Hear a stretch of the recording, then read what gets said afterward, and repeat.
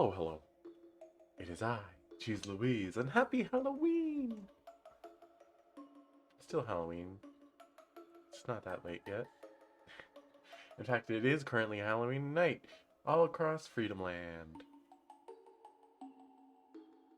Except maybe those the archipelago in the west. Anyway, we're playing some more Higurashi. I already did my special streams yesterday with my mama Wormies. So today's stream won't be special. It'll just be Higurashi. So honestly, I may end it early and just play Mario Party instead, because that's what I want to do. Oh well, gotta do something Halloweeny on Halloween, right? I can read a visual novel for an hour or two, right? Right.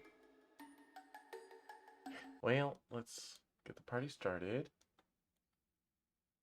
Clicking buttons.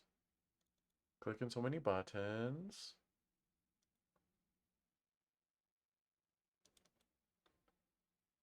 Bum ba bum bum bum. Bum ba bum bum bum. Dun dun dun dun dun dun dun. Oh, there they go. They do be crying though. Alright, we made it to the end of chapter 6. I don't know how many chapters are in chapter 1. Why do they use the term chapter for both the larger portions? It, the separate games on Steam should be called like Part 1 and Part 2. If internally it calls the different sections chapters, why would they do that?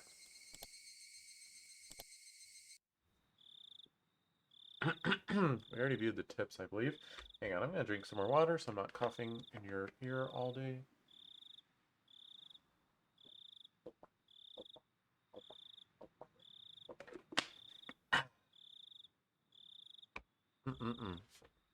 Also, I may or may not be distracted trying to play a mobile game off to the side. Don't even worry about it, though. It's fine. It's fine. I don't make good content anyway. It's all the same. It's a little loud, huh? Oh well, it's fine. Although, if it's not fine, then tell me and I'll change it. But it's fine for me. Good morning! Nice job yesterday, Kei-chan. You didn't do so badly yourself, Mion. Yesterday was fun. Oh, that's right. Keiichi-kun, thank you very much. For Mr. Bear. I'm glad you like it. Don't use it as a pincushion, though. Or a voodoo doll. I wouldn't.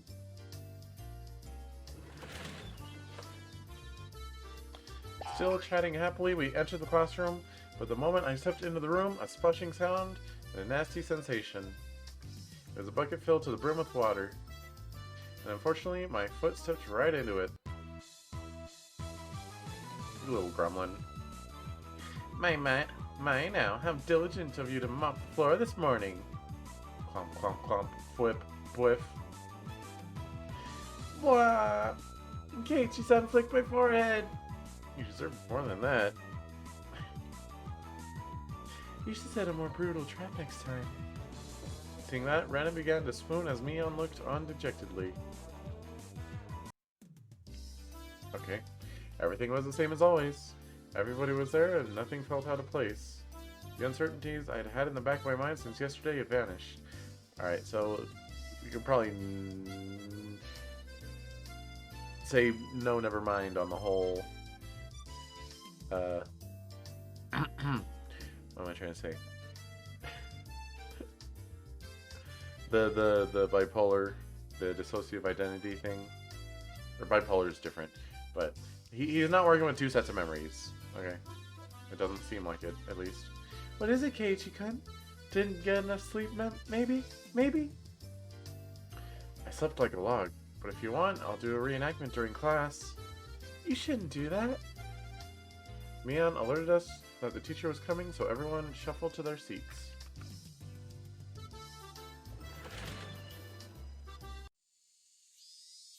Good morning, everyone. So yesterday was the festival. Thank you to all the people who stayed until the very end to help clean up.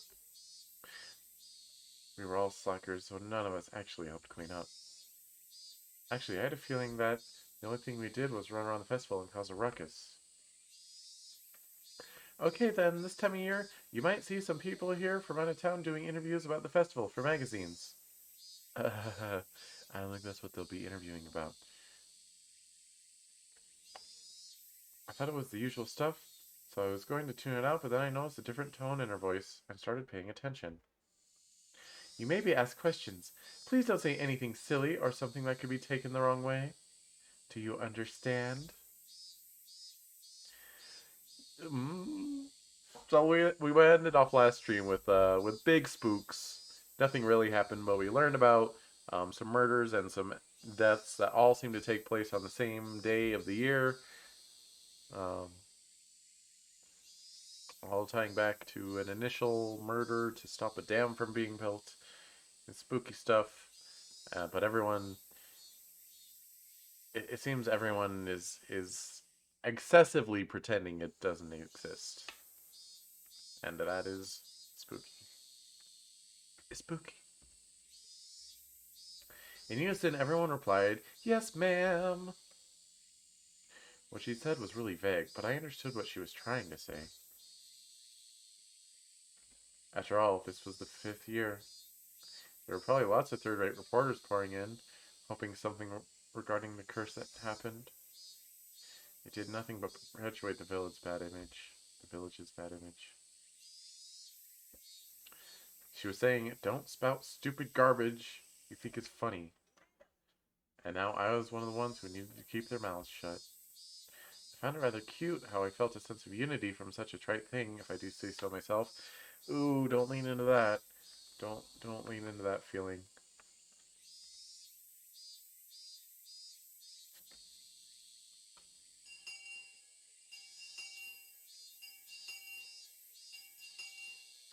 I was summoned to club activities after school. Since everyone was still pretty tired from yesterday, we just spent the day relaxing. Yeah, that wasn't happening.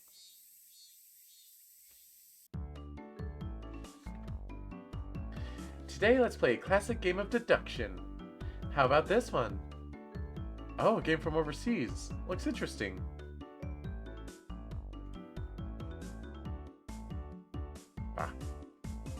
Sorry. The instructions are in English, but the rules don't seem that hard. I won't lose, you hear?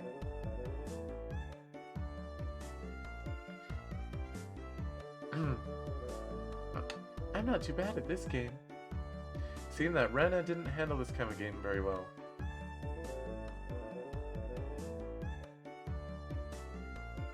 The rules are, the person who can match the murder, weapon, and scene of the crime wins. Oh, they're playing Clue. Which I have not played in a long time. I think I only played it like once or twice as a kid. There were 3 kinds of cards comprised of suspects, weapons, and locations. I see that the names Mion and Rika were written on the suspect cards. Oh, a card with my name on it as well. There are plenty of different weapons too, like knives, axes, and poison. The locations are pretty nice too, like the living room, the study, and the courtyard. So basically, you take out one of each of the cards. These are the answer cards. So we shuffle the remaining cards and hand them out. We ask each other about the cards and figure out the right ones. I see, so the cards nobody has are the true perpetrators. Then you raise your hand if you know the answer. The game ends and we check if the answer is correct. If you're right, you get a point. If you're wrong, then you lose a point. Since the game ends even if no one gets it right, all the cards are gathered up and redistributed. You'll learn as you go. You really have to use your brain. You'll get confused if you don't take notes.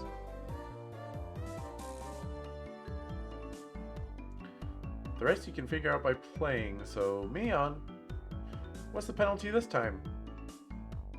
Everyone directed their attention to Mion. Let's see. We're all still a little tired from yesterday, so maybe we'll take it easy with a gopher penalty. You'll be asked to rush out and buy stuff for everyone.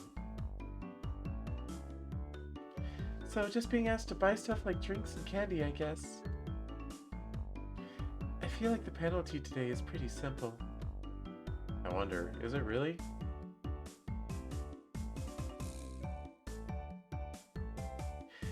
Is Keiichi-san thinking what I'm thinking? Yeah. You don't know what you'll have to go buy. Are you gonna make him go buy condoms or something weird? Betting Mion would send whoever loses to buy stuff like hemorrhoid cream or happy family planning manual and other crazy stuff. The cards were lightly shuffled and passed out to each player. The real perpetrator, the correct weapon, and the scene of the murder have been taken out, so that means that all the cards in my hand are innocent cards. Then I'll go first, since I'm the club president, I guess. Well then. Mion Knife Study!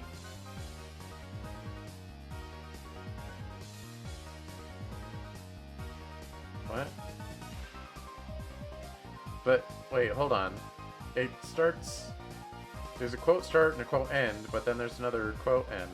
Is that a typo? Well then, Mion Knife Study. You pick one suspect, weapon, and murder scene to ask each person. If you have any of those cards, then you must say, I have one. However, you don't need to say which one you have. Yeah, I got it. Me too! I have one. Oh my, all of them are here. 3 people answered when she asked if they had Mion Knife Study. And Study. So that means Mion and Knife and Study are all in the clear. Got to jot that down. Then I'll go. Rena X Lounge. Why are they saying themselves? Only 2 people said they had one? So it means out of Rena X and Lounge, one of them is correct. And it's part of the crime? Wait, even if they say they have one, they don't have to say how many. It's possible that either Satoko or Rika-chan has 2 of the cards. Well, Kei-chan is next. Go ahead. Wait. Just a little. I'm still sorting things out. The game has me thinking more than I thought. Would have thought that you thought, but I guess you don't think. That's the lyrics, right? I don't know. No one knows that song. Jeez, shut up. Oh man, this feels like it's going to be tough. Oh, I should get my cursor off the screen. What's it doing there? Alright. Now I have a criminal. What? Already? Here I am spinning around in circles and Mion just now raises her hand. The murderer is Rika-chan. In the infirmary with the poison. Well, Mion drew the cards from the box and we checked to see if her deduction was right. You were right! All I needed was one more hand. I couldn't tell whether it was poison or a pistol. I'd never use a pistol. I like killing them slowly with poison. Rika. It's not funny. Rika-chan said a hugely terrifying thing with such a sweet little face. Everyone was making a commotion about how they almost had it. Brenda and I were left out in the cold, though. How did you do, Keiichi-kun? I couldn't get it at all. Don't worry, I had no idea either. How can you both be so unsure? You'll both end up in last place together at this rate. That's even worse! Going off buying something together as a couple? What if you end up having to buy the Happy Family Planning Guide?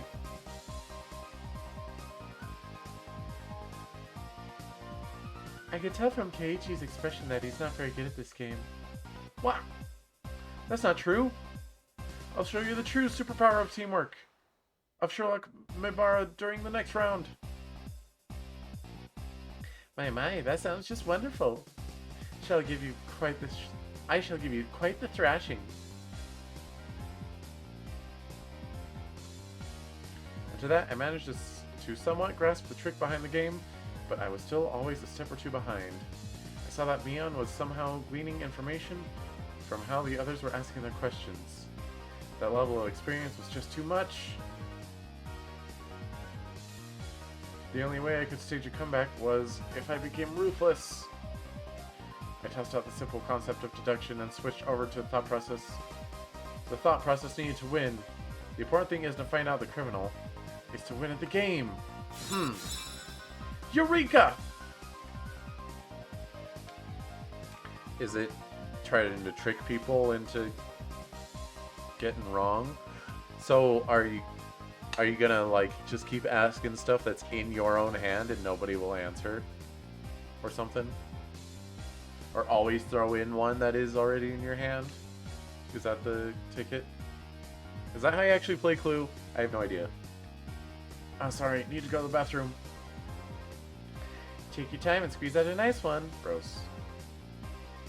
Mii-chan, that's gross. I had them hold off the game and headed down the hall. The air was crisp. What a creepy hallway.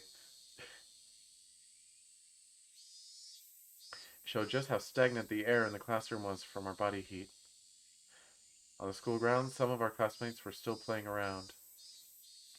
After spending some time cooling my head, Rena made her way over towards me. Oh, didn't mean to do that. Keiichi-kun, did you call for me? Yeah, I did. As I got up from my seat, I winked over at Rena. I'm glad it worked out. I don't want to waste much time, so I'll get right to the point. Rena, what's your record at this game we're playing today? She was taken aback. After a moment, she hesitantly opened her mouth.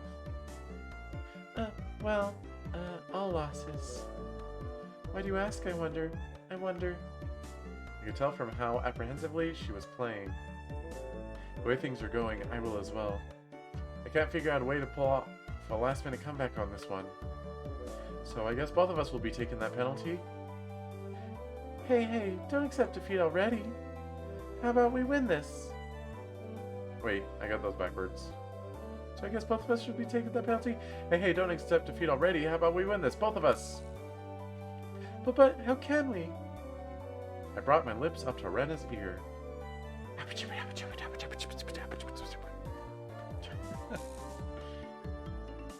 Huh? Is that allowed? Did you forget, Rena, the second rule of our society? Do everything in your power to obtain victory. Yeah, I'll try my best. Our plan of attack was a quite rudimentary one, my dear Watson. At the beginning of the game, everyone would be focused in their own hand for a while, taking notes and whatnot. Since our seats were right next to each other, we'd reveal our hands to each other. If we did it under the desk, nobody would know! We'd begin the game with twice as much information as everyone else. Having this much information would mean we'd need to investigate less.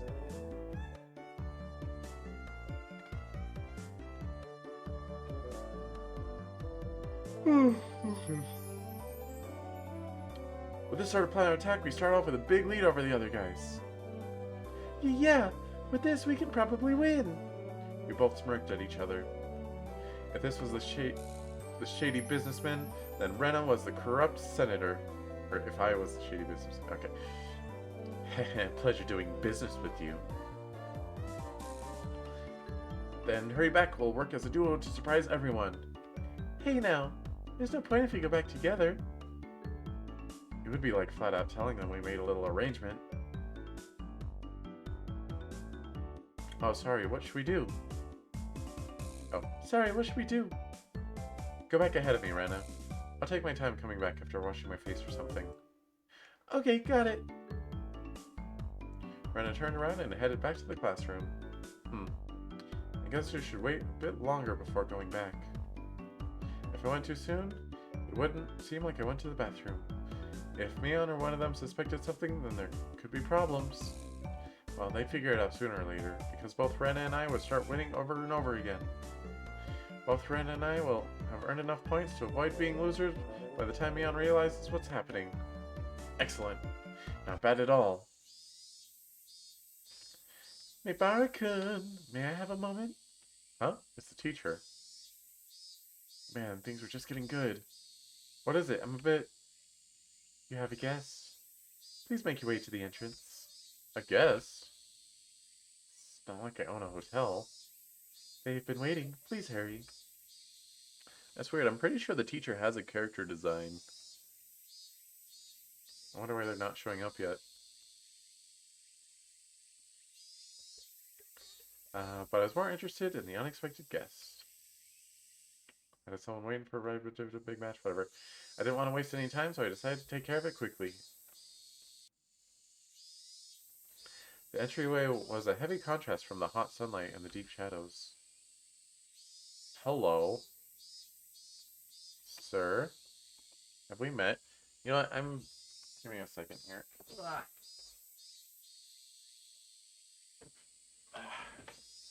It's a little chilly, huh? Don't want to be chilly and scared, you know? I would rather be warm and scared, if you know what I'm saying. Alright, I just got a little blanket to drape over myself. It's fine. It's fine. It's fine. Oh yeah, I should probably do that in VTube Studio as well. Don't worry, I'm on it. Maximum immersion. Let's go.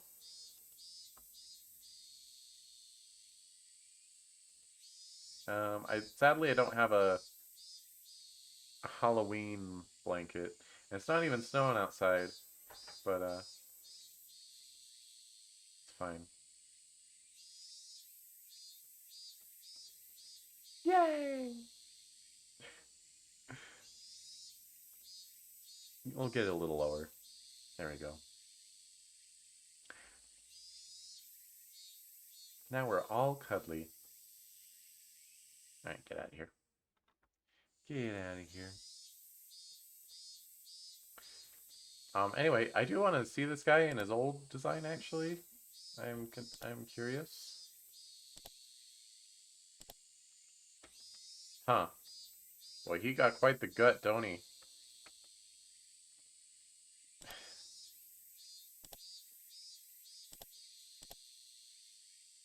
Yeah. This guy's just stout. He doesn't have an enormous gut. Waiting there, looking uncomfortably warm, was this middle-aged man, his tie sloppily loosened and his jacket tucked underneath his arm. Are you Maibara-san? Keiichi Maibara-san? There's no question that he wasn't a resident of Hinamizawa, and that this was without a doubt the first time he had met me. Ever since I met Tomitaki-san, I'd been running into so many middle-aged men. That's right. Who might you be? I have the AC on in my car. Let's talk there. It's a bit hot here, don't you think? Okay, so the school's just gonna let me wander off with some guy I don't know? That's fine. That's fine, I guess. The man, completely ignoring my question, pointed over to his car, parked near the gate, and began walking. You've got to be kidding me.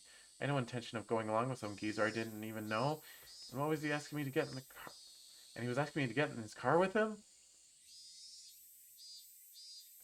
I am not going to bite. Come on now. Oh, he said that. I'm not going to bite.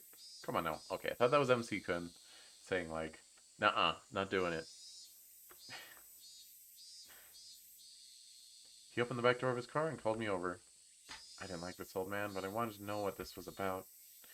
Even while knowing that conversations that start out like this have never led to anything good.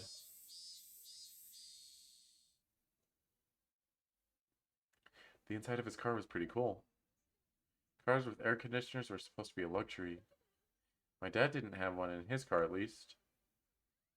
Yeah, I used to have one until it broke. Please let me know if it's too cold for you, okay? I have a habit of cranking it all the way up. So, what business do you have with me? Out of spite, I decided to ignore his remark in the same way he did to me and start my own line of questioning. He pulled out a notepad from his pocket and took out a picture that was stuck between the pages. Uh-oh. On it was the face of a pretty goofy-looking guy. If you know anything related to this individual, then please tell me. Who the heck is this? I doubt even his close friends would have been able to recognize who he was from this expressionless picture that looked like it was taken at the DMV. There were scribbles on his shirt done in permanent marker. He's dead! Takeyachi, whatever his name was, he's dead. He's been murdered. Starting with yours, Meibara-san, and quite a few of your classmates signed as well. Huh? This is Tomitaki-san? There's no hint of his usual unreliable and easygoing personality in this photo. It was an expressionless, half-asleep face. Then do you know this woman? Or did he myrtle her? Did he get myrtled or did he myrtle? Even before seeing it, I had a good idea of who it was. I don't remember her name, but she's some lady who was with Tomitaki-san last night. I didn't know what her name was, but I did know she was a resident of Hinamizawa. When was the last time you saw these two? The night of the Watanagashi. We spoke. They seem pretty close, I guess. Did anything bother you about them? Anything is fine. Go ahead and say it. Being asked for every little detail is very troubling, honestly. I had a pretty good idea of who this guy was by now. Did something happen to them? There was no response to my inquiry. Thus, I replied to that silence in kind. I was pretty sure, no certain, that this guy was a cop. Then why? Why was he asking about Tomitaki-san? Did something happen to him? More importantly, why me? Shouldn't there have been plenty of other people who knew more about him than I did? The roar of the air conditioner felt unbearably loud.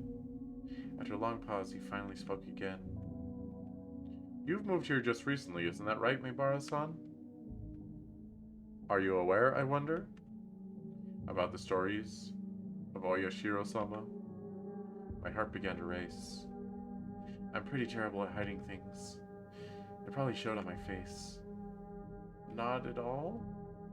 Not at all? If you don't, then that's fine. Well, I have heard of it. Tomitaki-san told me, actually. How much do you know about it?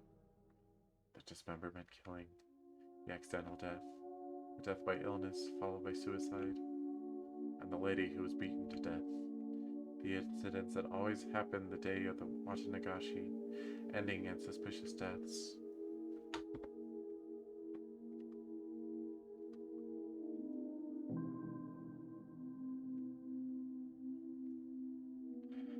I didn't think Tomitaki-san would have kept anything from me. I think that was everything. No, rather, I didn't want to think there was anything more than that.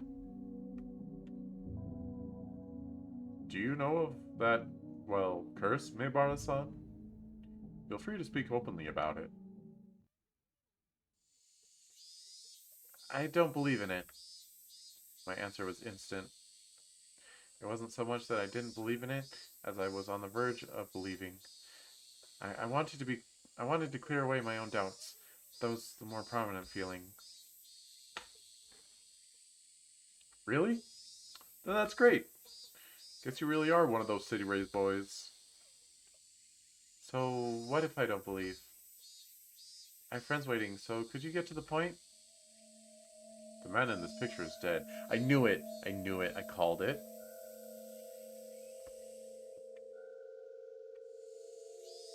My mind went blank. Huh? What happened to Tomitaki-san? It would seem that he died last night.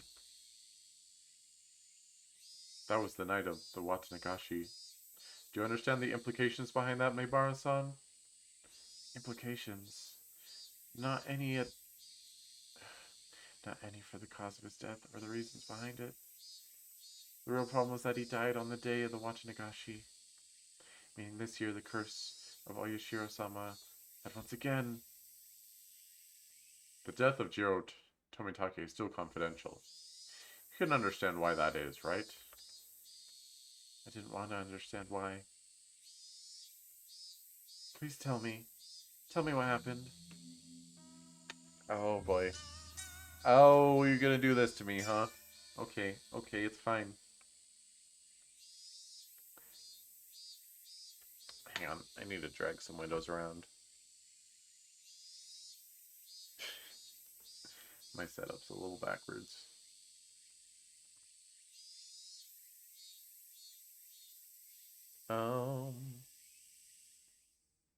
Buttons.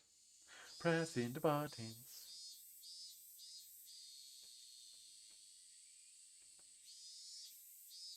Alright.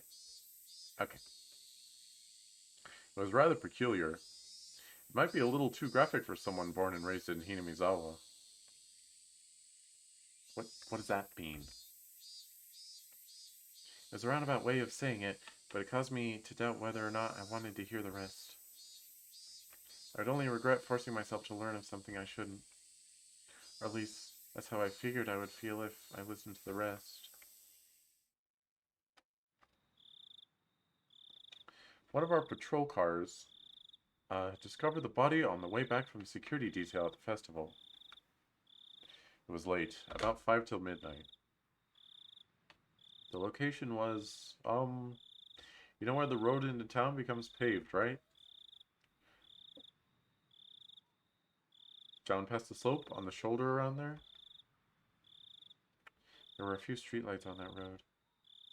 Its pitch-black darkness was only broken by the lights of passing cars and the moon. Hang on. Oopsie. It was a stroke of luck that Tomitake-san was spotted collapsed on the shoulder of the road. Tomitake-san was face down, covered in blood. Blood and muck covered the asphalt. We thought it was a hit and run at first. But when the officer checked to see if he was still alive, he quickly noticed something abnormal. His throat had been ripped open. From a knife or something? No. Nails. Nails? As in fingernails? With those he clawed through? From the coroner's report, it was revealed that it was with his own nails. Oh, jeez. What does that mean? Basically, it wasn't a murder, it was suicide. What the... Tomitake-san thought there was a reason to tear open his own throat? As hard as he could with his own nails. Tore through the skin until he started to bleed. Even then, Tomitake-san didn't stop. He continued clawing, with enough intensity that it could have peeled off his nails. Still clawing. Then, as his nails reached those vital arteries that you should never damage, he continued clawing. Blood splattered on the ground around him as he bled. While gasping for breath, he collapsed, his body spasmed, and he died in agony. We thought those drugs were to blame, but nothing of that nature was detected. But we thought drugs, not those drugs. Those drugs implies there's a specific drug subplot going on, which there isn't currently.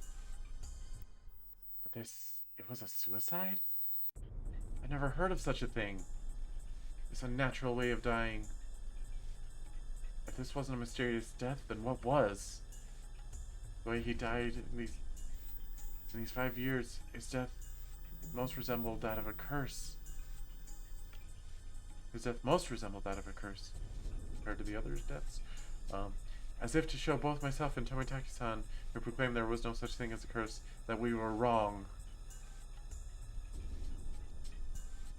There were a few more suspicious details. From his body chemistry, perspiration, epilation, and so on, we concluded that he was in a state of hysteria right before his death. You think so? That was a given. It's hard to believe someone could be in a sound state of mind while clawing out their throat. Wounds on his hands matched a discarded piece of lumber found nearby. There are traces of where he struck trees and the guardrails within. Tomitaki-san's blood was found all over the place, meaning... Man, I'm here for creepy, not for describing gore. No. Meaning that while tearing at his own throat, he was swinging around a piece of lumber. There were external injuries, which were not self-inflicted, discovered on Tomitaki-san. There is a high probability Tomitaki-san was assaulted. The external injuries suggest there may be multiple suspects. To summarize, Tomitaki-san was surrounded and attacked. While wandering the night roads in a state of panic, after being cornered, he picked up a piece of lumber and tried fighting back. Somewhere in there, he began madly tearing at his own throat, clawing at it. Then he died. I don't like it. The presumed time of death was around 9:23 p.m., meaning it occurred right after you finished talking to Tomitaki-san at the festival. Jeez! Everyone signed Tomitaki-san's shirt. They parted ways right after that. Oh yeah, he should have been with a woman. What about her? She's missing. She hasn't shown up to work, and she hasn't returned home either. There's a very high probability that she was involved in this incident. For a while, I could only gaze off into space. Never would have thought that something unfortunate happening to somebody close to me could affect me this deeply. The time I had spent with Tomitaki-san was short, but we went to the same festival, spent time together, and took part in the same competition. He was one of us. Yeah, something tells me your classmates may disagree on that. I can't remember your name. Keiichi? Yeah, Keiichi. We have been continuing the investigation on various fronts, but when it comes to Oyashiro-sama's curse, the villagers here aren't very cooperative. That I knew well. I would have been none the wiser if not for Tomitaki-san, the outsider, telling me. So that's why you came to me? Because I'm not originally from Hinamizawa? I should have been angry that was the reason he wanted to hear what happened from me. If things go the way they have been, then the conclusion would be that Shiro Tomitaki died from Oyashiro's curse. He turned away from me and gazed far off into the distance. The night of the Watanagashi, during that sacred ritual, he callously snapped off photos. Wait, who's saying this? During that sacred ritual, he callously snapped off photos, angering Oyashiro-sama. That's how it's going to turn out. There's no way Oyashiro-sama would inflict divine punishment on Tomitaki-san. Tomitaki-san had been killed by humans and a cowardly group, no less. There's no way I'm going to let this end up being the fault of some curse. I think so as well. There's no such thing as divine punishment or curses. The tense mood was cut with the man's hearty laugh. That's how this must be, Meibara-san. Cooperation from individuals in Hinamizawa who don't believe in the curse is indispensable. Understand? Neither Tomitaki-san nor I believed in the curses. But with the way things were going, it would just end up with Tomitaki-san's death marking the 5th year. Which would mean that Hinamizawa had rejected Tomitaki-san. That was something I couldn't allow. Tomitaki-san was one of us. He didn't live in Hinamizawa, but he came every single year. In a sense, he was more of a resident than I was. There was no way that Tomitaki-san could have been cursed by Oyashiro-sama.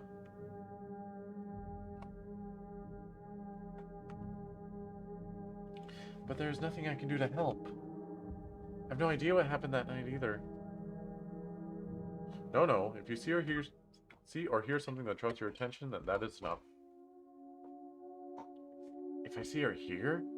He was talking in the future tense. Things or people or rumors? Anything is fine. I don't care if they're unfounded. Here, this is my number. If I'm not there, then just leave a message with whoever picks up. He handed me a piece of paper with his number on it, but I hesitated for a second. If I took it, then whether I wanted to or not, I'd be mired knee-deep in this matter. Oh, you're gonna die, Keiichi. There's no way around it. You're gonna die. You're gonna die.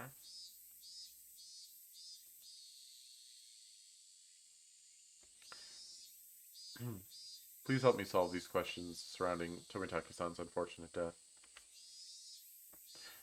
That's right. Why was I hesitating? I needed to find the murderer who killed my friend. I snatched up the piece of paper as a satisfied grin spread across his face. Everything we spoke of today is a secret. Please keep this confidential. Understood. From your friends as well. Especially from Sonozaki-san and Furude-san. Please do not inform them. Sonozaki? You mean Mion? But why? Are you saying they have something to do with the incident? If my friend's name is brought up so abruptly and being told to keep it a secret from them, I became rather angry. This is what they call investigative privilege, I suppose. Don't play games with me. Mion is a close friend of mine. I snapped at him, but he didn't seem to especially be offended. I wouldn't mind telling you, but it may just upset you. Say it! He hesitated a little. Turning his gaze to outside of the car, he began to speak after thinking for a bit. There is a possibility that the string of incidents happening here in Hinamizawa are a result of a village conspiracy. But there's no way that could be right. Give me a break. First of all, is there any proof of that? No evidence. Also, each of the cases were resolved, and none of the perpetrators had any direct connection to the village. Then how did you come to that conclusion? Every year, the enemies of the village die on the day of the Watanagashi. Don't you think that's enough reason to suspect something? Only the residents of Hinamizawa felt that the day of the Watanagashi was sacred. It's basically because incidents happened on that day, it was somehow related to Hinamizawa? 3 question marks? First, it was the dam construction foreman. Then it was a villager that supported it. Those the village hold a grudge against die one after the other from mysterious causes. The means are different, but in the end the result is the same. Unfounded, unreasonable suspicion. But it couldn't just be shrugged off. So the victim after that, what about the Shinto priest and his wife's death? They weren't enemies of the village. The villagers had expected leadership from the Shinto priest at the time of the dam dispute, but he wasn't proactive. So there was a faction of villagers who harbored ill will towards him as a result.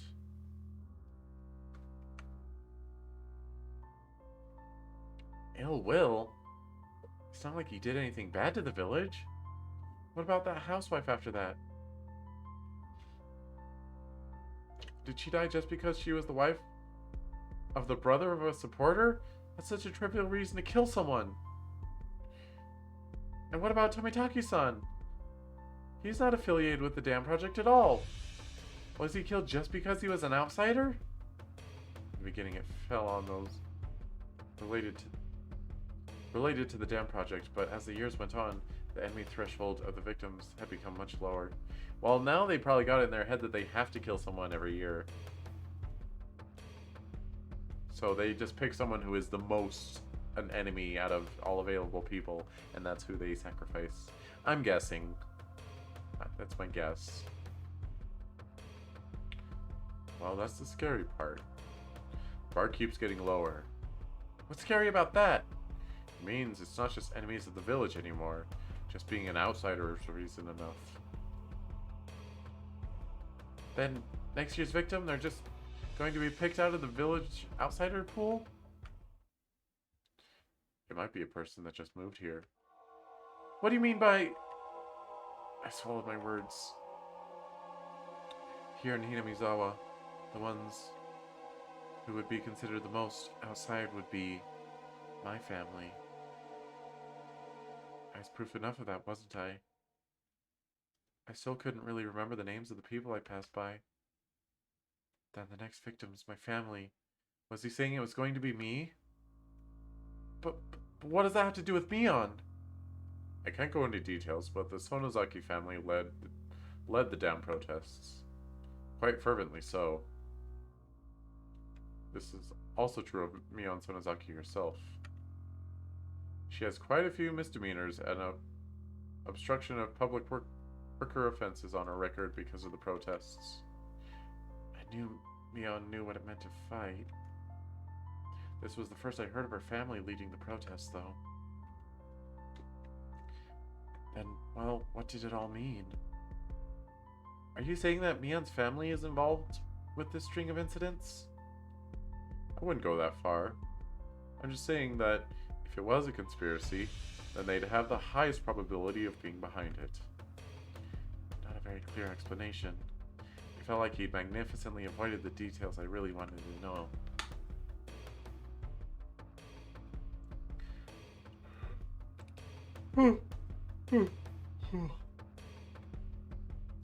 We don't know who or how involved anyone is right now.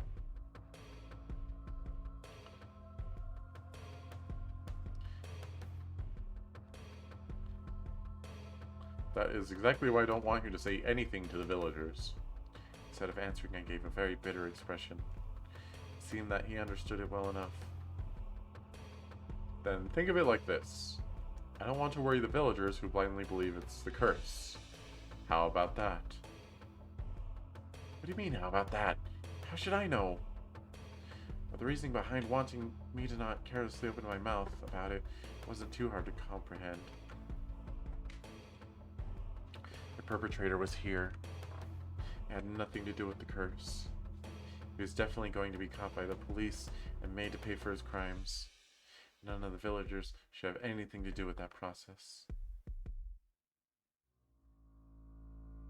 It may cause those sensitive about the curse to just worry needlessly. Just like everyone kept it from me so I wouldn't worry about it. Is it now my turn to keep it from them so they didn't have to worry? I was just talking to myself. Unlike me, everyone else had been worrying over those mysterious incidents yearly, and the incident this time probably means a lot more to them. I didn't want to burden them anymore. In the end, everything went as the man had wanted, as insipid as it was, but it couldn't be helped. I understand. I'll keep it to myself. Is that fine? Mr. Oishi from the Okinomiya police station. You can call me Kura-chan if you want. No, Oishi-san is fine. Uishi? It's not Oishi, it's Uishi.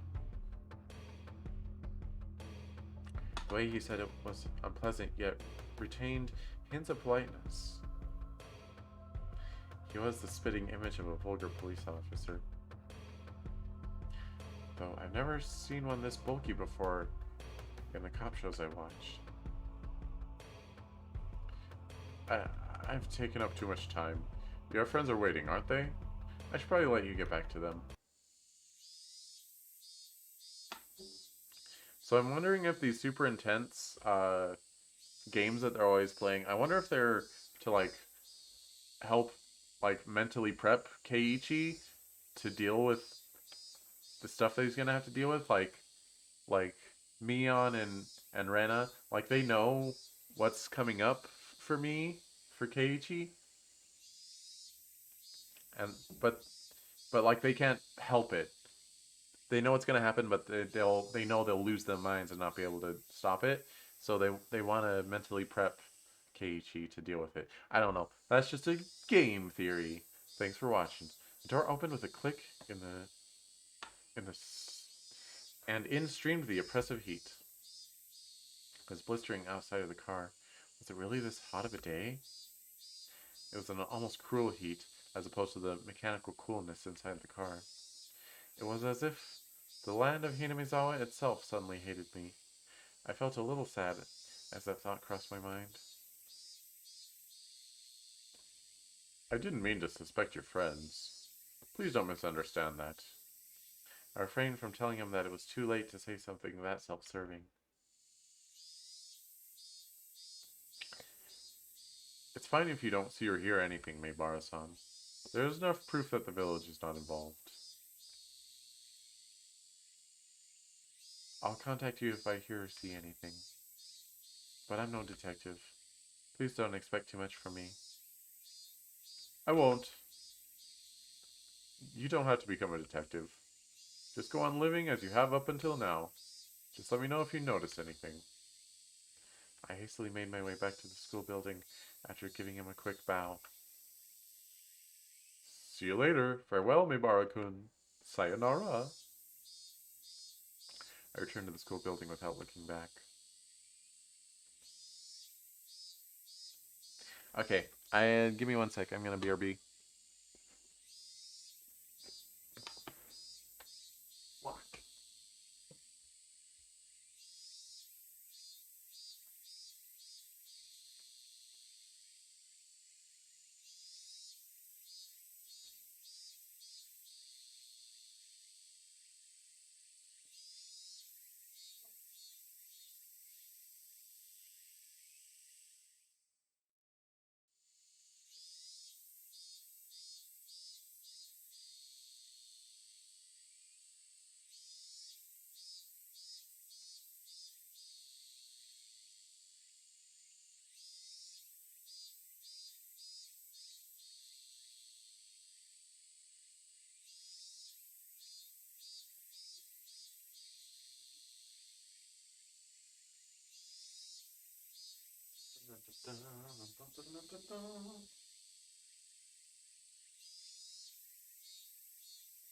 Wow.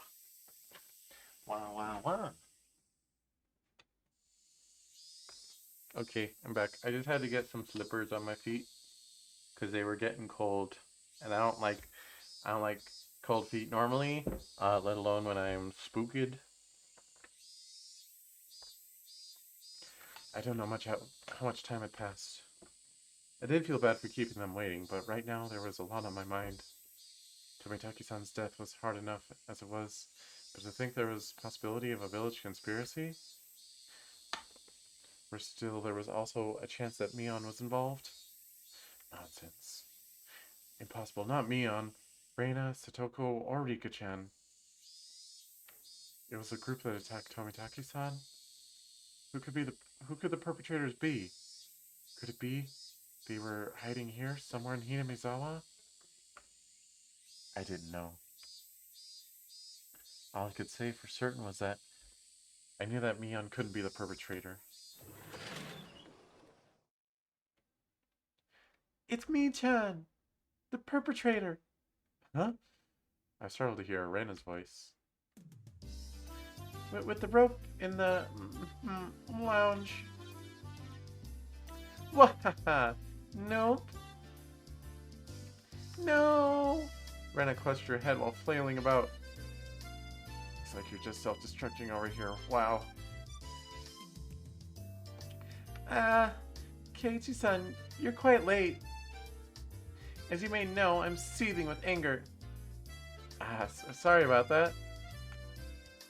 I was called into the staff room, you see. You were reprimanded for bad behavior? That's a shame. Well, it's been pretty heated over here. Since it's getting pretty late, let's make the next game the last one. If I remembered right, I had 0 points.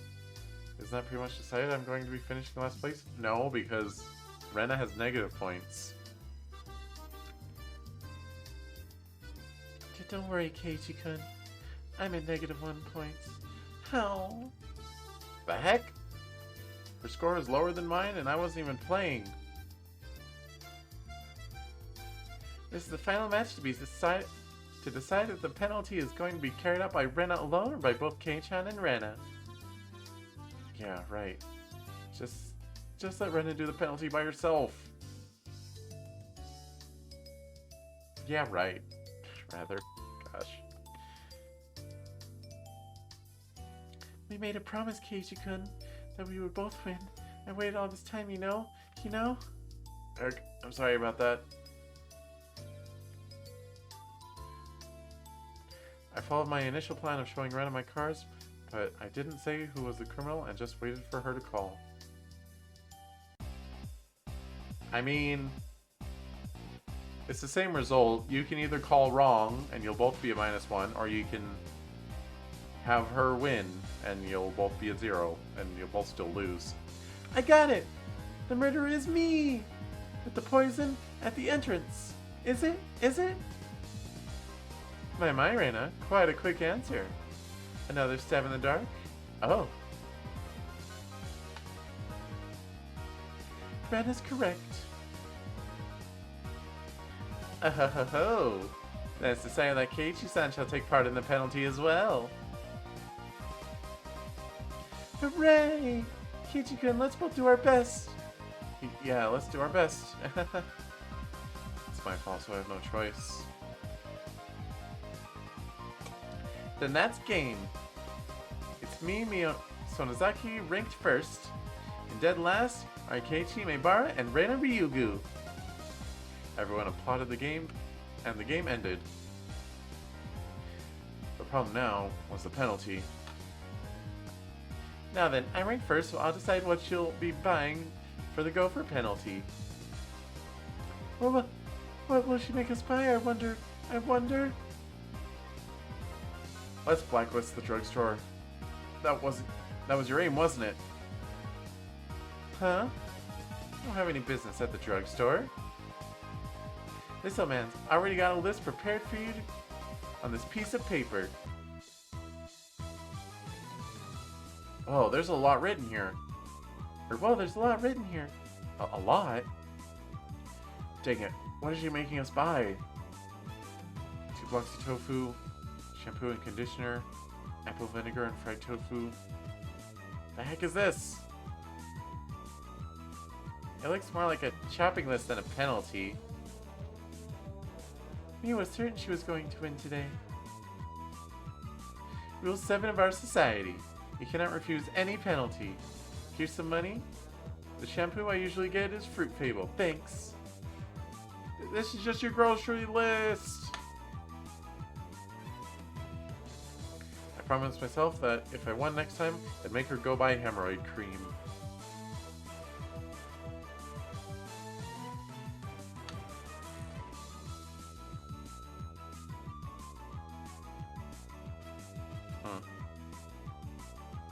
Higurashi when they cry. You receive new tips? There are more than 4 perpetrators? Search notice.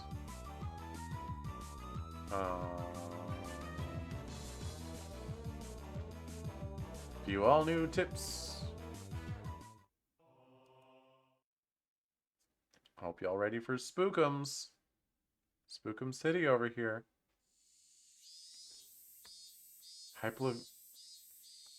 Hypovolemic shock induced by clawing out their own throat. Tissue is packed under the nails. Not someone else's nails. It's undoubtedly by the individual's own nails. The shape of the scars also match.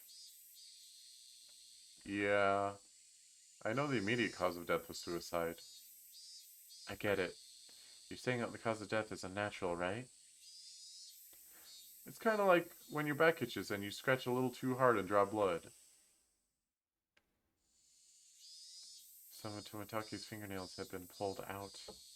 It's actually quite simple to pull out one's own nails. Really? Why? Why? Why? But it really hurts. Under normal circumstances, the pain would prevent you from completely pulling them out. Also, there are a lot of bruises on Tomotaki's son's body. It's clear from the shape of them that he was assaulted first by someone or a group of people. According to the toxicology report, the deceased was in an extreme state of hysteria right before death.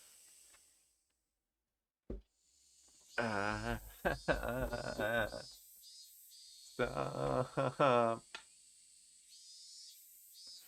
Then he fought back and clawed out his own throat because of how hysterical he had become? The guys attacking him certainly would have been surprised by that. It is possible that, in such an abnormal environment, a person could perform acts that a sane individual couldn't possibly imagine. Of course, those are very rare circumstances.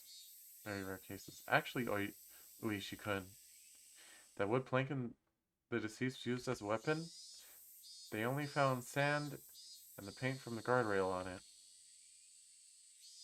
What about the cloth fibers or skin? Nothing. The deceased didn't strike the assailants. Or it could be that they took the plank he was fighting back with. In that case, they wouldn't have gone out of their way to replace it with another. They take them all. Fart, fart, fart, fart. That's true. Tomitaki-san's pretty built and tanned. He was quite athletic. Hmm? That's right. He was pretty active. Can't imagine what kind of sports he did when he was alive. But I think his physical strength would be on the higher side. Meaning he would be difficult to overpower in a brawl. If a man with such a physique sensed he was in danger and swung the plank around quickly, it's just unthinkable that it wouldn't even nick the perpetrator. And his opponent was unarmed. This guy had a wooden plank, so you'd think he'd hit at least once.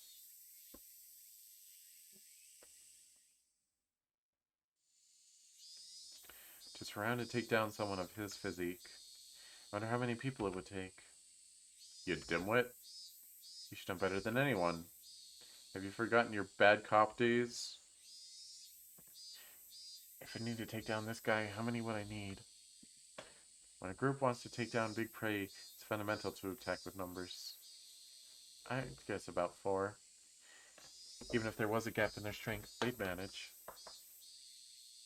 There were quite a few perpetrators, so any drunk or disorderly groups of more than 4 are suspicious? A group of 4 or more. Just if they had that many, then couldn't they have hidden the body in a less obvious location? Or did he somehow break away from that fatal predicament? Then there would be no reason to commit suicide. Moreover, I still can't comprehend the irregular way he died. It's full of mysteries. That's under serious consideration on my end, too. I'll be examining it as thoroughly as possible, but don't get your hopes up. After all, we've never encountered a death like this before. I'm not hoping for much, but I am looking forward to the result. Uishi-san, Chief is calling you.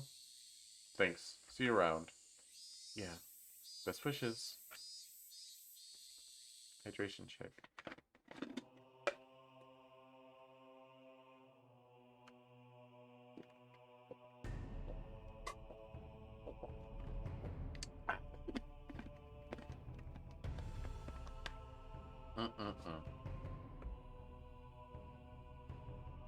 Search notice.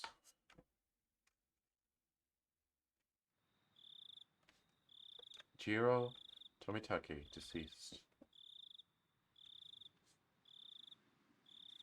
Resided in a cheap hotel in Shirobone City. Registered under the name Jiro Tomitake. Pen name? Wait, so Tomitake's his pen name? Not his real name? Travels via folding bike. No license. Bicycle was found 300 meters away, abandoned at the side of the forest path. Present on the day of the festival, accompanied by the missing Mio Takano, was seen around 9 p.m. by the police. Location afterwards unknown. held residence in Hinamizawa for 1 week each season for the last 5 to 6 years. Freelance photographer specializing in wild birds. Check with magazine companies. Nothing suspicious in the film located among the articles of the deceased. While it was among the articles of the deceased, mere act of violence? From the contents of his wallet, he spent most of his time around Tokyo and Chiba. Along the Sobu National Railway line? No individual matching the name Jiro Tomitake in the residency records of any of the Tokyo wards. Compare teeth and dental records. Sent to Metro Police. Attach a photo. Sent to Metro Police. Contacting magazines regarding Jiro Tomitake. Mio Takano missing. Nurse at Irie Clinic. Became close to Tomitake through her passion for wild bird photography. Resides in Okinomiya X District so-and-so. Single. Witnessed accompanying Tomitake on the festival grounds. Currently missing. Abducted? Or maybe a suspect. An important person of interest. Had no motivation to kill the deceased. Squabble from jealousy? Need to thoroughly investigate their relationship. Place of work, etc. Need to get information from the police on scene again. I want some cream puffs. 4 jumbo ones. Buishi. Yeah, you eat them, fatty.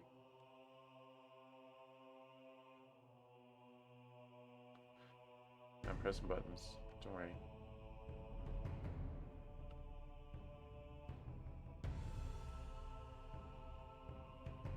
Okay.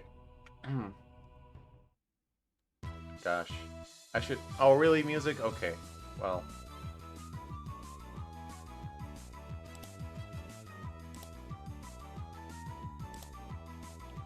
I gotta say, I'm not great with body horror. If this goes too deep into like describing like tearing off nails or peeling skin and stuff like that, I may just have to quit and never come back. So, I'm sorry if that happens. I'm here for it.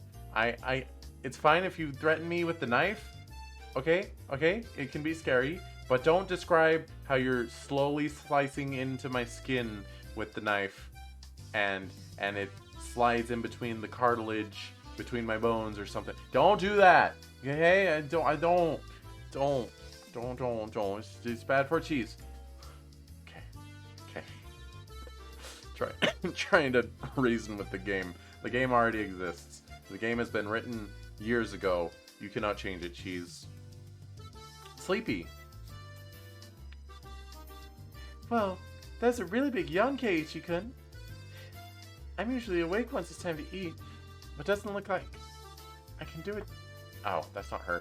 I'm usually awake once it's time to eat, but doesn't look like I can do it today.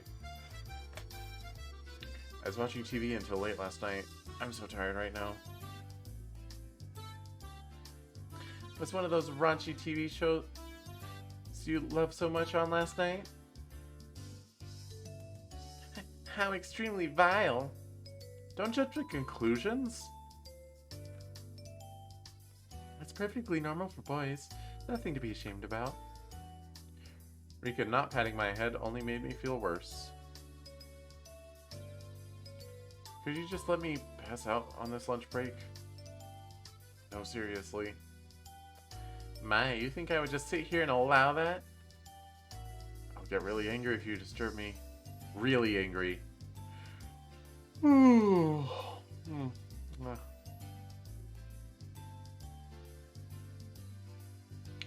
This was just dreadful.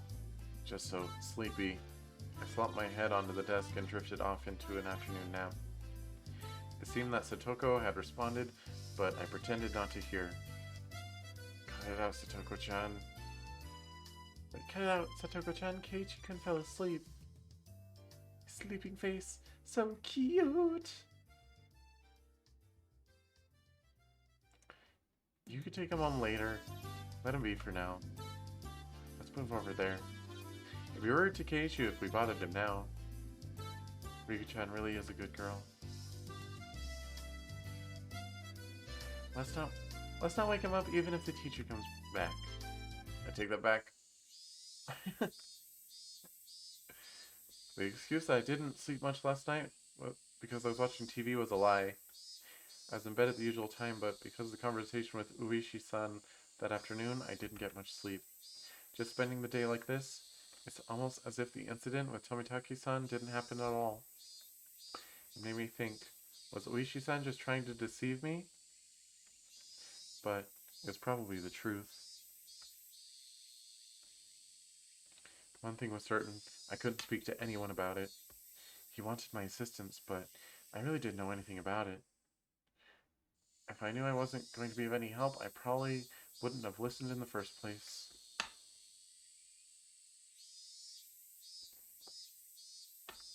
Hang on a second.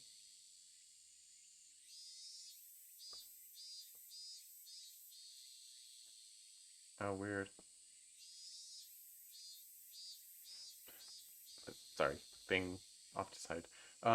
It ended up with me again regretting learning something I didn't need to know.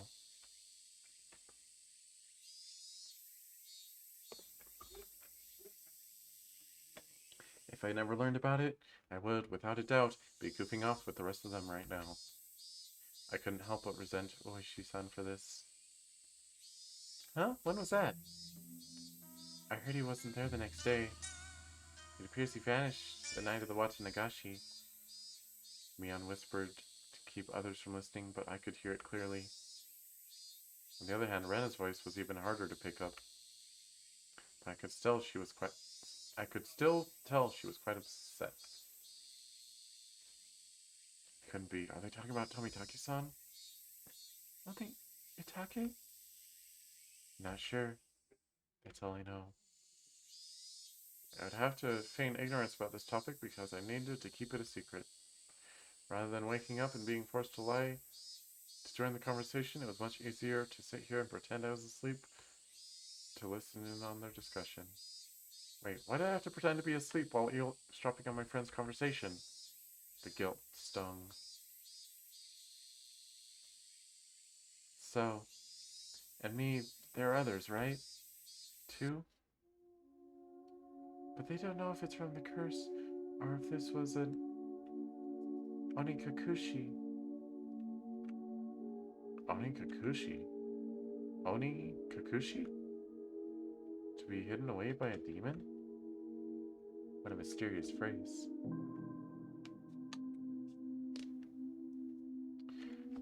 I did, however, get the feeling it meant nothing good. There was another, right? Right? If it's Oyashiro-sama's, yeah. But, this year, at all? Grandma and the mayor had talked about it. Seemed they talked to the police about it beforehand. They said they'd take care of whatever happens this year without causing a commotion. Then, without us knowing it, someone had hit them. You mean, Abby. Next could be, I wonder. Don't worry, you got home safely. But it's not allowed, right? That was a long time ago. Let's stop talking about this. Amidst the uncomfortable mood, both of them went silent. The entirety of the conversation was still a bit unclear, but a few parts caught my attention. First of all, the term onikakuchi, to be demoned away, spirited away, as it were. By the context it was used in, I would guess it's similar to being spirited away. Oh, I guess it's a little different.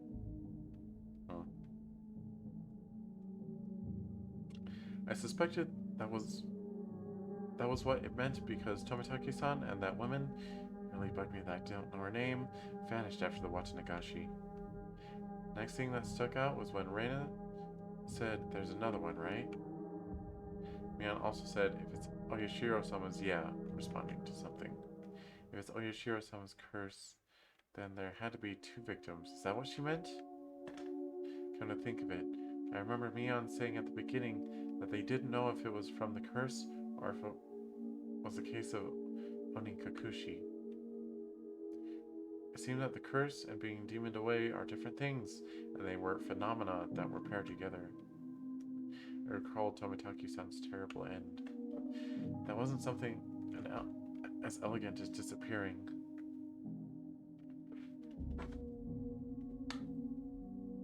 Hang on. You're gonna hear a doo-doo-doo in just a second here. Maybe. Oh my gosh. Never mind. Never mind. Doo-doo-doo. That horrendous end would best be described as cursed. Then the woman with him. It means she vanished because she was demoned away? Is that a knife? Where? Who? I don't see any knives. How you doing, Leonie?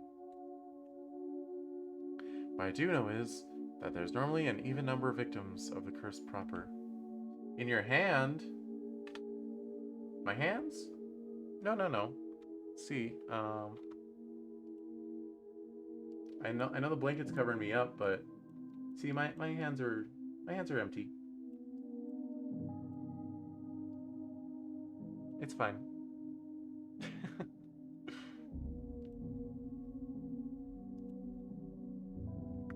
Whoa, what? You have 3 hands? No, I don't. You're being silly. What would I have 3 hands for? And the last point that bothered me was Rena. Rena was frightened. For what reason, I didn't know. However, she knew that something had made her a potential target for Oyashiro-sama's curse. That's because she moved in a couple years ago. She's also a newbie, but we're more of a newbie than she is. But she's still scared. If I recall correctly, Oyashiro-sama should be the guardian deity of Hinamizawa. Isn't the guardian deities supposed to defend the citizens and drive out invaders?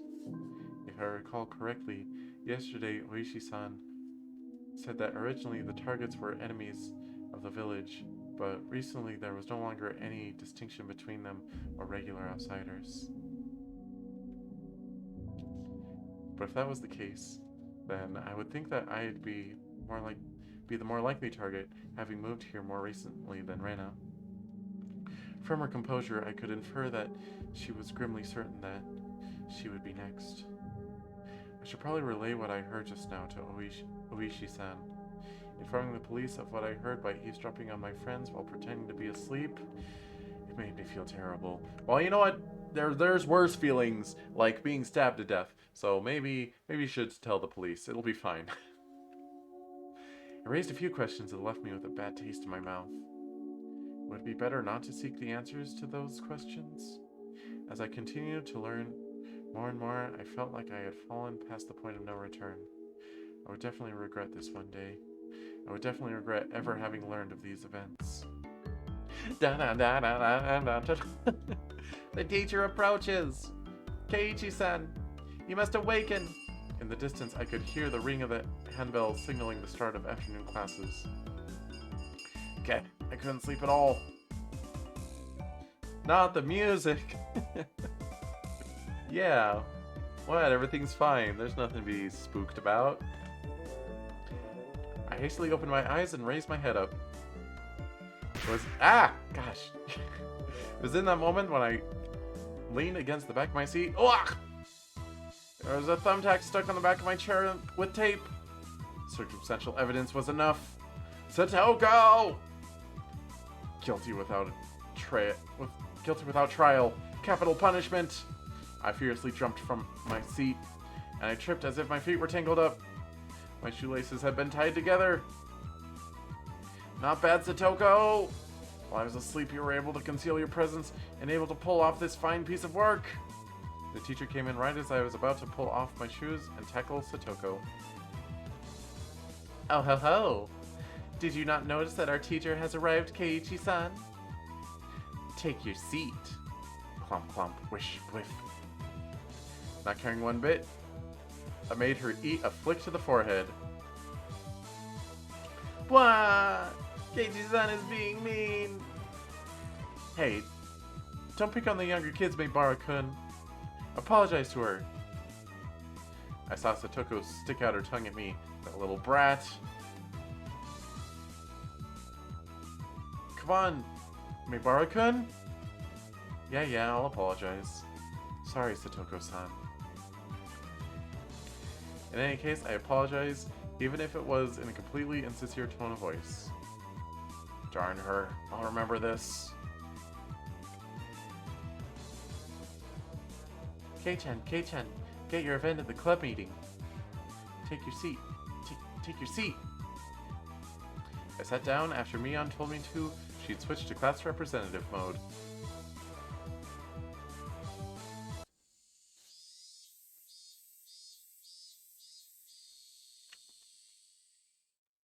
Well,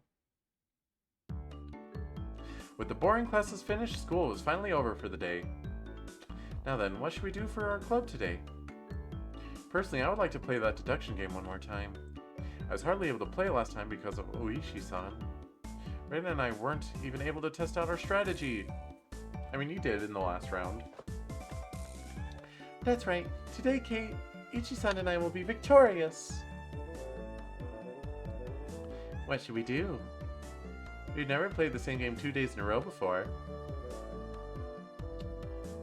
Why not try asking me?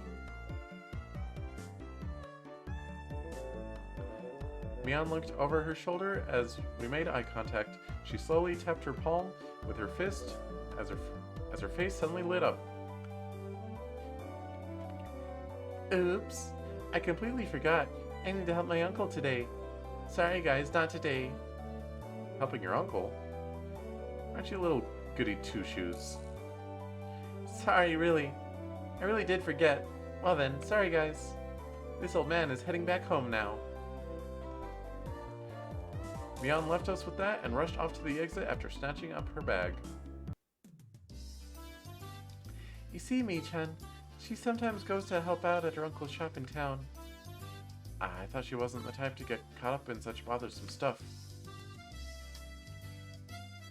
She said that she gets paid for it. It's quite a bit of spending money from what I hear.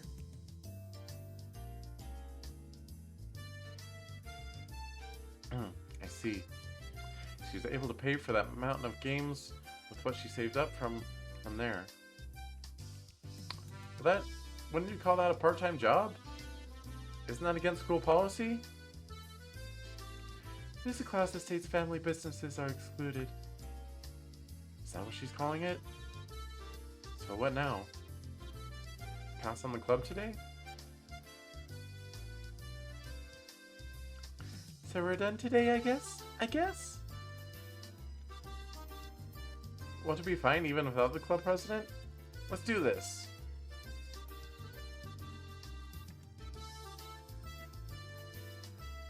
I opened the club locker and began searching for the deduction game from that ever-growing pile of games. Ah, here it is. The deduction game from yesterday. And I had to stop just as I was getting the hang of it. At the very least, I wanted to repay Satoko for what she did during the afternoon break.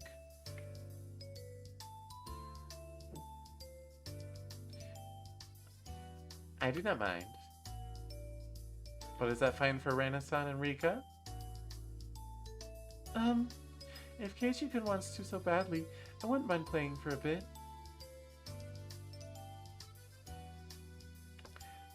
I think it's better if we do it when we have everyone together. When she says it like that, I wanted to go shopping if there wasn't a club meeting today. Going to buy soy sauce and other things. Oh, that's right. I completely forgot. Wait, who's talking? Well, I guess since it's been a while, I should go treasure hunting. What's this now? Everyone is no longer in the mood for club activities? If I kept on trying to push the matter, it may make them realize I had a trick up my sleeve. Oh well, I'll give up this time. Man, I really was looking forward to playing it. I shuffled through the cards as if I was still caught up on it. At the next opportunity, I shall give you a sound thrashing. Oh ho ho. The murder is Satoko. The murder weapon is the pistol. It was you after all. What did you say? Then I'll just... Satoko looked through the cards on the desk and stuck out three of them at me. The murderer is Keiichi, in the lounge, with the rope. I don't need no rope. I'll just strangle you like this. No! Keiichi-san is such a beast! Yo, beast.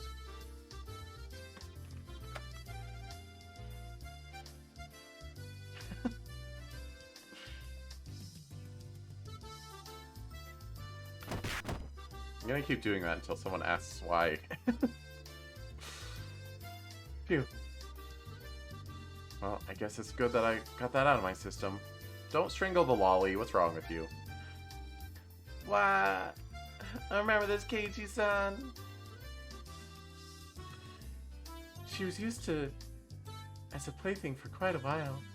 How unfortunate. Don't say that. Cute, cute. Everyone got ready to go back home. I also helped gather up the scattered cards. I suddenly paused. They were just the suspect cards, but I noticed something strange. Rena, Satoko, Rika, Keiichi, Mion, Satoshi. Satoshi? Not all the cards were made by us. Or at least, every card besides this one has the name of a club member. Does this mean that this Satoshi fellow is a member? I'm pretty sure he got murked, dude. Was there someone in the class named Satoshi? I couldn't find anyone named Satoshi on the class roster stuck up on the wall. Keiichi-kun, let's hurry and finish cleaning up. Being rushed by Rena, I finished up quickly. Satoko and Rika had already headed merrily for their lockers, so we were the only ones left in the classroom. Right now, Rena had already gotten her bag and was ready to leave. Rena, there must be quite a few people who transfer from the school, right? I tried asking Rena in a bit of a roundabout way. Rena made a troubled face and then answered, Yeah, Hinamizawa is a rural town, right? Some people transfer out every now and then. Then is Satoshi another one of those transferees? Sorry, I don't really know. There's a bit of a pause, but the answer was pretty much immediate. Uh, um, I'm not saying it to be mean. Just last year, I transferred in, so maybe I just missed him. So I didn't hear much about him. Sorry.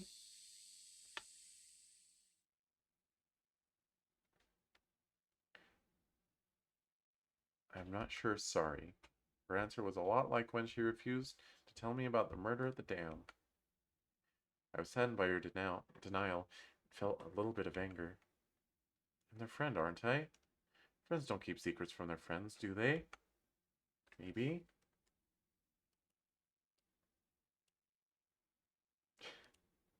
So I had to adjust my blanket. Though I do appreciate that they kept that unsettling curse thing from me. But if everyone is worried about it, I'd rather be worried with them. That's what it means to be friends, right? For a moment, I wondered just what kind of face I was making just then, with these mixed feelings of sadness and annoyance. Keiichi-kun, you're making a scary face. Why is it? Why? It's probably the exact kind of face Raina said it was. It appeared my grim expression had frightened her. Sorry. I was really looking forward to the club today. I'm just feeling down about it. I rustled Rena's hair. Let's go home. Dragging that awkward mood with us, we headed home.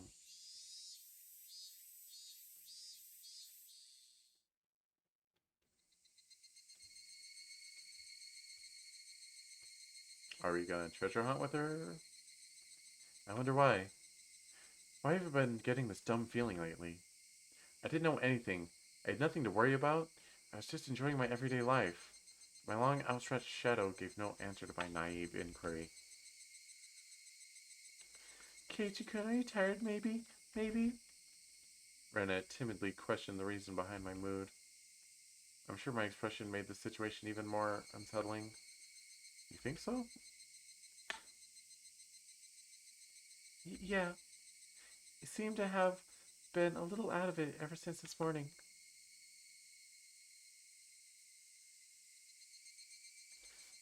Maybe a cold? Physically, I was pretty sure I was in perfect health. It may not seem like it, but I've had perfect attendance since elementary school. Raina continued on in silence.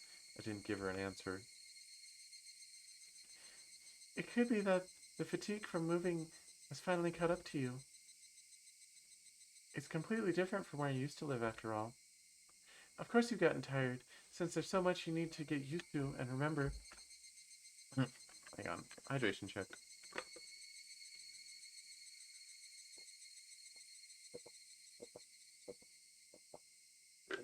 Ah.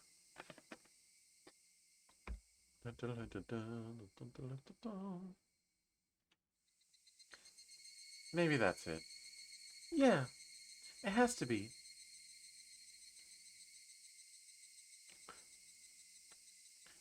Raina was also like that at first too. I can tell, you know? You know? I wondered if Raina also experienced the slight bit of alienation last year that I was feeling right now. Thinking so, I felt that she was the only one who could understand how I felt.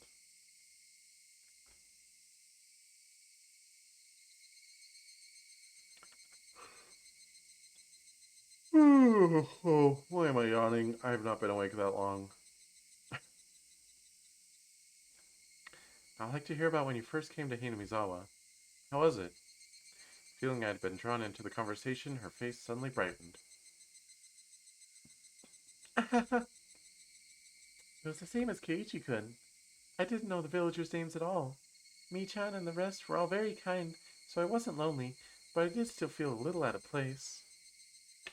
Raina told me all the details of when she had moved here. All of her first acquaintances and surprises, worries and good times. So, so Satoko got you too? Yeah, there's a thumbtack put in my chair. Poke. Then with that yeah, that really takes me back. When were you invited into the club? The first day? Nah, there wasn't a club at the beginning. It was formed partway through. One day she said we should stay after and hold a big game tournament. Come to think of it, Mion did say she was the first club president. Now I get it. This is a secret, but Mei-chan used to be really bad at the beginning. She'd never win. Huh? Mion, really? I can't even imagine that.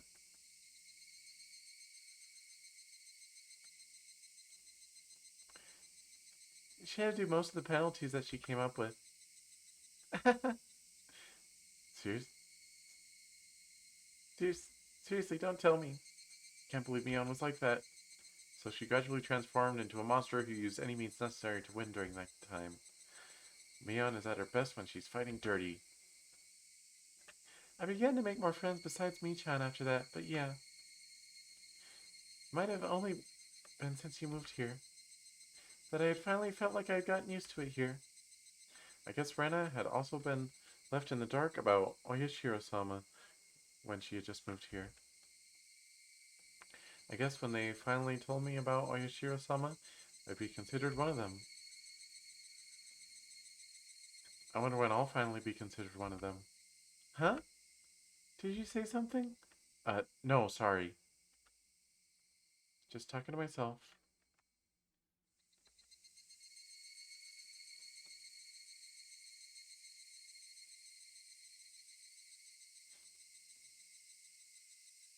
Keiichi-kun, you're so silly. Rena was poking fun and laughing at me. I couldn't help but laugh as well, but I suddenly stopped. Then, after making up my mind, I spoke. Hey, Rena, is there something that everyone is keeping from me? Huh? No, not at all. You're lying, aren't you? Rena suddenly stopped. Her expression was cold and intense. What do you mean by that, Keiichi-kun? Her tone was still the same cheery and light-hearted one as before. You are, aren't you? Keeping something from me? After understanding what I meant, her expression grew even more intense. Seeing that face, I regretted saying something so rash. Keiichi, I think you trust her a little too much. But she came back at me in a way I didn't expect. Ah, there it is! There it is. Well then, Keiichi-kun, aren't you keeping something from us? Huh? Her tone didn't change, but it was the first time I'd seen this expression from Rena. With how her gaze pierced through me, I couldn't believe this was the same Rena. Aren't you? Lies or secrets, aren't you? You are secrets. She didn't actually say that part, but she looked as if she did. The incident with Tomitaki-san and how I felt alienated from the group. Without having to think about it, there were things I knew that I felt guilty about. I didn't tell everyone about what happened with Tomitaki-san to be considerate. I was keeping it a secret just the way they didn't tell me about Oyashiro-sama.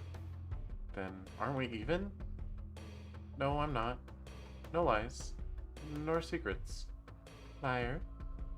Her answer was innocent, and it shook me. Rena stared as if burrowing through me, watching me like a hawk. Oh, I want to see what the original sprite looks like for this.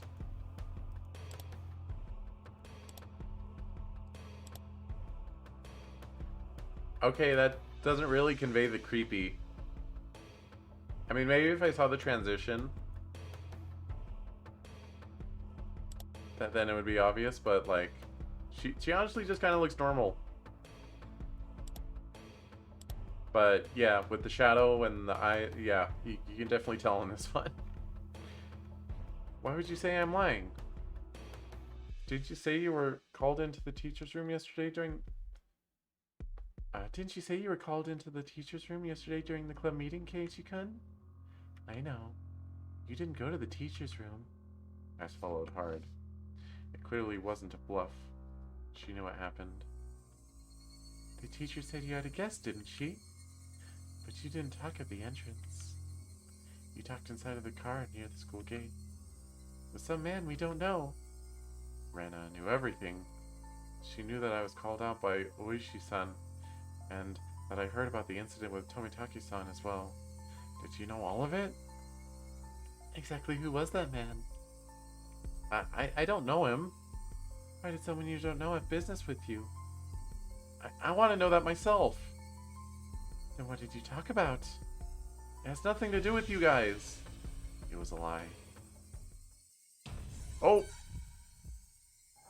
Hi! Hello! I want to see the original, though. I'm so distracted by it. See, she doesn't look like creepy angry here. She looks cute angry.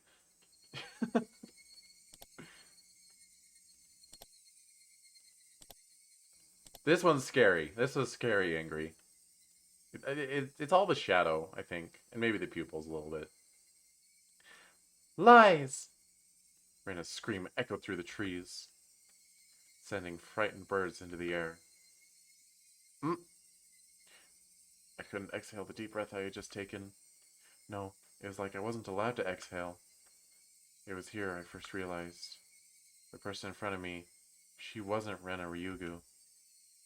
Then who was it standing before me now? Who had assumed Rena Ryugu's appearance? I had held my breath for so long I could feel myself suffocating. I'm gonna die. I'm gonna die. Right? Then she made a facial expression that Rena normally might have made. It didn't matter that it was Rena's usual smile. It chilled me to the bone. She drew closer to me. I felt her breath against my face. It wasn't the least bit exciting. However, this was with Rena's face. It was going to chew my nose right off. I cowered as I imagined that. Then she smirked, as if she was able to see right through me. We also have secrets, just like how Keiichi-kun has secrets. It was Reina's usual smile, but her eyes were still like that of a hawk's. Bringing her face close enough to mine to almost bump into my nose, she kindly persuaded me. Still waiting for the jump scare. I couldn't nod or shake my head. This person standing in front of me, this person who looked like Reina, frightened me to my core. I was terrified knowing that she could hear the sound of me swallowing nervously. After what felt like an eternity, after a long empty silence, she finally spoke. Let's go. It's getting chilly. It was Reina again. Smiling at me once more, she started walking as if nothing had happened. When I was released from her gaze, my legs gave out from under me and I slumped onto the ground. I wasn't able to lift a finger until Reina was out of sight. Who was that? I felt cold. My body was drenched in sweat. I was finally able to form a coherent thought and ask myself once again, who was that person who looked like Rana Ryugu?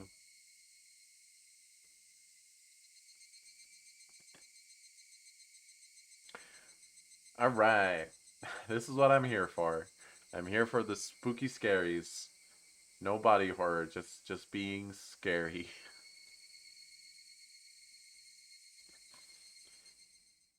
Okay.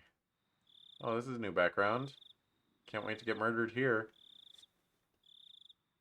I was out of it, and I couldn't bring myself to do anything until dinner, except stare blankly into space. Was I terrified from Rena going off on me? No, that's not right. That was someone else who only looked like Rena. Then, who could it have been? It was a dreadful feeling. She got DID, bro. So tomorrow I shouldn't have a problem talking to Rena like I usually do. That thought was strangely comforting. I conclude that I should just calm down and clear my head, though those thoughts continued swirling around my mind. Finally, I returned to my senses as I heard my mother calling out to me from the bottom of the steps. Keiichi! It's a call from the bookstore. Bookstore? Can't think of why they'd be calling me. It's Oishi, isn't it? I went downstairs and picked up the receiver anyway. My apologies for calling so late at night. It's me, Uishi of the Okinomiya Bookshop. Oishi-san? Oh, it's Oishi-san. Sorry. Since your parents picked up, I said I was from the bookstore. It puts people off when I say I'm a police officer. Ain't that the truth? Uishi-san was, in his own way, rather courteous. Even so, I didn't want my parent... Rain. Even so, I didn't want my parents hearing me talk to the police. I brought the cordless phone with me as I dashed back up to my room on the second floor. Sorry for calling so late.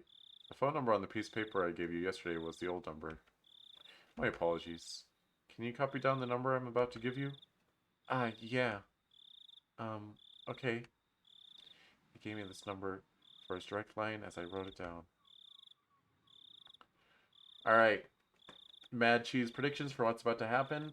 He's going to think really hard about telling Uishi about the way that Rena just acted, but he's going to chicken out and say that it's betrayal of her or something, and it's going to bite us. It's going to come back to bite us.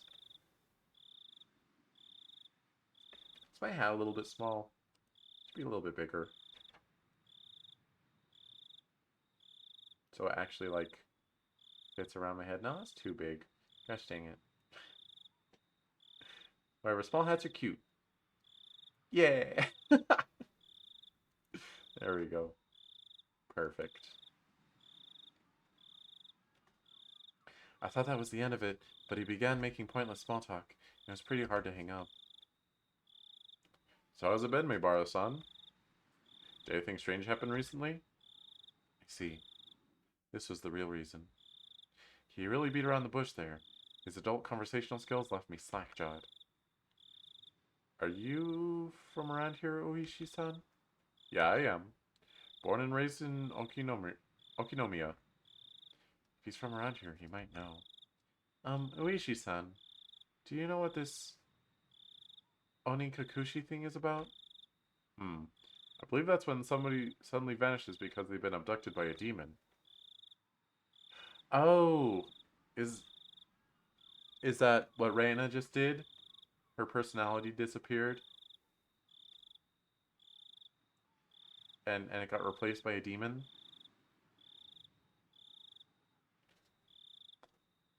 It's a special saying from around here. It has the same meaning as spirited away, like everyone else says. Whereas my friends would say they didn't know when I asked. This older man gave me a direct answer. Made me a bit happy that he answered me directly without trying to hide anything. Well, he's the one that's having you investigate stuff. Of course he's not going to keep that secret from you. Yeah. I guess I can see why you'd be sus on him, since he is a resident, and the residents are the ones that are suspicious. Hinamizawa was, not sure if I should tell you this, Meibara-san. Don't try to play this off. If you're not going to talk, then I'm not going to tell you anything. No, that's not what I meant. It's just, it may make you feel bad. You see, long ago, Hinamizawa was feared as the village where demons reside. Demons? By demons, you mean those pitchfork-carrying things in hell? More like human-eating monsters. Like Oni? They'd go down to the villages, snatching people up and gobbling them down. That kind of tale. Demons snatching up people is what this Onikakushi really means. They said that the curse and being demoned away happened together. What does that mean? I already knew about the mysterious deaths happening 5 years in a row. But I did know there were people disappearing for those same 5 years. The curse and being demoned away happened together? First time I've heard of that. Is that how it is, Meibara-san? That's what I want to know. I heard Reina and Mia... Oh. The curse and... I got those flipped. Curse and being demoned away happened together? First time I've heard of that. Is that how it is, Meibara-san? That's what I want to know. I heard Reina and Mion talking. They said that if it was really Oyashiro-sama's curse, then both the curse and demoning away would happen. Rishi began hemming and hawing on the other side of the receiver. Maybe something about that came to mind? Meibara-san, do you know the first incident? The murder by dismemberment? Yeah. One of the 6 perpetrators is still on the run, right? Hypothetically. What if he isn't on the run, but was demoned away? Huh? It's an outrageous hypothesis from Ueshi-san. The incident 4 years ago was a particularly ghastly one. The police already knew the perpetrators, so they posted tons of wanted posters with his face on them. They staked out various locations and investigated every possible escape route he had. But after 4 years, there wasn't even a hint of where he might be. Unless the police were completely incompetent. Even if it was an outrageous hypothesis, I couldn't simply laugh it off. Then what about the incident the next year? Then what about the incident next year when the man who supported the project and his wife both died in an accident? Oh, gosh dang, I got it flipped. Well, actually, it was only the husband who died in an accident. His wife's body never surfaced. Unless we find the body, then it's considered a missing person by law. At the time of the incident, with the river below the cliff being muddy rapids, the police divers had searched every branch off the main stream of the river for dozens of miles, but in the end, they weren't able to find her body. But that's just them not being able to find the body. She's still dead, right? Isn't it different from her being demoned away? We cannot say someone is dead without their body. Until a certain number of years pass, by law, she's treated as still alive. I'm not sure if it was right to call that being demoned away. The wife is missing. At least that part was reality. How about the third year? The Shinto priest died of illness? And his wife committed suicide? Higurashi-san. That's actually the exact same scenario.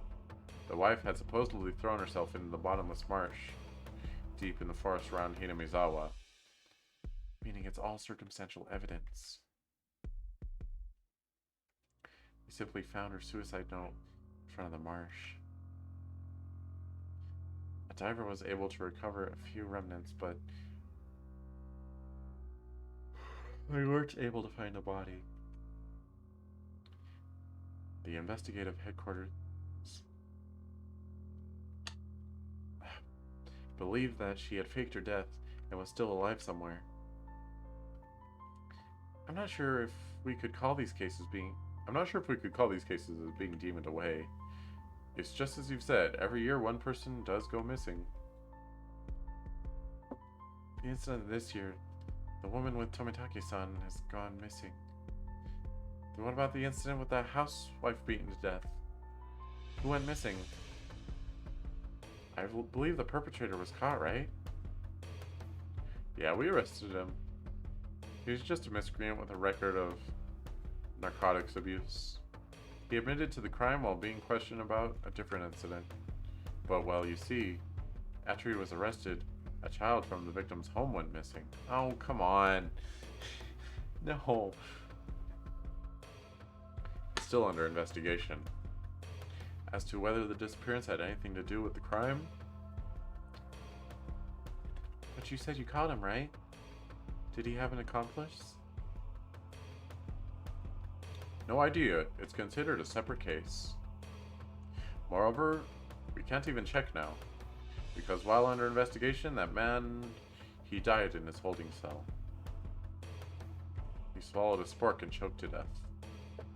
It's not known whether it was an accident or suicide. That seems like a pretty miserable way to die. Choking on a spork.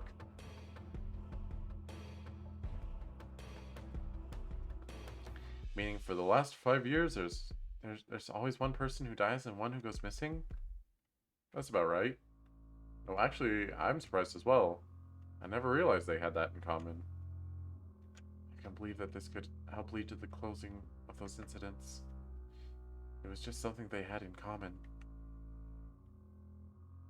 Could it be that those demoned away have something in common? Could it be those demoned away have something in common? Uishi-san mumbled as he seemed to be thinking about it. So I summarized the events. The first year was the dam employee. Second year was the wife of the dam project supporter. Third year was the wife of the Shinto priest. Fourth year was the victim family's child. And the fifth year was the victim's girlfriend, I guess. It doesn't seem like there's anything that connects them. It's because you don't know that much about them. With the exception of the first year, wives and girlfriends, those do stand out. It does seem like there are a lot. That means the fourth year's victim's child was different. It would have really stood out if it were all married couples, except it's not just married couples, but parents and children as well. Come to think of it, I believe Tomitake-san also told me the younger brother is alive and has moved, if I recall correctly. The child that went missing in the fourth year. Or the child that missing in the fourth year. Who were they? Apparently he was quite mature. 1 year older than you. His name was Satoshi Hoju-san. Goosebumps. Okay. Huh? Satoshi? I remember that name. Didn't they tell me Satoshi transferred out last year? He was at your school up until last year. Didn't they tell you anything about him? Come to think of it, when I transferred in, I believe they said my state belonged to a recent transfer student? Then, don't make that sound. Then, where I sat, once belonged to the one who had deemed it away. It was his seat. I recalled the cold sensation that came from that desk. It made my hair stand on end. This string of mysterious deaths. No! Oyashiro-sama's curse. I now knew how it connected to me. That chilling sensation was the feeling of Oyashiro-sama caressing the back of my neck. Oyashiro-sama's curse, huh? Could Oyashiro-sama's curse really exist? In all honesty, I was beginning to believe it, and I was scared. That was why I wanted to say it was a plot crafted by a man and not the work of a curse. But the more I dug into it, the less likely that seemed. Now, the more I dug, the more mysterious it became. If I kept digging, eventually, I had reached the point where I had learned something I really shouldn't know. To either be none the wiser or seek out an answer I may regret. Which one would I be happier with? Maybe it'll be me next time. My execution could only be delayed for 1 year.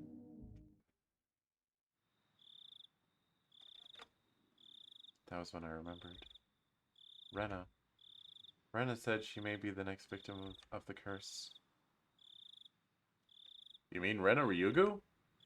She transferred in last year and she's your classmate, isn't she? These incidents really might be a bit too disturbing for a girl. She's not just scared, is she? It wasn't that. She said it might be her next. She said it in a way that made me think she had a concrete reason behind it. It felt like she was convinced. Almost as if, you could say she was frightened. Her sudden change in demeanor. That someone who looked like Reina, but wasn't Reina. That might be unrelated. All the strange things that I felt from Reina today came back to me. I see. Now I'll be doing a bit of investigating on this end. Please continue your observations of Ryugu-san, Maibara-san. Are you asking me to keep Reina under surveillance? That's not what I mean, Maibara-san. I just want you to watch out for your friend so she doesn't end up the next victim. At that moment, just as my mouth was agape because I was so impressed with his mature, clever way with words.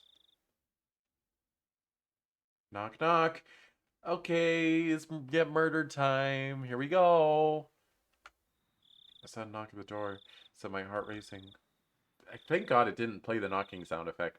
I know it has one. In an instant, I had pointlessly covered up the end of the receiver. Keiichi, get the door, please. On the other side of the door, I heard my father's oddly upbeat voice. Was it father? What could it be? It's so late. Sorry, my dad just came in. Can we leave it at this for tonight? Yeah. My apologies again for calling so late. If you find out anything else, please let me know. I'll tell you if I make any progress on this end. Well then, have a pleasant evening. Keiichi, hurry and open up. Daddy's got his hands full. What's Dad doing? I stayed in the same position while on the phone the whole time, so my joints were aching. When I opened the door, I saw my father was standing there with a tray. On that tray, cookies and 2 cups of black tea, a fairly fancy spread for our household. Oh, it's not Reina coming to our house to kill us? That's okay. On the tray, cookies and 2 cups of black tea, a fairly... There's even sugar and lemon slices on the side. Everything you could ask for. This is quite the show of hospitality. Well, what's going on, Dad? What's all this for? Come now, don't play around, Keiichi. I'm coming in! Dad was in high spirits and had a smirk on his face. But for my entire life, I've never seen him act this hospitable. What had gotten into him? So, what were you talking about? I jumped. It's not something I had to keep from my father. How could I explain to him that I was talking to a detective? I'm assuming he was. This late at night. Nothing much. Just a friend. I don't mean the phone. She was here, wasn't she? Reina-chan? What? Yeah, she was here. She was here listening. She was sitting outside my door listening to me, wasn't she? Wasn't she? She wasn't here. Come now, don't try to keep it from me. She just came over to play. You two were chatting away, so I thought I'd bring some tea. But it looks like I just missed her.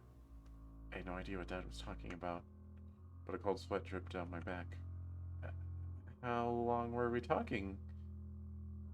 Reina-chan went upstairs about half after, so it was close to an hour, I guess.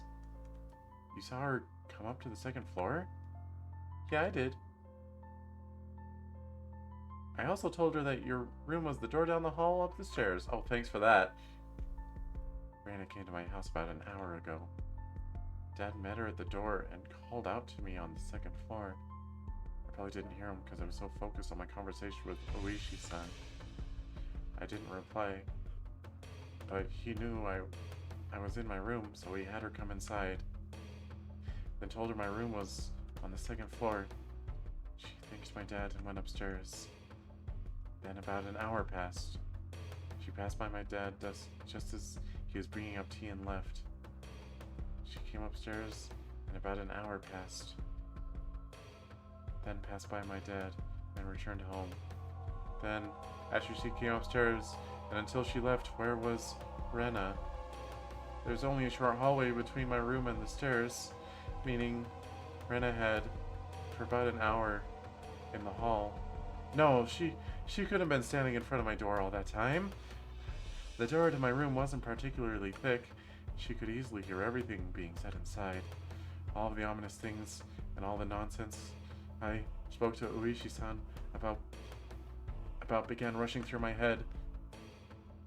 Honey, don't tease him. More importantly, you need to clean up your studio. It's a mess again. Mom yelled up at Dad from downstairs. Dad left the tray with me and went downstairs with a disappointed chortle. I followed my dad out of the room with my eyes. I looked down at the floor around the doorway where Reina might have stood all that time.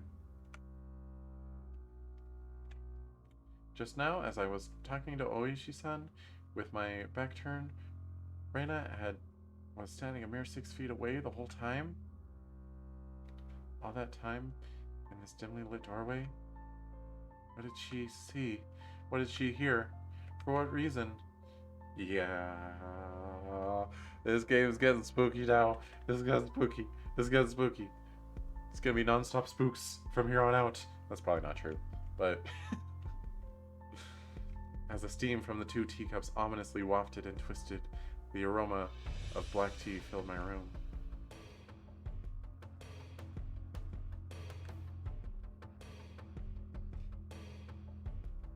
Honestly, I think after I finish chapter 1, I may watch the Higurashi anime. And don't say the new one or the old one, because the new one is actually like a sequel to the old one. It just doesn't appear that way at first because... Oh, thanks for that achievement. You can't see it, chat. But it has Reina's angry, scary face, and the achievement's called Lies in caps lock with several exclamation marks.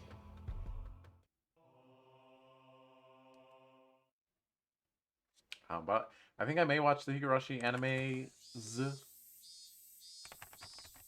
instead of reading through the visual novels, because I don't know, it's a little easier to get through. To the Chief Constable and all facility managers, regarding cases situated in the Hinamizawa village, notice. Can I be in control of the text now? No? As cases in Shishibone City, Hinamizawa village have been reported by certain sections of the mass media, it has drawn global attention, which is causing serious repercussions for local residents. This has become a very serious situation. To protect the livelihood and prosperity of the residents, follow notice has been issued. 1. Designate the following criminal investigations as classified. Okinomiya Station, 1982, case number X. Himizawa Village, housewife murder, dated June XX. Okinawa Station, 1982, case number X. Himizawa Village student disappearance, dated June XX. 2. Non-disclosure information. Okinomiya Station, 1979, case number X. Himizawa Village site farm and murder, dated June XX. Shira Station, 1980, case number X. Shira Natural Park falling incident, dated June XX. Okinomiya Station, 1981, case number X. Hinamizawa Village Shinto priest's wife's disappearance. Requesting self-restraint from each organization concerning the release of sensitive information. Please see attachment reference materials 1, 2, and 3. Management XX Prefecture Police Headquarters. Internal line XXXX. Police Affairs Department, so-and-so.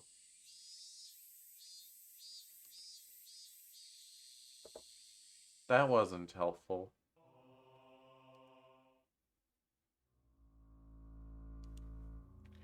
Alright, here we are on day number 8.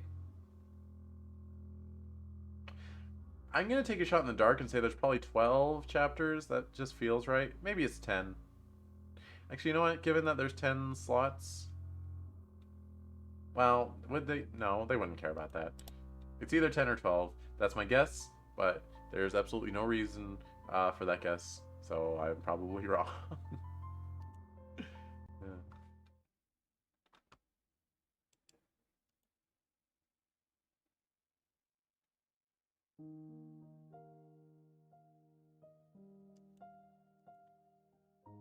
Weariness and a headache. Not a very nice way to start the day. Yeah, me neither. What's wrong? What's wrong, Keiichi? You don't look so well. When did you go to sleep? Oops.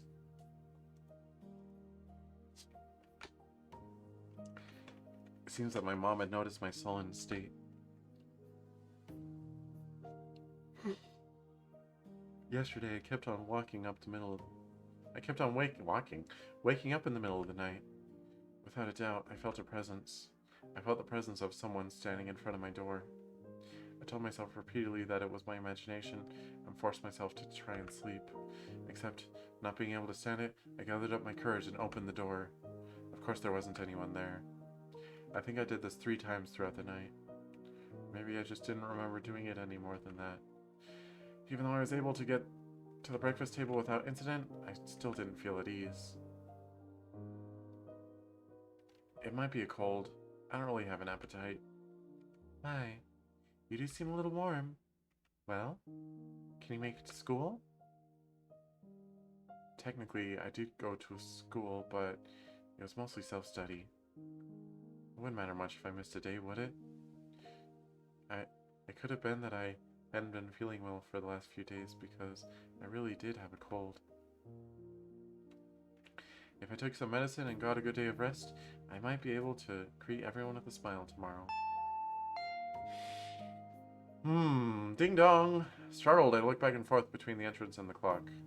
It was 10 minutes later than when I usually met up with Rena. It was Rena. Rena-chan came to get you. What are you going to do? Are you going to take the day off? Rena was a good girl. She might be somewhat quirky, but she was certainly cute. Cute is not really important here. The lunches she made were delicious, and she always looked out for me. Why should I be so scared of something like that? It wasn't Rena's fault. It was probably mine. It had to have been my cold. It just had to be. I'll rest, sorry. Then I'll go send her off for you. Mom headed off to the door. I would have to pass by the entrance to get back to my room. I didn't have the nerve to meet with Rena, so I wrapped myself in a blanket on the sofa and closed my eyes. I was so sleep deprived, I quickly fell into a deep slumber.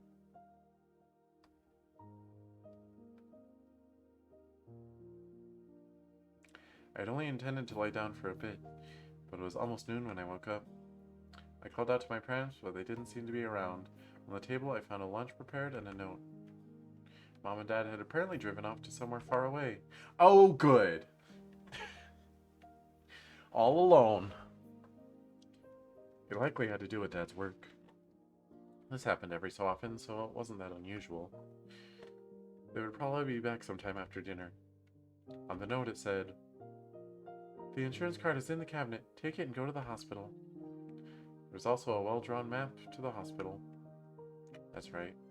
I hadn't been there before, I hadn't been there before, so I didn't know exactly where it was. I had a light lunch, although it really was just leftovers from the morning, and, just in case, went to the hospital.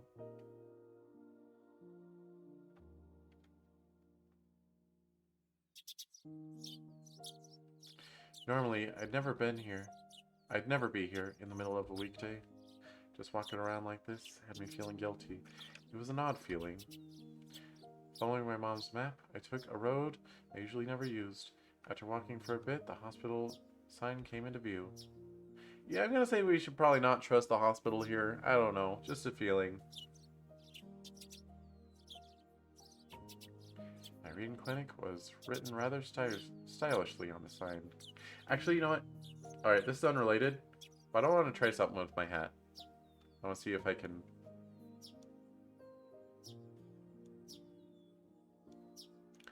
If anyone knows how to, like, actually rotate objects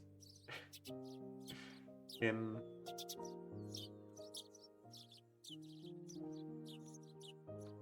VTube Studio, you should let me know. Because all that I can manage to do is put it on me and then rotate my head and then pick it up. I got a little sideways hat covering with my ears. It's cute. I don't know. Irie Clinic was written rather stylishly on the sign.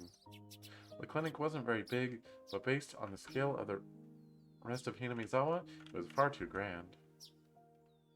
There was a parking lot and even a reserved spot for buses. You must be making a mint, as hospitals do. I spaced out in the air-conditioned waiting room until it was my turn to be seen. Meibara-san, please make your way to the examination room.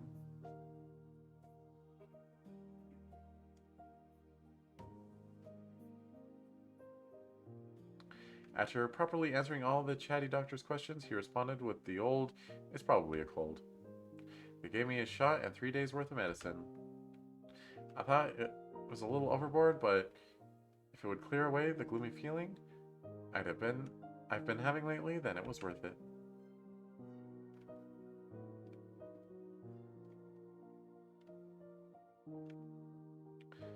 I settled the bill and took a quick trip to the washroom. As I was leaving, I overheard a conversation between some elderly people who seemed to be regulars at the clinic. Of course, I had no intention of eavesdropping. If it just wasn't for that word. Must have been an onikakushi. I wonder. She was still pretty young. Might have just eloped. With whom? The man from Tokyo who visits every season? Because I don't know he's dead. The young one with that big camera? Did you know they were getting along pretty well?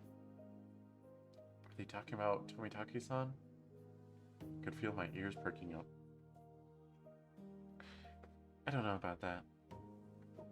But you have to make preparations before you elope. Leave a note or quit their job or something? It's an elopement because they didn't leave a note or message. The thought that I'll never see that young nurse's face again makes me rather sad. Takono-san is an upstanding young woman. She'll be fine wherever she goes. So her name was Takano-san? That woman with Tomitaki-san? And she worked at this clinic? Well, Yoshiro-sama's shadow was following me everywhere I went. I started listening more closely, but they began talking about fishing, and it didn't seem like they were going to revisit the topic. I gave up and left.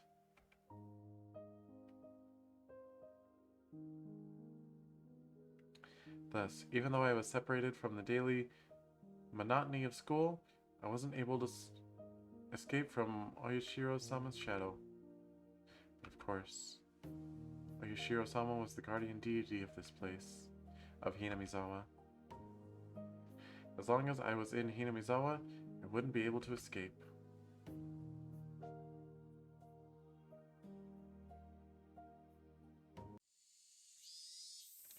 Maybe it was because I was walking outside, but my appetite had suddenly returned. Might as well buy a snack with the change from the examination fee on the way home. Contemplating that, I turned onto a familiar street. At that moment, I heard a car horn abruptly honk behind me. Was I really walking so far in the middle of the road where I'd be in a car's way? I moved farther off to the side, but the horn was still honking at me.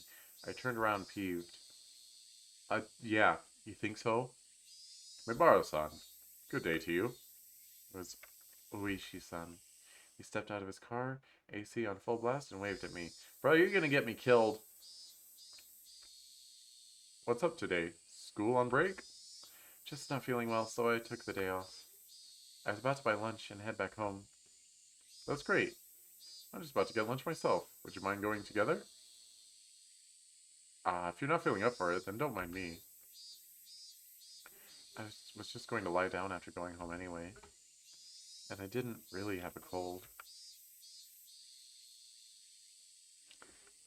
I doubt you'd want to eat at one of these local places. Let's go into town. Or, it's a bit of a drive, is that alright? I know a pretty good place. I'd finally begun to understand Uishi-san's roundabout way of saying things. He probably wanted to talk to me about stuff that would be difficult to discuss while Hinamizawa. Fair.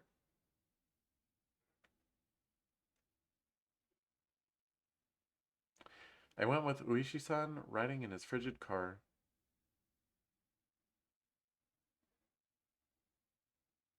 It was almost as if the bright sunlight outside was a lie. I'm sorry about calling you so late last night. Did your parents get angry at you? No. I recalled Reina, who had been listening to the phone conversation all that time, separated from me by just the door. Even now, the brightness of the sunlight, the thought still creeped me out. With a big bump that jolted the car, the road connected to the city changed from dirt to pavement. My head swiveled back with sudden realization. That's right. This is where Tomitaki-san died. They've hit a snag on an investigation regarding Tomitaki-san. Uishi-san spoke while peering at me from the corner of his eye. They believed it was caused by hallucinogens given by how he was clawing out his own throat. But a drug that could cause that to happen so suddenly is extremely hard to come by. Bear in mind, of course, the autopsy was done with that premise in mind, but we didn't find any leads. So you didn't find any drugs in his system? You know that thing you see in comics all the time? Where there's a drug that, if you put it in them, it doesn't leave any traces? It exists.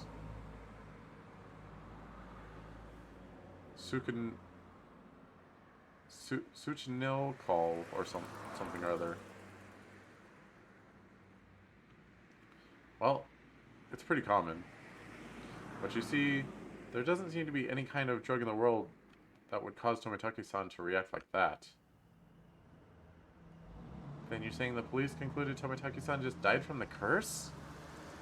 Couldn't help but feel that the police were worthless.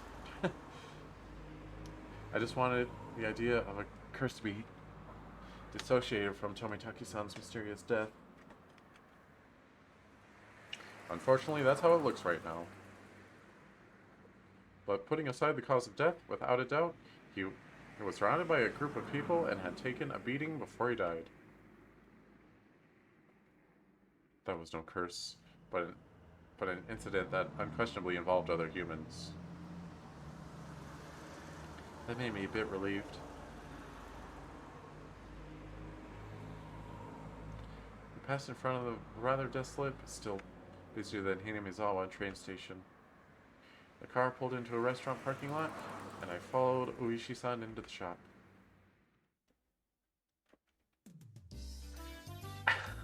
This music. It was pretty crowded, but there were only adults at this hour. Of course, there wouldn't be any children here in the middle of a weekday. 2, please, non-smoking. 2, please, non-smoking. This way, please. When you're ready to order, please call me over. We were led by a particularly dressed waitress to our table. I sat with Uishi-san in the booth. So, what do you think? Aren't the waitresses' outfits here cute? Huh? Well, I guess. The shop is always quite busy. It's more about the waitresses than the food, you see. Uh-huh. Oishi-san, you're leering. Hmm? Am I really?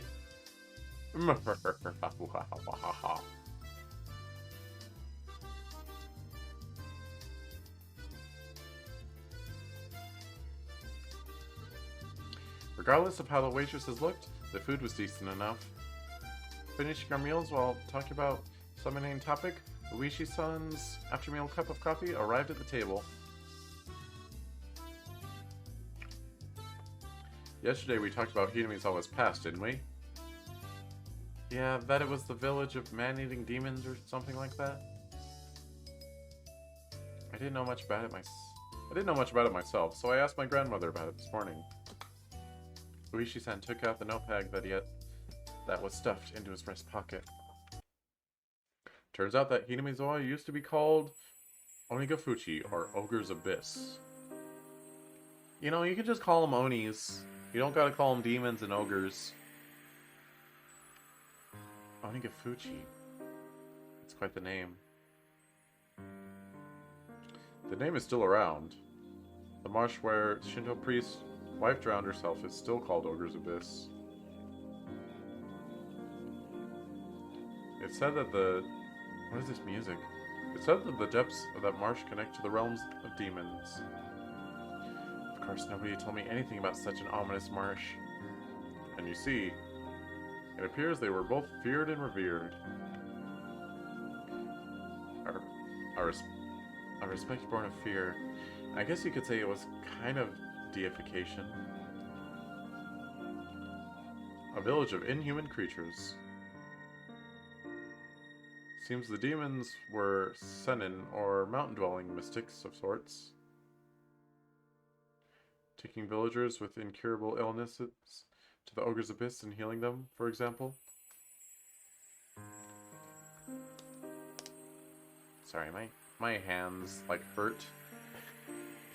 Just gotta crack my knuckles.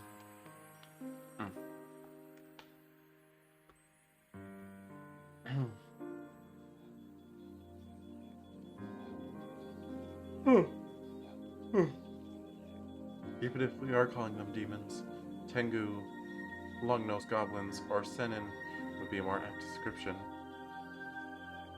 They don't seem like such terrible people, even though they were called demons. But they were still man-eating demons, according to the story my grandma told me.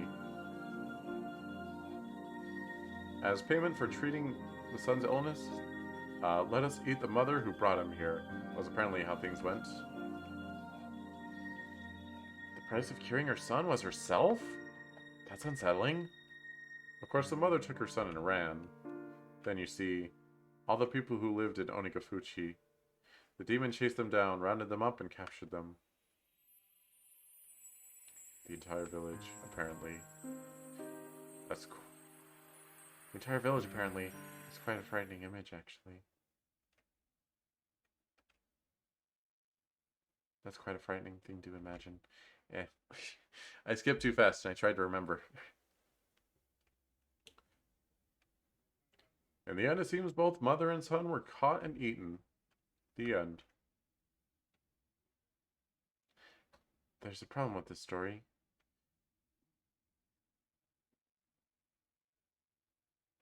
Both witnesses in the story were eaten, so nobody would be able to tell the tale. Huh? There are plenty of old fables like this. In contrast to the ghastly tale, Uishi-san laughed heartily while sipping his coffee. But, well, there are quite a few other tales, where the demons from Onikafuchi band together to capture their prey. I recall that Mion said that villagers united and fought against the dam construction. I saw similarities with how that part about unification overlapped.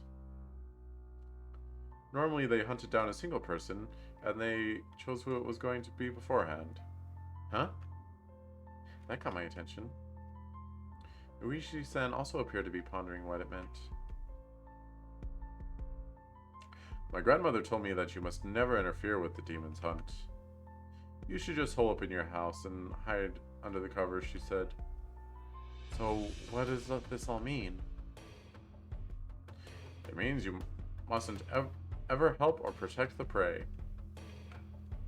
As long as you don't disturb the demon's hunt, no harm will fall upon the villagers. It seems there's that kind of rule. Wait, okay. So is it like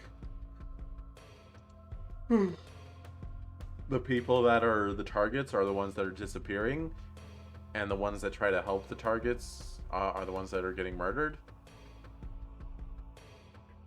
Maybe? So, like, the victims are incidental, the deaths are incidental, but the disappearances are the ones that are linked. Maybe? Anyway, basically, don't help the victims. Pretend you didn't see the atrocities, in other words. Ah. Well, that's explaining some things.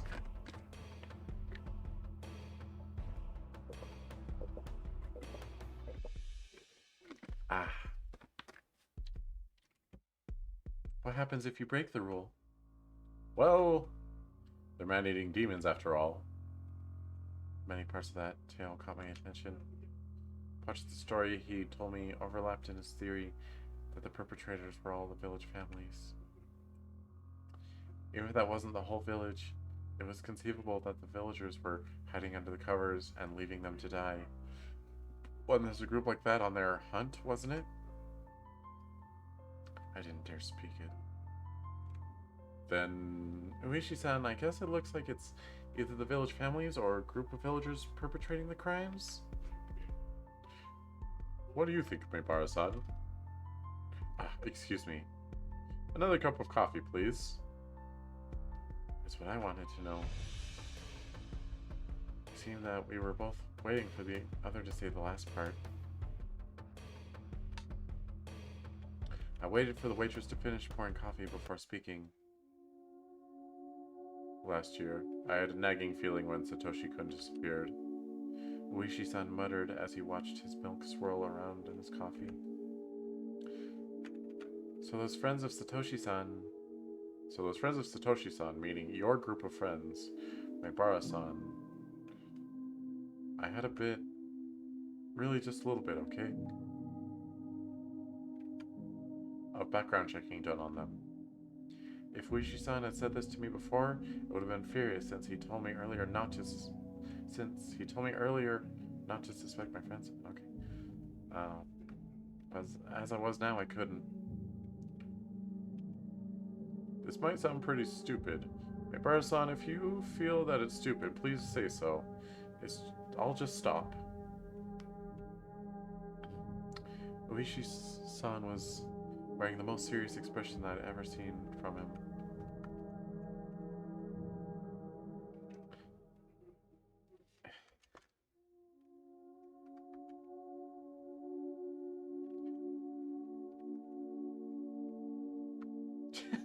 Don't put sunglasses on, cheese.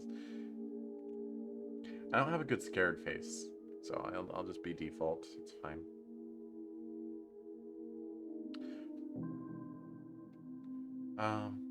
It was as if he was telling me to prepare myself and listen.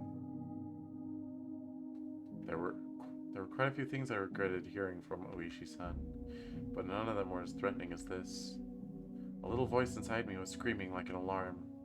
Stop, Keiichi. This is probably the last one. I took a deep breath and silenced that voice. I would not run from the truth. That's the spirit. Please. That was all I could utter. Uishi-san stared into my eyes silently for a few moments. After he was certain I was ready, he began.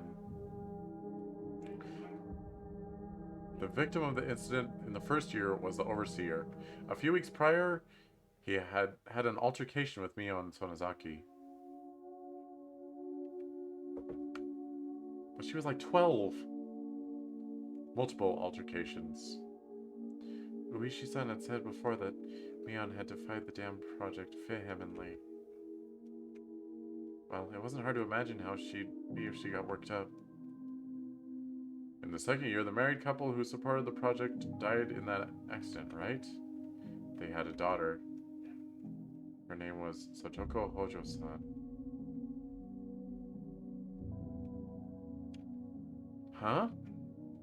Satoko meaning Satoko? Oh. Oh! Okay. Oh, okay. Oishi-san's look told me that my voice was too loud. I realized it as well and quickly quieted down. The Shinto priest and his wife, who died in the third year, you see. Their daughter is Rika Furude-san.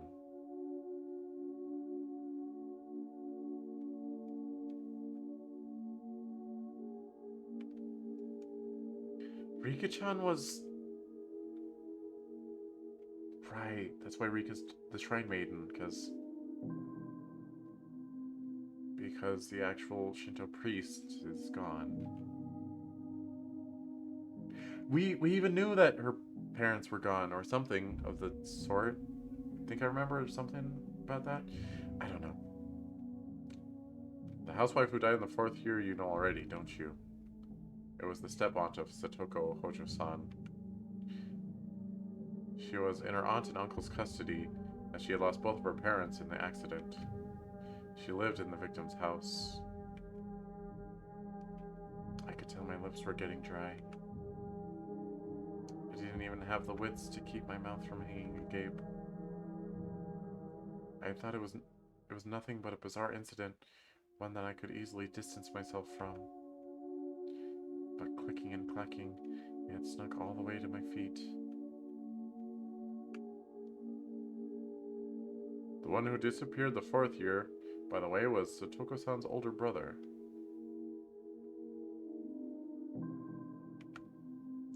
What? Just a second. It took everything I had to finally say that. I gulped down the glass of water and once again wiped my face with a napkin. Calm down, Keiji Meibara.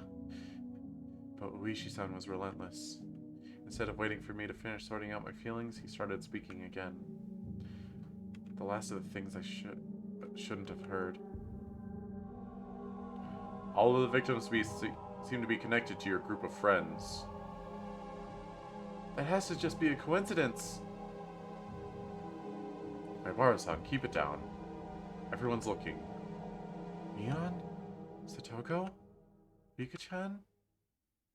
So what if they're connected? You're telling me all my friends? Couldn't be, it just couldn't be. Oh, Rena is different, isn't she? Rena isn't connected with the victims at all. Rena Ryugu-san was living in the suburb of Ibaraki Prefecture up until last year. Well, it's true she hadn't directly met any of the victims. She said it in a roundabout way. Is he saying she's also connected? Actually, I looked into her before Ryugu-san moved away to Hinamizaki. She was suspended from school. What's up, Leonie? What are you owing at?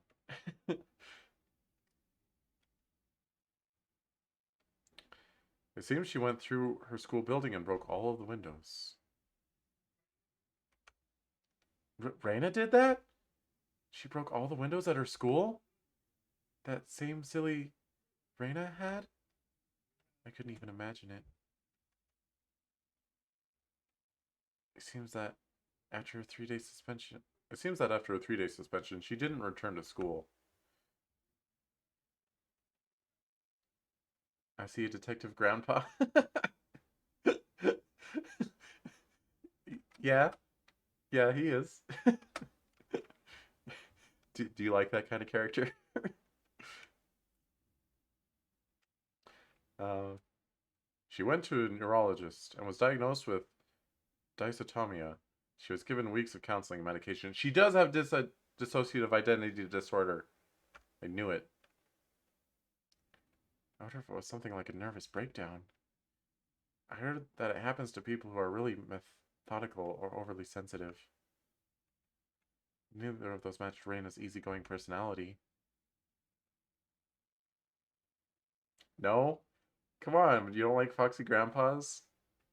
How come? And in the counselor's medical report, he recorded all of the conversations he had with Reina-san. It shows up. And quite a bit at that. What did? Press forward carelessly. There couldn't be anything more for me to regret. You would think that. Okay. She mentioned the word Oyashiro-sama. Oh, okay. It felt like someone's stone-cold hand was caressing my back. Why had Reina spoken of Oyashiro-sama before she even came to Hinamizawa? I mean, I guess it's a little spooky.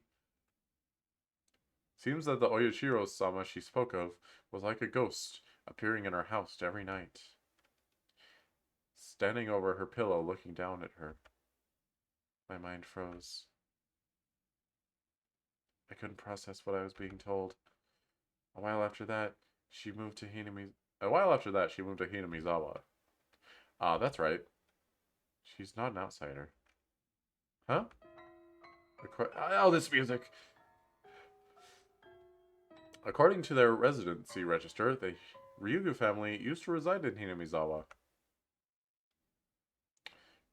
Reina-san moved to Ibaraki right after she finished elementary school. My mind went completely blank. It was similar to the static you'd see on a blank TV channel.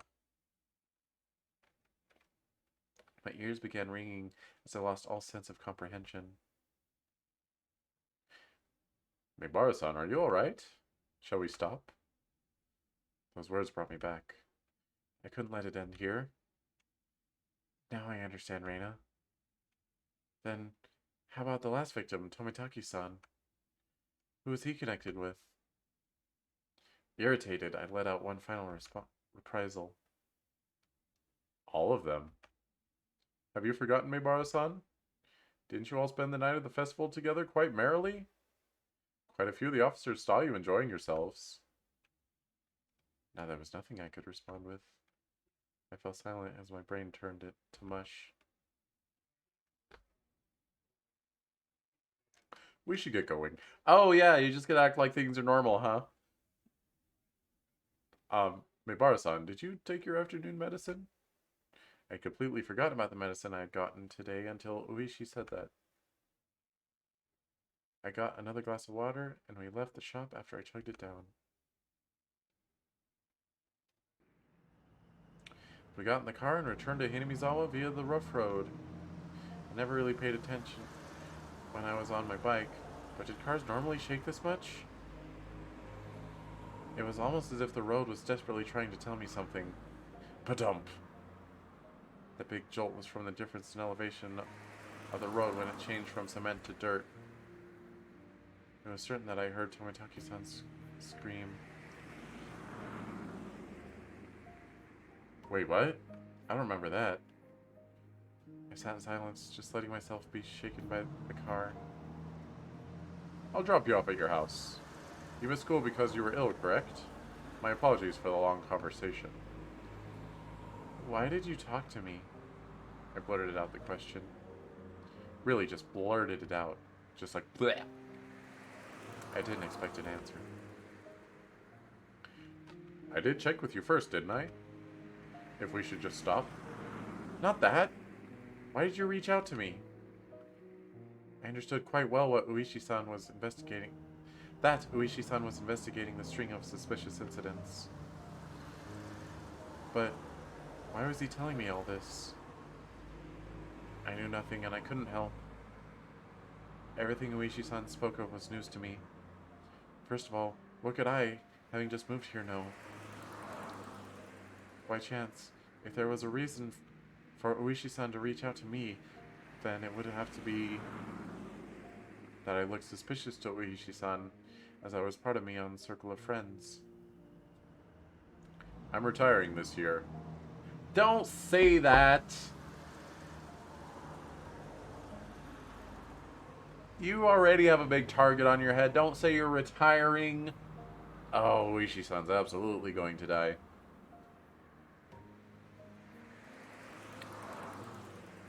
I plan on moving away after retiring, as my grandma wants.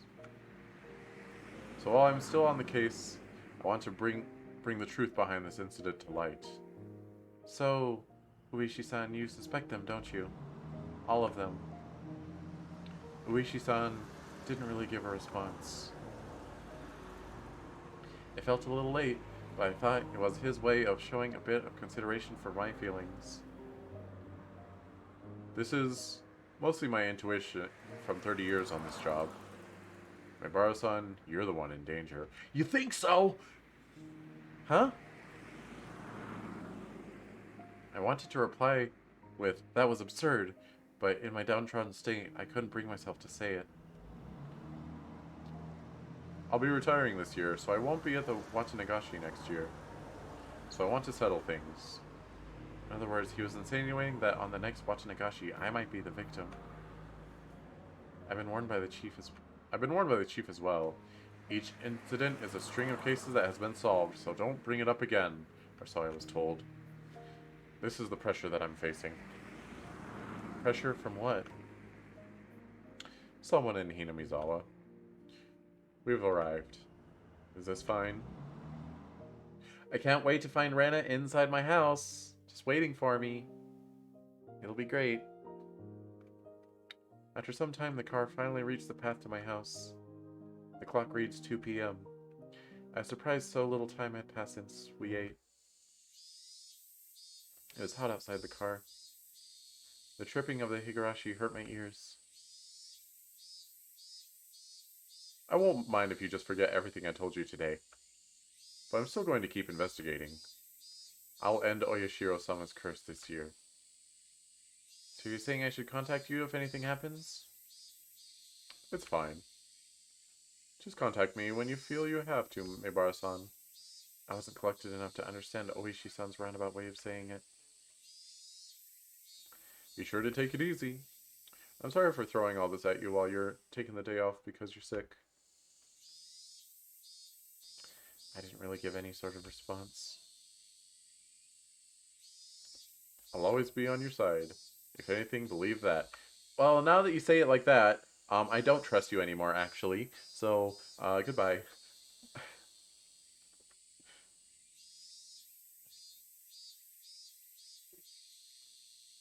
I'll be off now.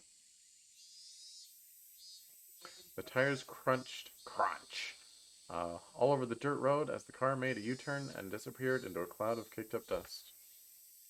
I felt like I was watching a boat only throw me a lifesaver in shark-infested waters before disappearing into the distance. I mean, if you grab onto it, then they can probably drag you back on the boat. That was the first time I thought Oishi-san was being unfair. Telling me I was going to be the next victim, then just saying to contact him if something happened. This wasn't a criminal investigation. He was fishing. That was just the bait dangling off the line. Would the fish be the perpetrator? Or was it really just Oyashiro-sama's curse? Either way, the bait would be swallowed whole.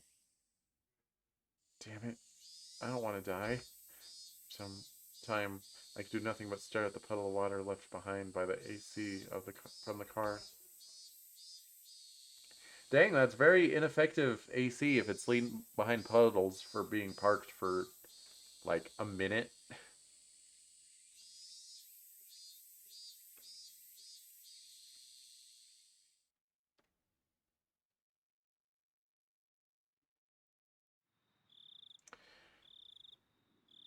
Oh, good, a scene at night. At least it's crickets and not the Higurashi. The cicadas. I wonder how much time had passed since I laid down. It was getting dark outside. My body was soaked in sweat. It would probably be a good idea to change my sheets. At that moment, the phone downstairs rang. It was probably Mom. Mom was quite the worrywart. Maybe she had called many times, but I just didn't notice it.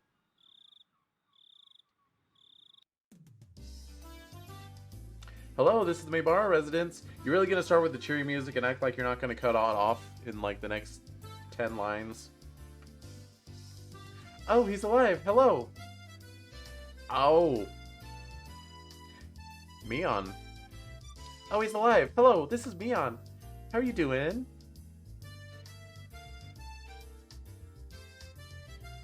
What the? Oh. Wait, someone else answered the phones. Is this one of Keiichi's friends? Keiichi's resting now, but shall I put him on? Huh? Is this his dad? Oh, he's putting on a front. Sorry. Idiot. You fell for it. Oh, he's just goofing around. Okay. Yeah, that's fine. Huh? Kei-chan! After our exchange, we both had a good laugh together.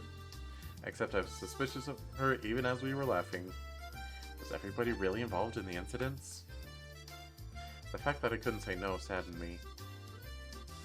I'm relieved that you seem well. Reina was really worried, you know?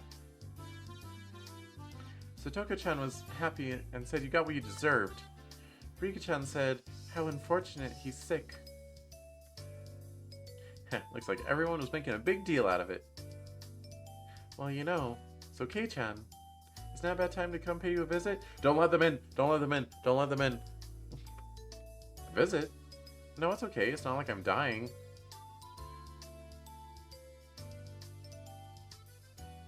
Keiichi-san, you're a very ironic person. My grandma made a ton of mochi, you see. I was told to share them. So I'll bring you some.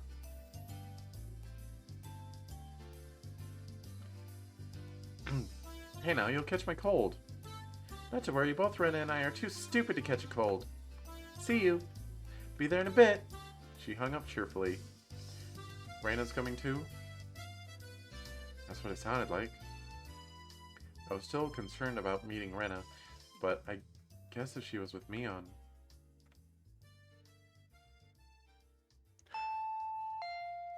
But...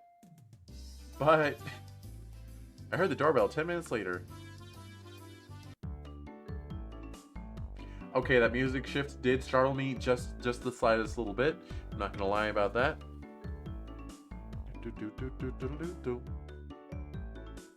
How are you feeling? Did you take your medicine and rest? I did just that. Thank goodness you look well. I was worried.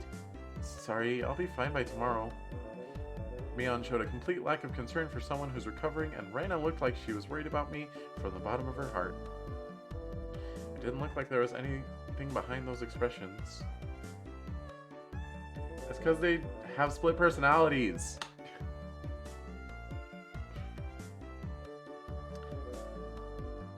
I thought we might hang out for a bit, but it looks like you're not quite in the condition for it. You don't say. I see my face appeared a bit sullen. And then here, Keiichi-kun. These are the mochi Mi-chan's grandma made. Rena held out the package wrapped in newspaper. There might be about 5 in here. It was quite hefty.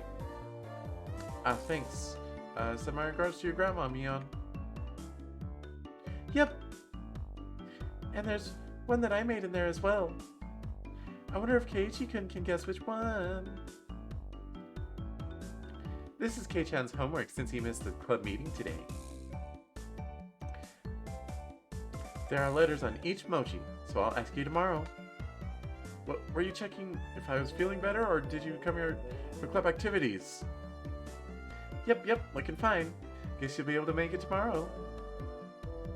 Man, what are you going to do if my fever comes back because of your shenanigans? Mii-chan, we shouldn't be making such a racket. Let's go. The other people here will get angry.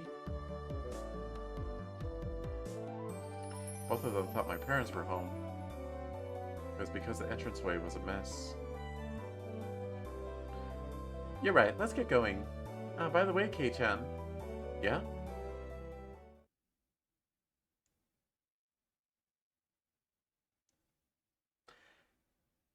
Hey! Hey, Mion! How's it going? How's your face? How's your eyes? Her face actually isn't as scary. But clearly the scene is taking a turn for the worse. What did you eat for lunch?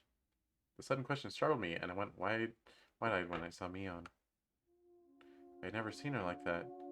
It was a highly unsettling visage. Why is she asking me about what I ate for lunch? What she said was so inane, it was almost meaningless. The way she said it was almost like she didn't even care at all about what I ate. I ate out. She must have suspected that I was with Oishi-san. Anyway, I felt that if I hesitated or tried to change the subject, then they'd read too deep into it, so I tried answering as quickly as possible. Except contrary to the efforts I had made, there was a pause before they replied. So you ate out for lunch, Keiichi-kun? Oh, that's Rena. The glimmer from Rena's eyes had changed at some point as well. Yo, I want to see these in the old style.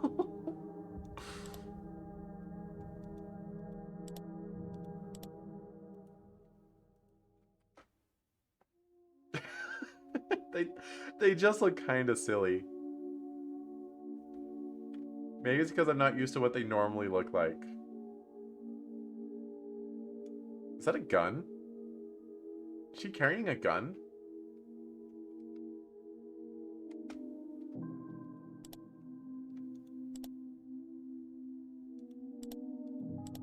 She's not holstering a gun in the modern version.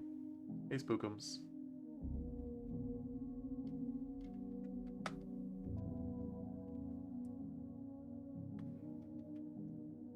Actually, hold on.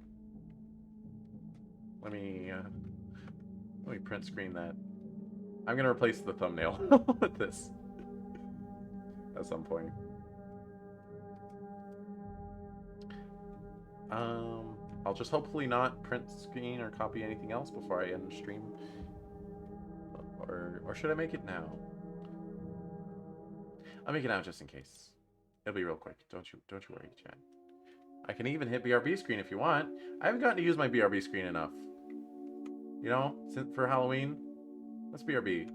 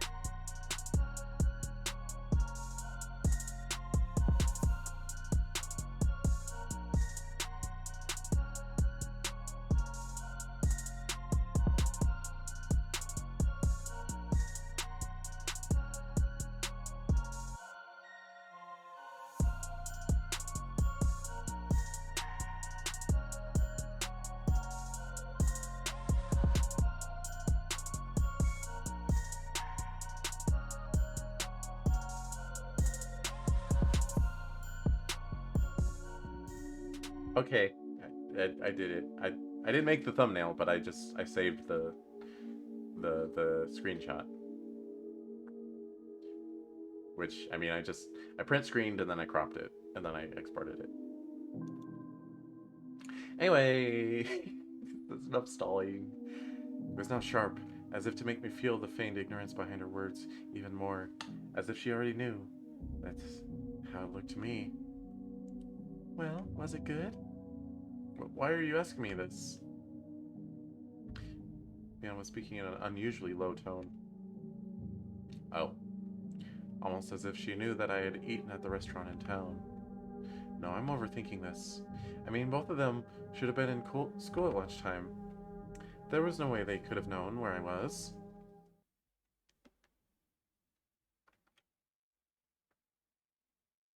Seems you were with a rather austere-looking older guy. Who was he? Flop! The package with the mochi I was holding slipped out of my hand.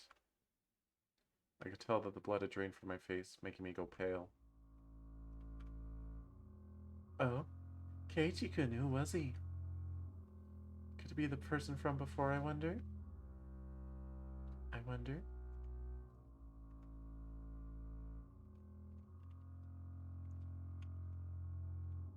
I could feel the back of my throat going dry.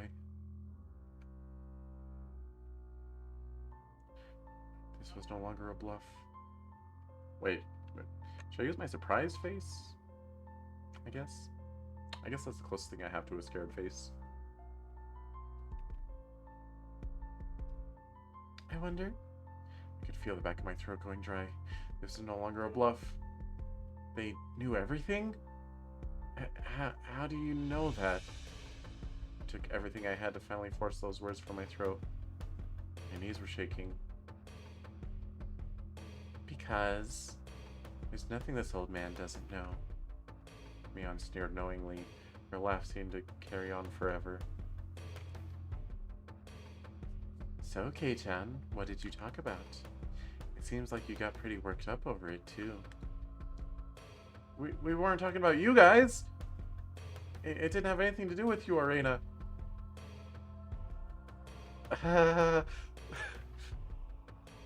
Hmm?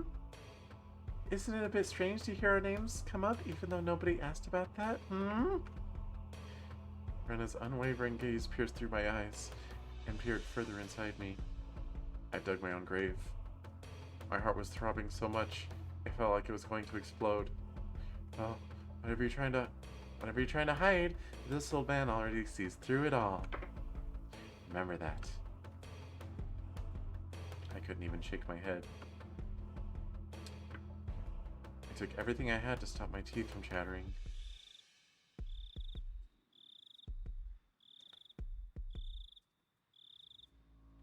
She never let her gaze break from mine, even as she tilted her head slightly.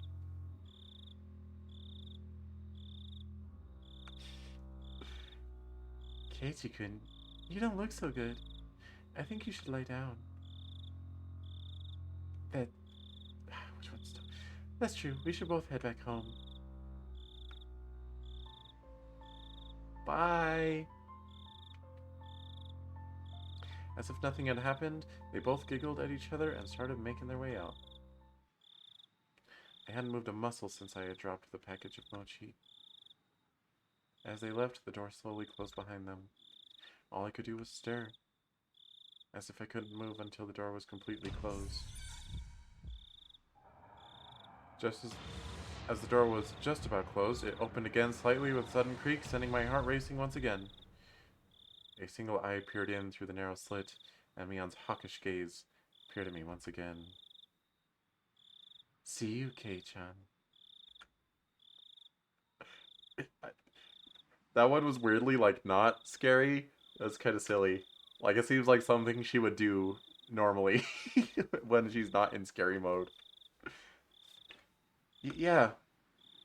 I'd hate it if you miss school tomorrow, alright?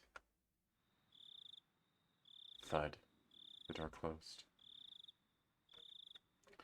I wasn't able to move a muscle even after their low laughter died off in the distance and silence once again enveloped the room.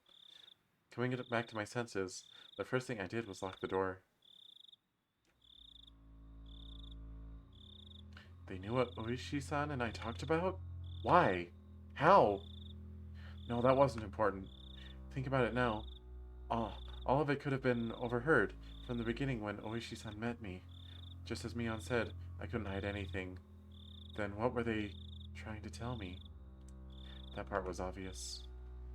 They were warning me not to say anything unnecessary. What did they deem unnecessary? I only talked with Uishi-san about one thing, and they were warning me that that was unnecessary. What was it that Uishi-san talked to me about? The incidents involving Oyashiro-sama's curse that occurred every year weren't individual cases, but were connected as a whole, as well as the fact that there may be multiple perpetrators hidden within Hinamizawa.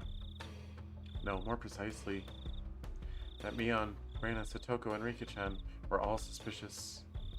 Is that what they were warning me against? What kind of nonsense am I thinking about? I hit my own face hard enough that it let out a loud slap. Slap isn't a sound, but okay.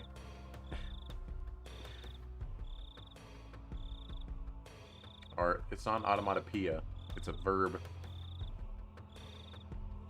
It's not a sound verb, it's a movement verb. If only that would wake me from this nightmare. But for some reason, it felt like I was punching a blanket. It was almost laughably painless. Calm down, Keiichi Maebara. When did I become such a pessimist? Calm down, calm down. Settle down and sort things out. The reason Mion knew I was eating lunch with Oishi-san was probably because somebody from Hinamizawa just happened to be there at the time. They must have told Mion that I was there. That made the most sense. Plus, come to think of it, she didn't ask me where I ate lunch, did she? She only asked, was it good? They were just curious since I was together with someone not from Hinamizawa. It's not as if they had any ulterior motives. That's it. That has to be it. Stop! Stop the denial! It's not helping. Think about it that way. It was the same with Reina. I was being strangely ambiguous about when I met with Oishi-san, and Reina just corrected me on that. That's when I was bewildered by the change in character from the usually well-mannered Reina, and was just startled by it. That's the most natural way of thinking about it. I felt like my mind was mixed up like a tangled mess of spaghetti. Deep red marinara sauce would have poured out of my nose and ears if you had squeezed my head. Okay. Thinking that, I suddenly felt like vomiting. I'm not a spaghetti! Ugh, that makes me sick! I really didn't want that to happen, so I stopped holding my head. Lately, I had no idea what anyone was saying. Spending time with them was fun. It didn't feel like there was any sort of hidden agenda. I really do think that they're a good bunch of people. When I just moved here and couldn't make heads or tails of everything, they were really kind to me. Rena was always kind and always looked after me.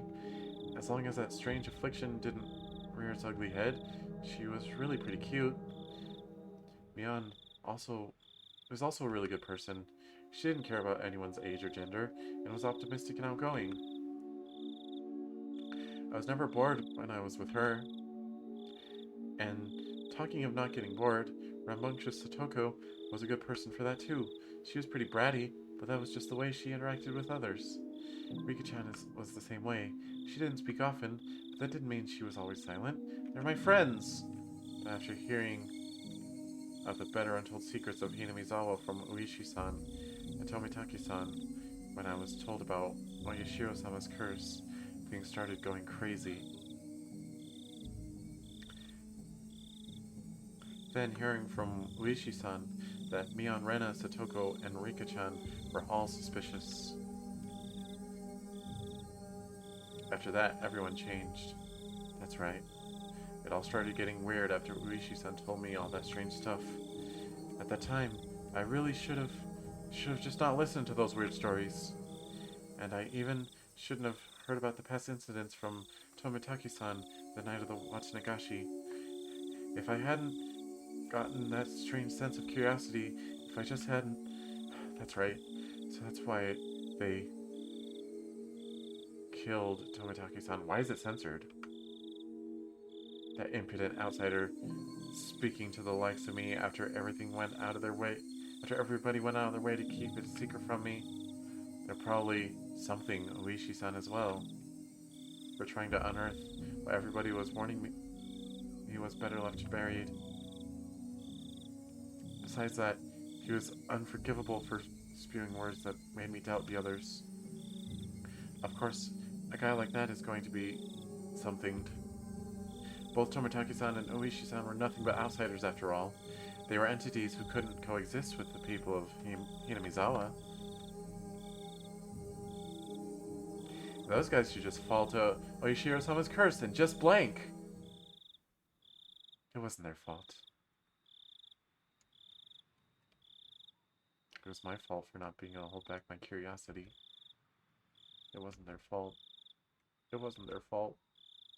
It wasn't their fault. It wasn't their fault. It wasn't their fault. I settled into a daze. It was just a lethargic feeling, like I had just gotten up, but the ominous chill that haunted me had subsided. I was fine now. I was no longer frightened. I had completely recovered. Go to school tomorrow, right as rain. I'll greet everyone. I'll take part in club activities. It'll definitely be fun. It had to be fun. I was one of them after all. Ah, that reminds me, I need to eat those mochi. I hope I'm able to tell which one Reina made. I remember the homework the two brought with them when they visited me. Wow, our club did delivery. That was something else. I picked up the package I dropped on the floor and headed into the living room. It would be nice, I guess, to have some tea with it, to fill my mouth with mochi while drinking tea. Oh, this was quite a delectable situation I was in. Opening up the newspaper wrapping, there were 5 plump red bean paste mochi fit snugly inside. There were letters written from left to right on the newspaper, A, B, C, D, and E. Now then, I said Rena made one of these. I wonder which one. There wasn't much difference in how they looked. They smelled and appeared about the same. It was a pretty difficult problem. One of them probably has wasabi in it. That's how it be. The biggest difference was probably the shape. I wasn't sure what kind of person Mion's grandma was, but Reina's had to be different from hers. Looking carefully, I could see one mochi that was made very neatly. So well that, just by staring at it, one could tell it stood out. Okay, remember Rika's the one that said that she would poison someone. Rena never said that. So, yeah. Looks like this challenge depends on whether or not this one is Rena's. Calm down and think even harder. Mion had said her grandma made a ton of them, and was told to give some out, if I remembered correctly. So that meant 4 of these were from that large batch. Then what about Rena? She probably only made one, so she probably spent quite a bit of time on it. Meaning the one Rena had made was this one, E! For a moment I thought it may have been a trap Mion laid, that she knew I'd pick up on it, but that probably wasn't the case. I wouldn't be so sure if I knew Mion had made it, but since she said Rena made it, it probably wasn't a trap. Alright. My tea is ready too. I'll start with the defending champ, Mion's grandma. Let's see.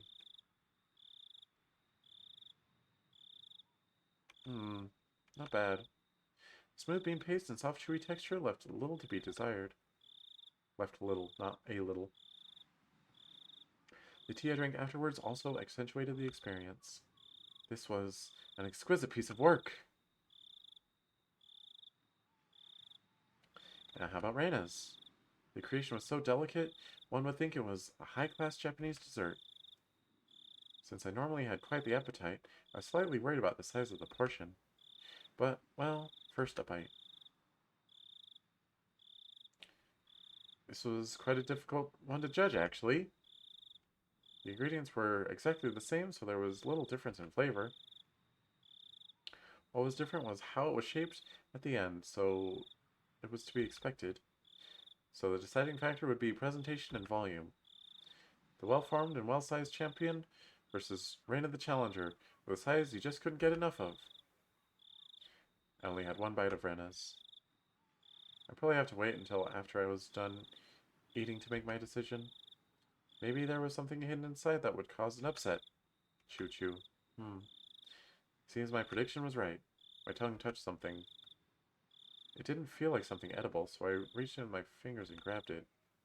A razor blade? What? What is this? Cool! Before I could fully comprehend what it was, I threw away the rest of the mochi. I was eating as fast as I could. It slammed against the wall, causing the bean jam to splatter. Then, after sticking for a moment, it slid down to the floor. I was dumbstruck by my own actions. What was I doing? Rain had gone out of her way to make it for me. How could I? Dumbstruck, I looked down at the hand that performed such a vile act. Then I remembered what I had taken out of my mouth. At first, I thought it was a hair. Even though it was shorter than Mion's, Rena's hair was quite long. And it wasn't this short. It's also a bit too hard to be hair. It was thick enough to roll around on my tongue. There's a bit of a metallic sheen on one end of it. Ah, yes.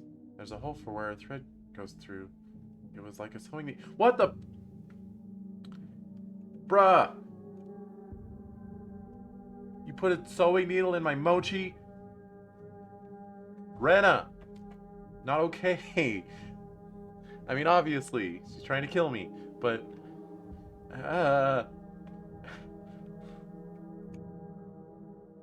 Yes, that's right. It looked very much like a sewing needle. Exactly like one. The end was pointed as well, quite sharply. It really did look just like a sewing needle. Huh? What do I mean by looked very much like a sewing needle just a bit ago? I couldn't answer. But a voice inside me already knew, and let me know by chattering my molars together. I couldn't stave off the terror welling up inside me. Suddenly I tasted something metallic. I felt a prickling pain at the back of my throat. I stuck my finger in the back of my mouth, felt around to see if I was bleeding. Suddenly I felt the urge to vomit. A sharp taste of bile irritated the back of my throat. I collapsed, both hands over my mouth, and after writhing in agony, I was somehow able to hold back the nausea. I was finally able to breathe normally again, but this time my heart was intensely throbbing. Then it finally registered. Exactly what was mixed with the mochi. Before I could think of the correct words, my hands were already on the move. Splat. Plop. Splort. I tossed the rest of the mochi against the wall. The geometrical patterns of the scattered bean jam on the wall suddenly invoked a terrible omen in my mind. After looking away, I dashed out to the hall and flew upstairs to my room, where I stayed under my covers until morning. I clutched my own shoulders, howling madly in a mix of fear, anger, sadness, and frustration. This wasn't a threat or warning or reminder, nothing as simple as that. What had happened in Hinamizawa? What is happening in Hinamizawa? What would happen? I didn't know the answer to any of those questions. Where did I break a taboo? Regardless, now Rena and Mion and others, they considered me an enemy, and they thought I should just die. I won't let you kill me, not for such a pointless reason. I fell into a restless sleep as I was crushed by my negative emotions. It was as if I was being drawn into a billowing, bottomless marsh. Please tell Uishi. Please call him. Please tell him what just happened. He's not going to. He's not going to. Because there's another... Something's infected him. He's not in full control of himself now. Just like them. Hard to swallow. I got an achievement called Hard to Swallow, and it's a picture of Mochi. Cool. That's cool. I don't want to think about that too hard. That's really gross. And, okay.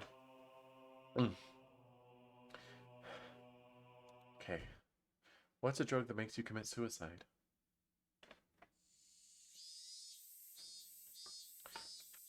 Let's cut to the chase. Is there a drug that causes someone to kill themselves? Not directly, no. That's quite a roundabout response.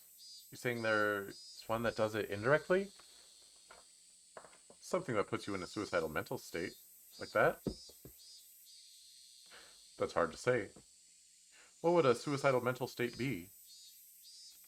Like a person with a serious bipolar disorder? It's believed that people are most likely to attempt suicide when swinging from depression to mania. Clinical depression and bipolar disorder are different.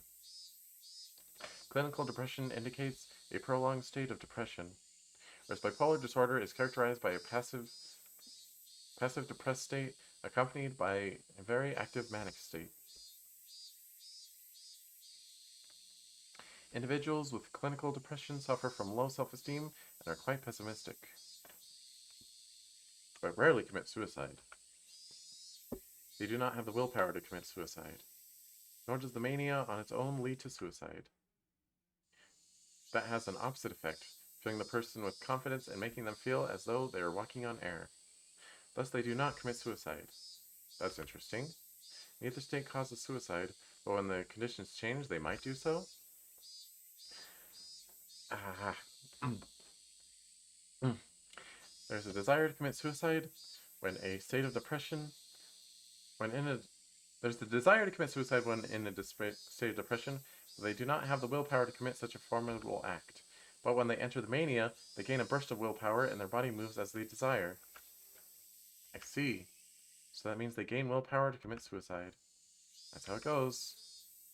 That's why patients are given sedatives during that time to keep them from acting on their impulses. Then, was Tomitake bipolar?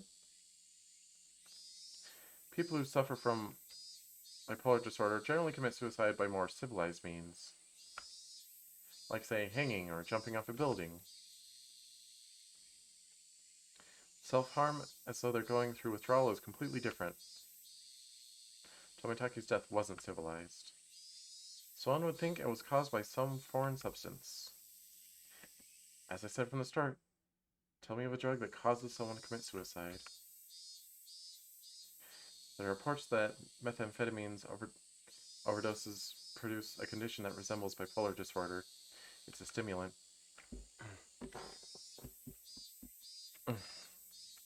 Sorry. Talking about drugs makes me like really queasy. And it kind of, I feel it. I feel it more than just in my stomach.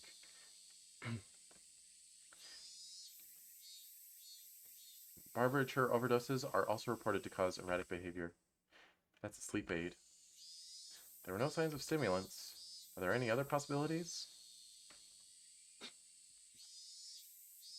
All that I can think of is some sort of illness.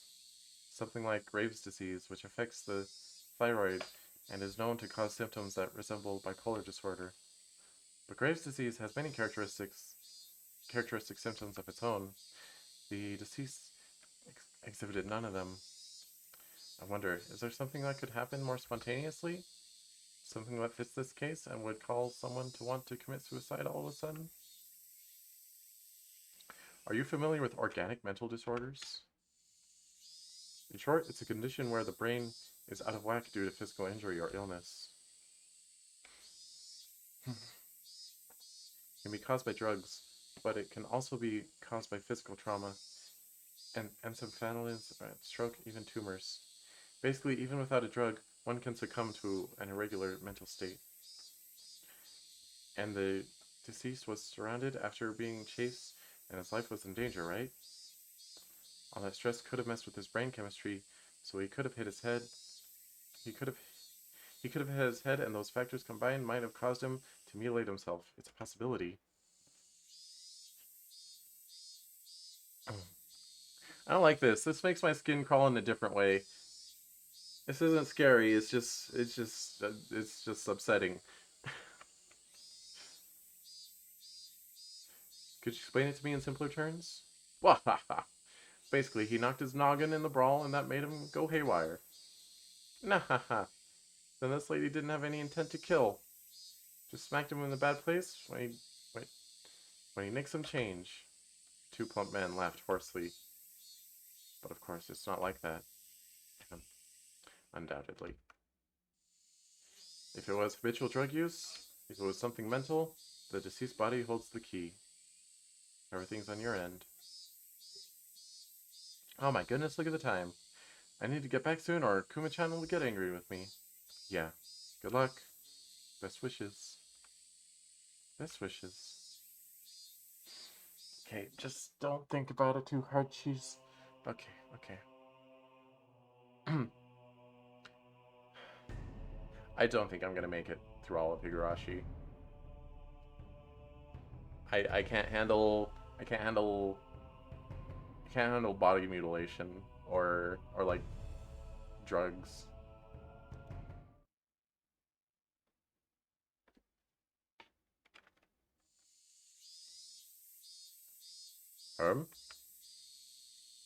Those guys just now. Why isn't it letting me move forward? Oh, they had they had national diet badges. And it's Prefectural Assembly member and City Councilor Sonozaki. That's interesting. Gosh dang it. Why are there two people talking but only one of them's on the screen? Darn you, Fadamaru. It's Fadamaru's fault. That's interesting. The Prefectural Assembly member and City Council are related. It's dirty is what it is. Shouting out each other's name during elections. While one is up for election, the other one holds an assembly, and they double up their campaign activities. Blatantly. I don't know much about this stuff, but isn't that against the rules of the election? As long as they have no prior consultation, there are no restrictions on their political activities. Kuma-chan, the investigation division is going to be pretty tough for you. You should at least brush up on election policies. I'm not suited for the intelligence division. Because I'm dumb. There was a prefectural assembly member, Sonozaki, and city councilor Sonozaki. Also, the mayor of Hinamizawa. All of them involved with the Sonozaki family. What crap. Looks like they were seen off by the department chief and the deputy chief. It came to me. What? That night, when the chief invited me along to get some Odin, I thought that was it.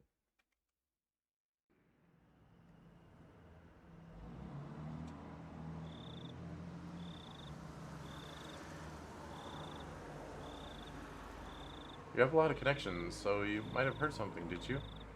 Nope. Not a thing. Ma'am, I'll take a tofu fritter and fish cake. Counselor barked at me in the police chief's stead.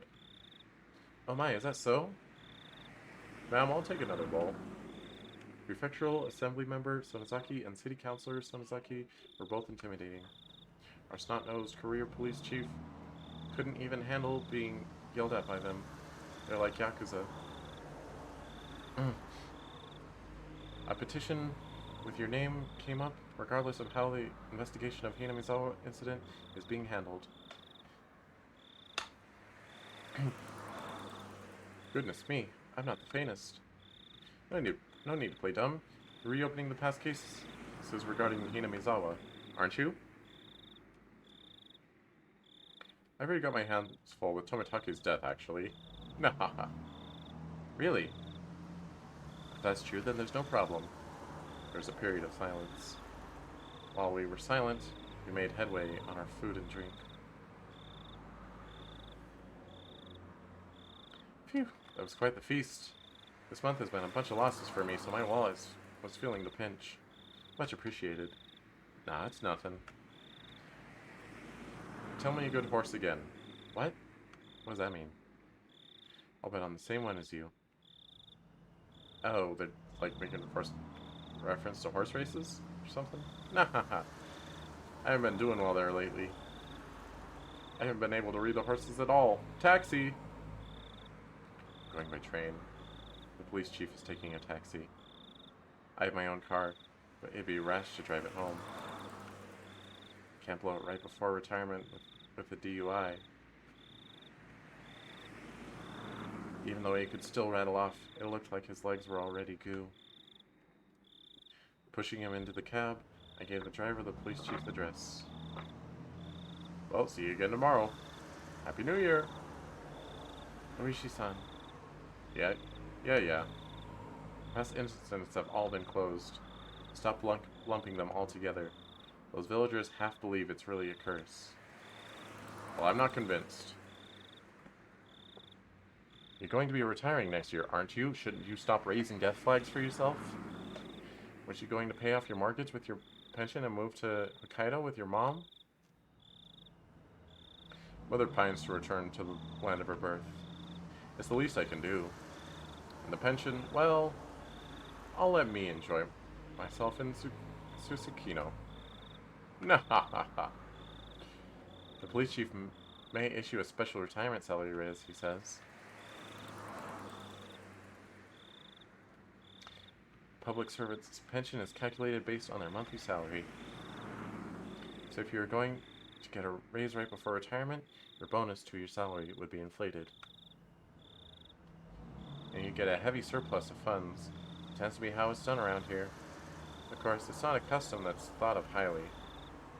The difference between the bonus and the pension is quite different. I'd expect nothing less exemplary from our egghead chief. But, well, they say our salary is compensation for our hard work, but in the end, it really just has to do with the passage of time. That's not something I can laugh at, but I'll laugh through it anyway. I don't think it's anything exemplary. But given how hard you've worked, it's not odd that you're getting that much of a pension. I'd like to get that much myself.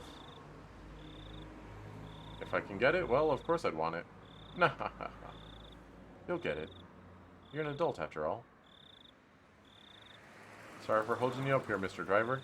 Thank you very much. He closed the door roughly, interrupting the chief's conversation a bit rudely. It looked like the chief still had something to say, but he just smiled wryly and waved. I waved in return.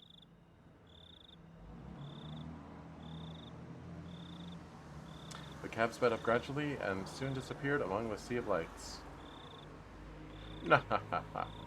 Oh man. I wonder if I really can repay that loan.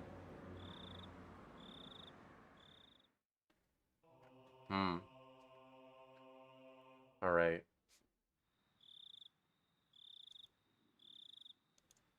So that's chapter 9.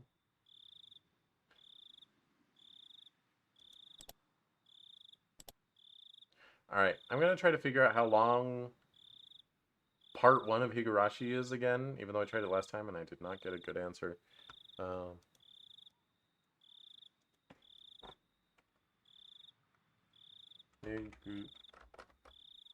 Higurashi part 1 length.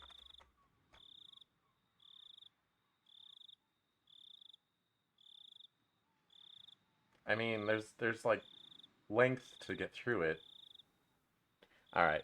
Yeah, if length's estimated at 11 hours and I've streamed, how long have I streamed total?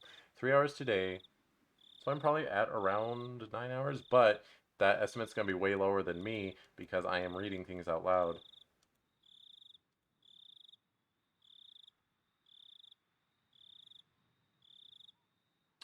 Also, I just realized that this whole chapter is called Onikakushi. And the next chapter is called Watanagashi, which you would expect this one to be called Watanagashi. Although I guess maybe the Onikakushi doesn't even show up in the next one. Tatari Goroshi, Himatsubushi Mikashi. Boy, if I could read Japanese, I might get spoiled by reading those names.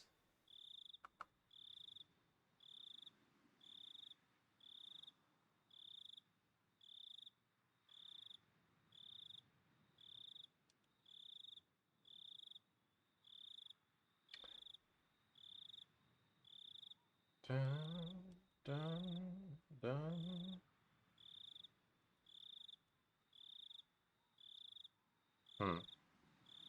Gosh dang it. Because, like... Alright, we'll do one more chapter just so we can end on a solid 10. And if 10 is the end of it, then bully. And if it's not, then whatever. I don't want body horror. You can be spooky, you can threaten me, you can say these bad things happened, but don't threaten me with needles in my throat, okay? Don't talk about drugs and their effects on the human body. It makes me queasy. It makes me uncomfortable. Tap, tap, tap. The sound of muffled footsteps stopped in front of the door to my room. A moment of silence, as if whoever they belonged to was ascertaining if I was inside. Of all the things I should have been doing, I continued on with my restless slumber. I was very much conscious, but my body hadn't caught up yet. Even with danger bearing down on me from just beyond the door, it was as if I was completely paralyzed, unable to move. Without a doubt, this was sheer terror. Please, just leave. Hey, why isn't my body awake yet? If they came into my room right now, then... probably... Ah, jeez. What? Ooh, ah, ha, ha. Eek! I sprang to my feet and threw my covers at my mom, who was opening the door. Whoa! Keiichi? What's the matter? Sorry. I'm still half asleep. I thought it was still 1 or 2 a.m., but the morning sun was already streaming through the gap between the curtains. It felt nothing like morning. Yesterday I must have fallen asleep right after that. Then I should have gotten a full 10 hours of rest, but it didn't feel like that at all. My internal clock was completely screwed up, and my sense of balance felt off. I felt feverish enough that it was clear to me that I was still not well. Well, Keiichi, how are you feeling? Can you make it to school? I was well enough to go, but I wasn't mentally prepared for it. I was still plagued with the terror from yesterday. If I had swallowed that needle, what would have happened? Bad things. Even if it goes down your throat smooth. Could puncture your stomach, could puncture your intestines, and it would stay in there. You're not going to digest that. Ugh. Also, maybe a wee bit of metal poisoning. If you do digest it. What if I had pierced my tongue? Stop. Stop. There's undoubtedly a murderous intent, but I don't think that's all it was. If they really wanted to kill me, then there were other more certain ways to do it. They wouldn't resort to such dubious methods as having me swallow a needle, meaning I didn't want to believe it, but going that far was just a threat from Rena and Mion. Aren't you glad you didn't die? But next time we'll use a more assured method. Like that. Something like sending a letter with a razor inside would have been a joke compared to this. Did you make it to the hospital? Did you take your medicine? Yeah, kinda. Something about my mom's dubious gaze bothered me. She seemed more concerned about her son missing 2 days of school rather than him being sick. It was definitely mental fatigue. I wasn't really physically ill. It'll be hard for you to get back on track once your daily routine is thrown off. Come on, get up. They say wellness is a state of mind. I'd heard that line many times before. I was given an award in elementary school for having perfect attendance, but it wasn't like I was healthier than everyone. Come on, go wash your face. Breakfast is already ready. There isn't much time before Rena-chan comes and gets you. Mom's tone meant I couldn't argue about it, so I had to give up on skipping a second day. By the way, were you the one who got bean paste all over the living room wall, Keiichi? You shouldn't do something like that. Your father was quite angry. I didn't feel particularly guilty for doing it, so I didn't have much of a reaction. Also, Mom didn't question me any further about it. She headed back downstairs after she was certain I was getting up. What Mion said after she left yesterday, I hate it if you miss school tomorrow, came back and dwelled in the back of my head. What did she mean by that? I didn't even have to really think about it. She was saying, don't be absent. Taking that a bit further, it was the same as her saying I should just go about my life as if nothing happened. If I showed any signs of acting unusual, it would probably result in them making their move. For example, maybe I shouldn't pay attention to someone like Uishi-san entice me with something unusual. meaning if I didn't wash my mouth or did anything differently from the norm, in effect, it would end up flagging myself as someone who was not wanted. And it seems that's something that the girls didn't intend to forgive. So, if I just went along as normal, no harm would come to me. That was how it was going to be? All that misery I experienced up till yesterday would almost certainly creepily just fade away. It was an enticing deal. Just by forgetting everything I'd seen or heard these last few days, I'd be able to keep on living like normal. There's no way such a selfish thing could. I swallowed hard. Once again deliberated on the idea that I had just rejected. Mion was probably a good person who had her friends at heart. She was giving me, who had mistakenly broken some rules of theirs, a chance. Was what I did really something so unforgivable? But Mion had given me another chance. She was saying if I just got everything, and kept on like I had been, I'd be forgiven. Keiichi, your food's going to get cold. Hurry up and get down here. Rena will be here if you don't hurry. I'm coming. I crammed my textbook into my bag and hastily made my way downstairs. I picked up my somewhat bland breakfast. It seemed that I didn't have much time. It was already past when I usually met up with Rena. Given yesterday's events, she'd probably be here in the next 5 minutes. I needed to be ready to head to school by then. I had to forget everything that had happened the past 2 days. Forget it all and return to my normal life. For this to be normal, I'll have to be where I normally meet up with Rena. Today of all days, the rice was dry and hard to get down. Ding dong! I jumped at the sound and dropped my chopsticks. The chime signaled that Rena had arrived. Mom hurried me along.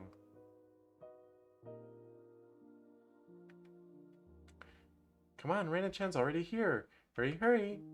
My mother's merry smile and my gloomy face were polar opposites.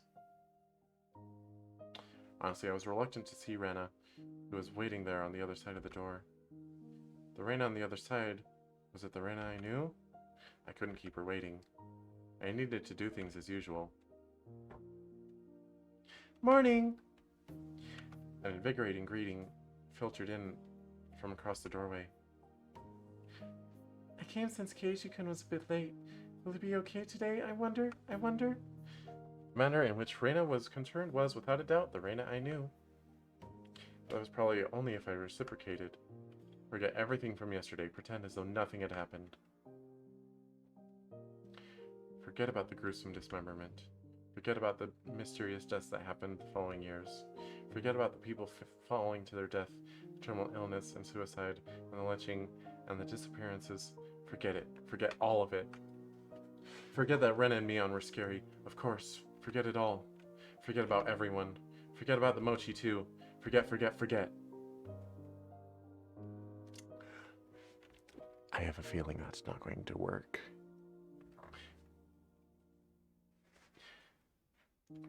Rena once again asked to make sure. Can you make it to school? Yeah, I'm fine. Great! Then let's go. Mi-chan is waiting. Rena showed me her usual bright smile. I couldn't find any hint of deceit in her expression. My nervousness dissipated, giving way to relief. Okay, fade away. Don't just stand there and then change expression, Rena. But you see, Satoko-chan was so insistent she could do it. As we were walking, Rena talked about a lot of different stuff, more so than usual. Then... Satoko-chan is so clumsy, so she failed no matter how many times she tried. How? It was so cute! Everything Rena talked about was just silly nonsense, so I just replied every so often and laughed from time to time. It was rather laid-back conversation.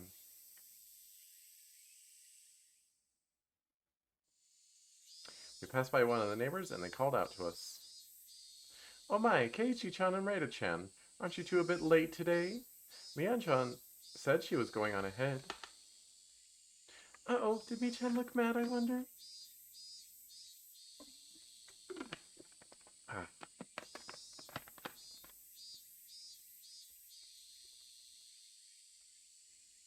I wonder? We need to hurry, Keiichi-kun. As we smiled and parted ways with our neighbor, they turned back towards me and stuck out a tongue.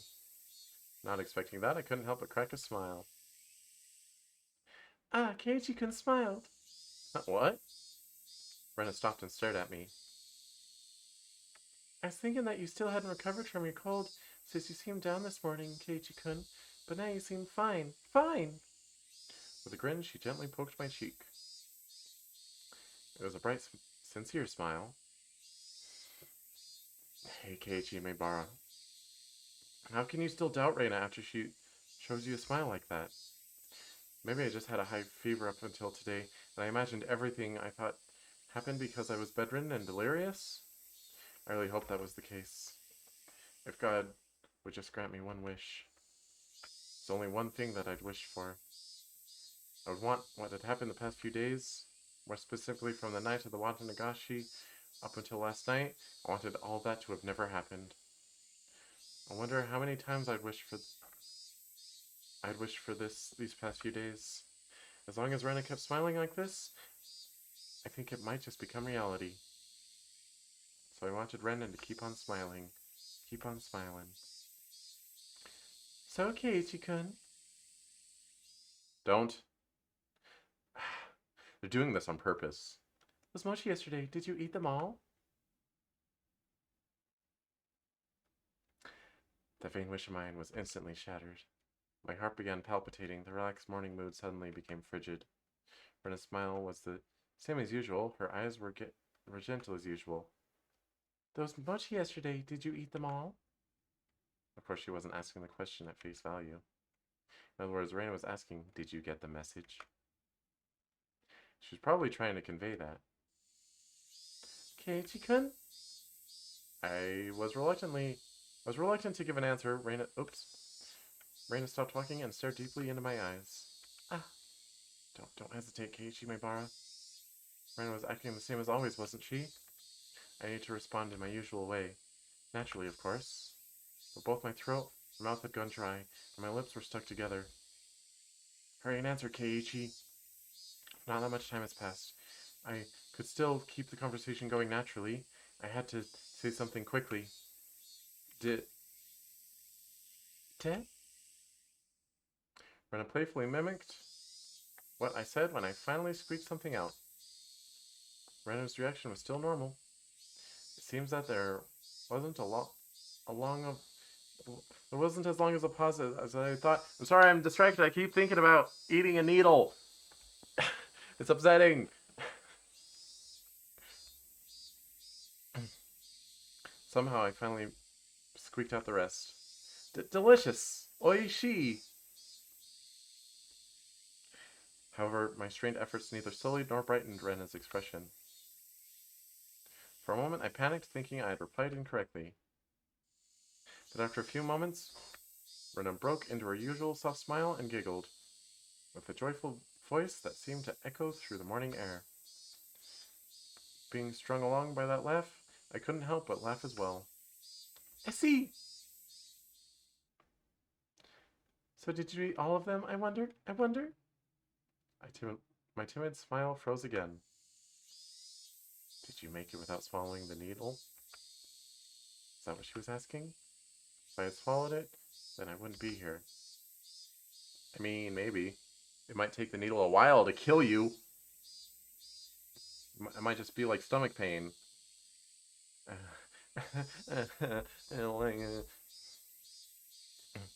I couldn't finish all of them. There's still some left. Scared of my wits, but that's how I played it. Huh?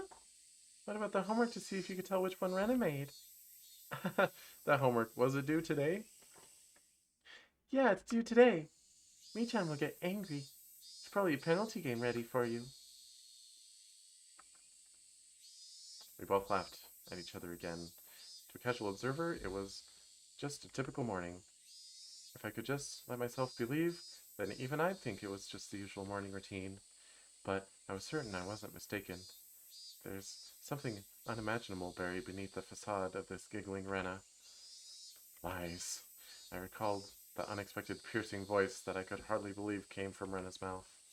The moment that image crossed my mind, I felt a cold sweat trickling down my back. Was it only at that particular time that something evil had possessed Rena? No, that was wrong. That was still Rena. Oishi-san told me, didn't he? Actually, I looked into her. Before Ryugu-san moved away to Hinamizawa. She was suspended from school. It seems she went through a school building and broke all of the windows. Reina had a disorder that normal people didn't. No matter how pleasantly she smiled, the fact would not change. But I couldn't even imagine how she looked as she broke all the glass throughout the school.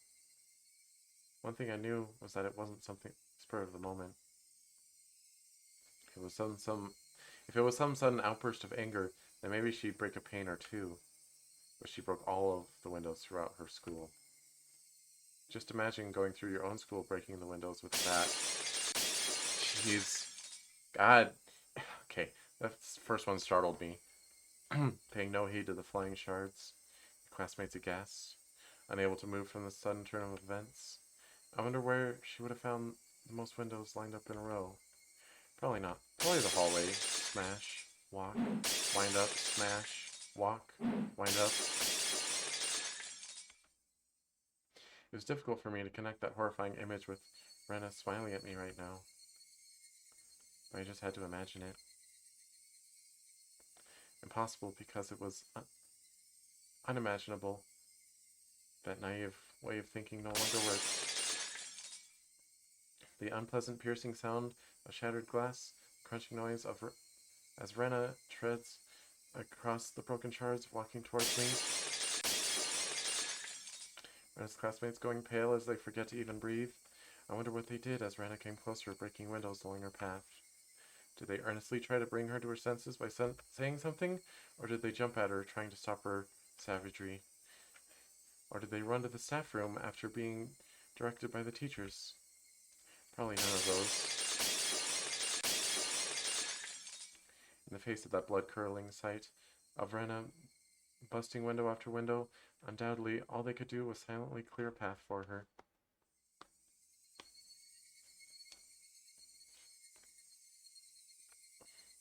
Dumbfounded, just clearing the path for Rena to continue. It was far too violent an act for them to seek refuge by looking the other way. That's not to say they were looking the other way. They were doing the only thing they could do to protect themselves. If they had done something differently from the rest, they may have suddenly found themselves as Rena's new target. What would Rena have done to whoever attracted her attention? The answer was obvious. She would have undoubtedly acted according to her whims. Meaning they would, I would be the next window. Rena staring into my eyes, shards of glass crunching and crackling underfoot as she drew closer. I was also drawn into her eyes, paralyzed.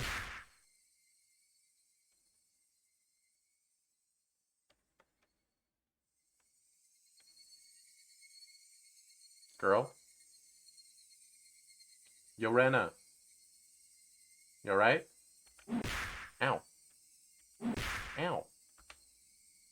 Then Rena struck me with the bat over and over again, like I was one of those windows. I crouched down on the floor, desperately protecting my head. Randy didn't care whether it was my head or my back. Zealously, she hits me again and again. So this isn't currently happening, right? He's just imagining it? What kind of expression was she making as she was doing this over and over again? I peered up to see. Her expression was so indifferent. It was completely unnerving. Because no matter how many times she struck me, I didn't make as pleasant a sound as the other windows.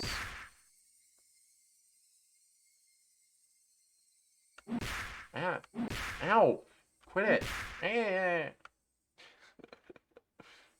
She struck me continuously, over and over again. The sound Rena wanted didn't come out. Our classmates standing around didn't try to stop her. They didn't. Oh my god, this happened in the past, didn't it? Keishi's like reincarnated or something. This has already happened. They didn't want to be the next window. Somebody save me. Turning a blind eye unless we're hanging out. But of course, everyone in class scrambled to obtain the highest standardized test scores. They'd gain nothing from saving a cram's school tryhard like me. Eventually there would be a faint sound similar to when you crack open a walnut, and some sort of reddish-black spray would shoot out. Anyway, it wasn't that Reina momentarily lost herself in her anger.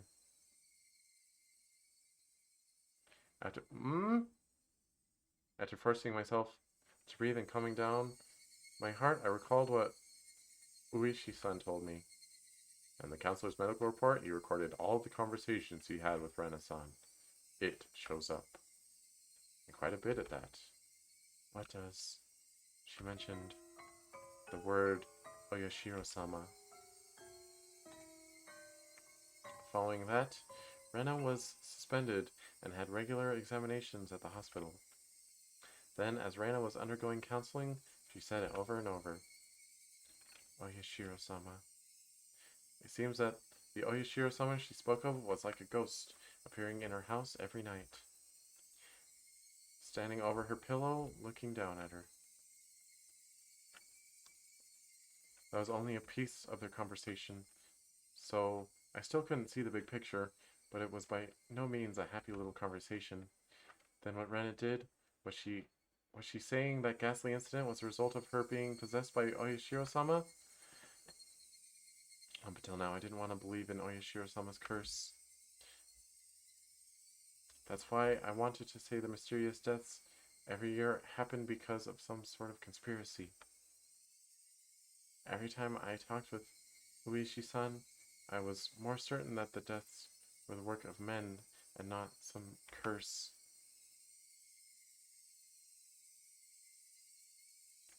Except, if it was people perpetrating the incidents, my friends were somehow deeply connected. If I refused to believe that the curse was real, then I would have to believe those who acted the kindest to me were deeply involved in the incidents. Why? How? For what reason? Was Rena? Was everybody? It was much more painful and troublesome than accepting that it was just Oyashiro's curse. In the aftermath, Rena had admitted to her doctor that it was because she was possessed by Oyashiro-sama. I felt a strange sense of relief from that. So that's how it was. There wasn't a second side to Rena. She did that.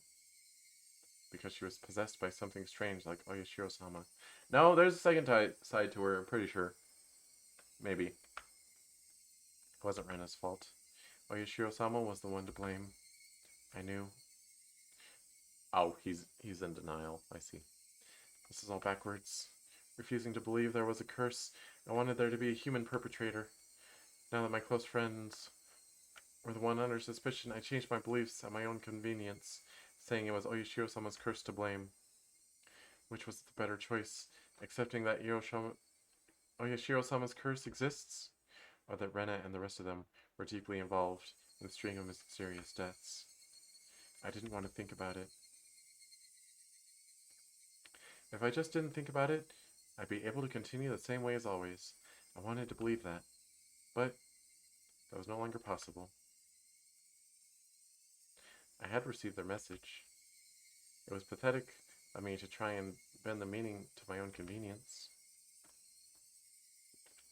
Regardless of my opponent being a human or curse, I won't let it kill me. As if I would just bend over and give in. For no good reason at all. Keiichi-kun? You've been making a really weird face. Why, I wonder. Inhaling sharply upon hearing Rena's voice, I came back to my senses. Before I'd realized it, we were already at the entrance. Shaking my head a few times, I exercised all those terrifying thoughts. No matter how you looked at it, there's no way Rena could have done such terrible things. It was like I was trying to placate myself. Yeah. Boing! What? As I slid the door open, a blackboard eraser loaded with chalk dropped down on my head the moment I stepped into the classroom. The chalk dust went into my eyes, inducing a brief moment of agony. Oh, how befitting for the truant Keiichi-san. Good morning, both of you, Keiichi-san and Rena. Good morning, Satoko-chan, Rika-chan. Not quite in the mood for it. I didn't really react to Satoko's trap. Satoko braced herself as I passed by, expecting me to attack her. She seemed a bit disappointed as I simply walked by silently. No, you're not acting the part, Keiichi! What? What is this? How discouraging indeed. Keiichi doesn't seem back to his usual self yet.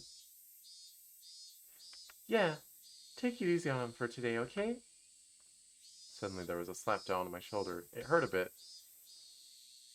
Hey, Kei-chan, did you get enough rest? It was Mion. My mind was full with the stuff about Rena, but Mion was also a party of interest. Remember Keiichi? That hawkish gaze from yesterday? Yeah, morning. What's with the unenergetic greeting? Did you eat the mochi I brought you? Because I ate them, I'm like this. Those words were itching to be blurted out. What's your favorite music artist? I don't know. I don't really think about it too hard. Um, I'd say either Crush 40, who does a lot of Sonic songs, or if I can remember their name, there's a Japanese group called, how do you pronounce it? Fana? Fhanna. Um, they do some pretty cool voices. Their voices. The singer has a really good voice. So I like their songs. Yeah, I think they're known for they did the OP for Miss Kobayashi's Dragon Maid, Rhapsody of Blue Sky. That song's really good. They also did they did some songs for Prisma Ilia, and there's one that's like a bonus song. I forget how I acquired the MP3, but it was like a bonus song for one of them called "Symbols Will Ring," and that's one of my favorite songs ever. For me, it's Upchurch because he does a little bit of everything. Is Upchurch a musician, or are you making a "What's Up, Dog" joke? I never heard of Upchurch before.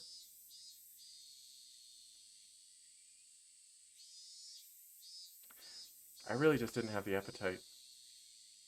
He's a musician. Okay, I don't think I've heard that name before. What do they do? Any songs that I might know of? I ate a few, but quite a lot were left over. Huh? What about the homework? Do you have an answer for which one was Reina's? I can't believe you forgot your homework, Keiichi-kun. Sheesh. Then we can't help it. Time for your penalty. Fish, flashing a lurid smile, Mion returned to her seat. Probably not. Okay. He does a little bit of everything, though. What genres does he do? Because, I mean, you can't do a little bit of everything because there's like 20 billion music genres. There's nothing from our exchanges that would cause our classmates to suspect anything was amiss. But of course, anyone listening to our conversations up until this morning wouldn't see anything suspicious. That was why it was so frightening. They acted in a way that, regardless of whatever happened to Keiichi Mibara, no one would ever suspect them. That fact had me frightened. He does a variety of... He does a variety is what I'm trying to say. Well, yeah, but he must do something. Like, what? Which genres that he does do you like the best, I guess?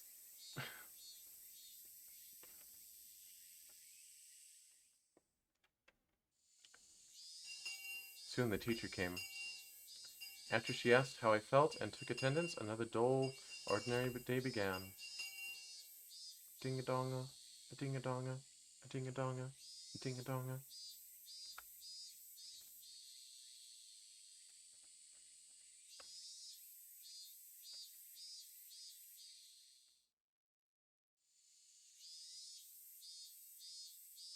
This free study period was a convenient time to consider where I stood. I gently closed my eyes and pondered the ridiculous position I was in right now. First of all, what I shouldn't forget was how dangerous of a situation I was in. I had fallen out of favor with them. He does rap, country, rock, country rap, which has the right to exist. That's about it. Okay, that's interesting. Country rap. I'm not sure I've ever heard a country rap song. Personally, like, I enjoy rap as a genre. It has a lot of potential, but I think that most rap music is really bad. But that's mostly due to like the culture around rap than the potential of the genre itself. Yeah, that's Cheese's thoughts.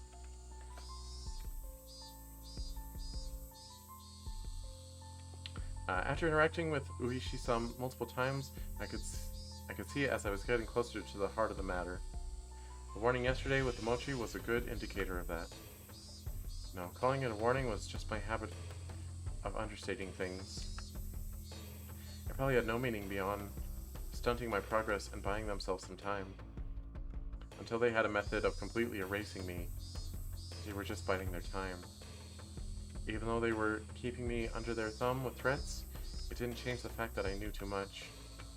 The chilling sensation of my desk made me recall Satoshi Hojo, the boy who was using the seat until last year when he disappeared. Was he also similar to me? Did he learn something he shouldn't have and was erased? Damn. I wouldn't let them get rid of me so easily. Never. But were they really trying to kill me? I've had these contradictory feelings for a while now. Even though I suspected them, I felt I had to cover for them. With all their suspicious behavior, a morning like this just made it all seem like an elaborate hoax. That's just what I wanted to believe. Doubting my friends? Covering for them? My life was in danger. Or was it? Actually, I was debating the wrong point. Given my current situation, those points were something that should have been deliberated on a long time ago. But really, Ren and the rest of them, were they actually aiming to kill me? The little voice inside me continued to torment me with these unresolvable trains of thought. Are you an idiot, Keiichi Maebara? The answer should be obvious. But maybe that sewing needle might have been just an accident, right? How could you screw up and drop a sewing needle into a piece of mochi? The benefit of doubt can only go so far. Both Ren and Mion had acted and behaved suspiciously, but maybe it was all some sort of misunderstanding. What kind of misunderstanding? It wasn't just suspicious, it was outright ludicrous, right? Reina just corrected me for lying, and Mion only asked me about what I had for lunch. Reina was standing outside our door eavesdropping for a good hour, you know. She was probably just waiting for my phone call to end. For a whole hour outside your room? And is it normal to go home afterwards without saying anything? You heard from Oishi-san, didn't you? About what Reina did at her formal school? But the hospital, she said it was Oyashiro-sama's fault. Ah. He is the most relatable person in rap, in your opinion? Hmm. Well, that's cool. Cut out, Keiichi Maebara. Don't you realize they're out to kill you? Yeah. I inadvertently blurted out those words out loud. Oh, he said that. Oh, no. Hearing myself say that so directly left me dumbfounded for a few moments. Afterwards, I had to look around to check if anyone had heard it. My little soliloquy got a little too close to the truth. Even though I could feel the murderous intent from Rena and the others, part of me somewhere was still trying to deny that. This late in the game, such hesitation could be fatal. I knew that. But I was just your average student. a man living his normal, ordinary life? Do you think I could suddenly believe that my friends, who had been happily laughing together up until last Sunday, now intended to kill me, right? You too soft, Keiichi! This time, I remembered to keep my voice down so only I could hear it. There was one thing I now understood. I was too soft. I didn't completely understand how dangerous Rena and the rest of them were. No, I wasn't trying to understand. I was too soft for not listening to Oishi-san when he was earnestly showing me the heart of the matter. I didn't listen because I was too busy pretending to be dejected. I didn't comprehend it. I was just running away. I didn't comprehend it, so nobody had any notion to try and kill me. I needed to get rid of such naive thoughts. As I made that resolution, I heard the bell signaling the end of class. So soon. The day was already over. I didn't recall eating lunch or doing anything in class. My friends were putting their desks together in preparation for club activities. Not long ago, I would probably have happily jumped into that circle. My, Keiichi-san. How rude of you to even think about leaving. The way Satoko spoke was so typical and familiar, it almost physically hurt. Huh? Keiichi-kun, is today not a good day? I wonder? And we're going to win big together. How? Seeing Rena's expression, which said she was really looking forward to today, was hard to take. Hey Keiichi, maybe Oishi-san is just some enormous jerk trying to separate me from the others by lying to me? Slap. Trying to expunge such weak-minded thinking, I slapped myself in the face. Keiichi-kun? Yeah, was Rena really trying to kill me? Or someone would tell me it was a hoax. Y'all got punked. It's fine. Smile, you're on candid camera. No. We wish. I didn't care if it was actually one or not. I just wanted someone to say it was. Gah. Another weak-willed thought. How'd I ever become this naive? Are you alright? Does your head hurt? Apparently that was how my inner dilemma appeared to Rena. You're pale. Can you make it home by yourself? Maybe I should accompany you home, I wonder? Don't do that! No, it's okay. Sorry. I can get home by myself. And just have the meeting without me. Upon hearing that I wasn't going to participate in the club meeting, Mion pouted unhappily. Since Kei-chan was so bent on a revenge match, we were going to play the deduction game from before, too. Keiichi-san doesn't have a burning desire for a rematch? How pathetic. I wouldn't fall for some dumb taunt. Without even a real retort, I just grabbed my bag and was about to get up. Someone's hand perched itself gently on my head. Keiichi doesn't seem to be well. How very unfortunate. It was Rika-chan. She was stretched up as far as she could, doing her best to pat my head with her petite hand. It felt so nice, which made things even harder. Sorry, everybody. See you. Ah, jeez. That's all I said as I quickly left the classroom. They said something to me as I was leaving, but I couldn't make it out. I managed to make it all the way to the entrance in that state of mind. Took out my shoes, put them on, and went forward. Pardon that heart, Keiichi Maebara. They were, for some unfathomable reason, trying to kill me. They were plotting something dubious, watching my every move. But I couldn't hate them, because weren't they my friends? Part of me lamented my naivete. Wait, they have the accent on naivete, but not the double I? What the heck? Sorry. Naive has like a weird umlaut I. It's how it's spelled. While another part lamented the fact that I had lost something important by lamenting over it in the first place. It felt like my consciousness was being ripped out of my body. If this is what Oyashiro-sama's curse was like, then it was just too harsh. Hey, Oyashiro-sama, I was wrong for not believing in your curse, but I believed in it now. Completely. The curse does exist. So seriously, give me a break. I beg you, come on. Hydration check.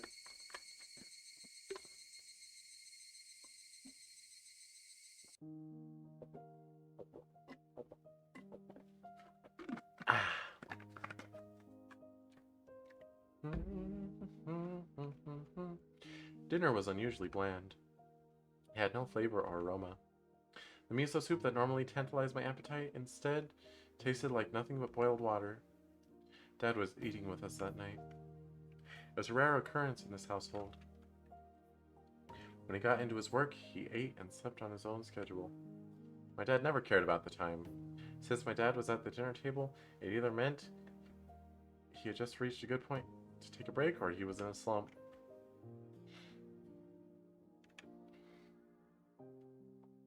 So yeah, he just doesn't understand the motivation creators have. The partnership was just a verbal agreement, wasn't it? It's so hard to agree on things, why not just end it?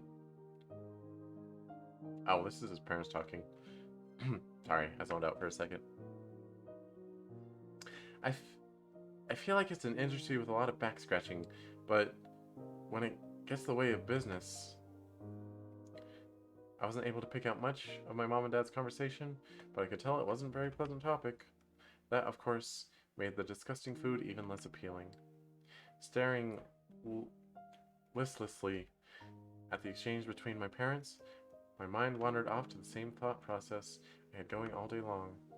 Friends close to me? No, they used to be friends, but I could no longer trust them. Right now, I was greatly lacking in allies.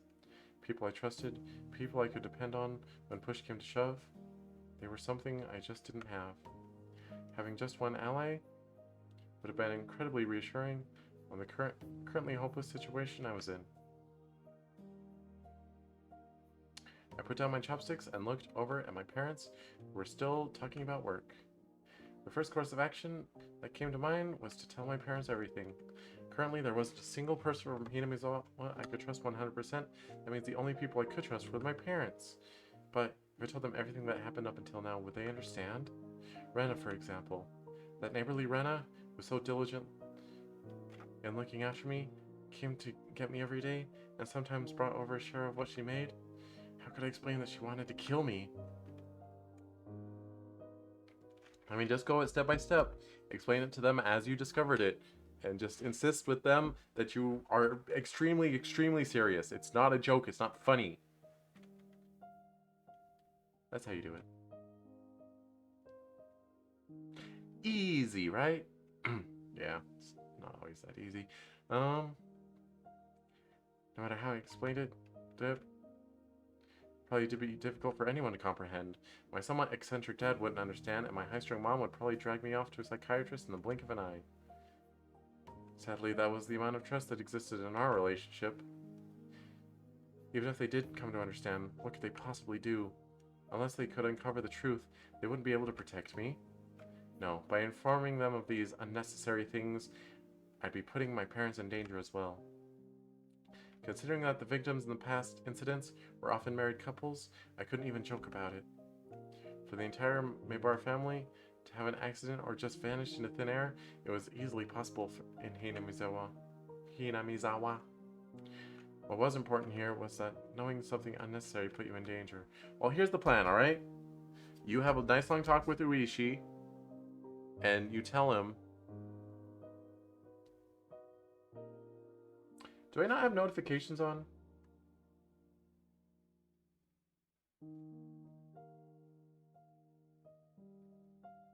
I just...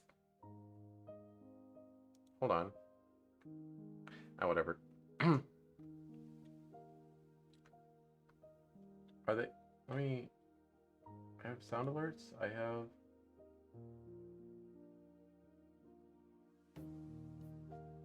I don't have notifications on.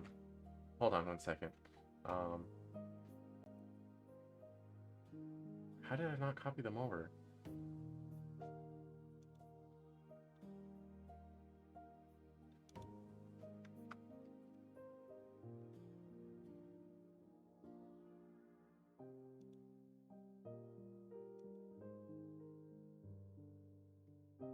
Wait, no, I have them on. What? Oh well.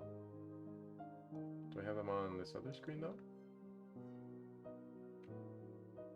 Yeah, I do. Huh. I may have to check on my alerty thing. Weird.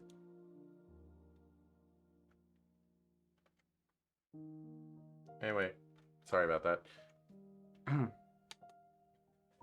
I felt like it was something that I was supposed to check on earlier, but I forgot to, so I wanted to do it now before I forgot. But I guess, I don't know, Streamlabs is like not updating stuff or something. I'll mess with it after stream. Most unsettling question was, how do they know that I knew? Oh yeah, I was saying, you need to have a nice long talk with Uishi-san and have him tell your parents about the situation so that they can leave. So you can move out. Done being in a blankie.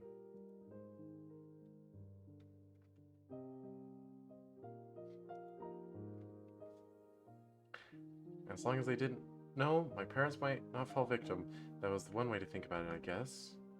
At least it was like that in my case. After I found out, things started becoming odd. In other words, it meant following. It meant the following. As long as my parents didn't know anything, nothing could happen to them. As long as my parents were here, this house would be a safe haven for them.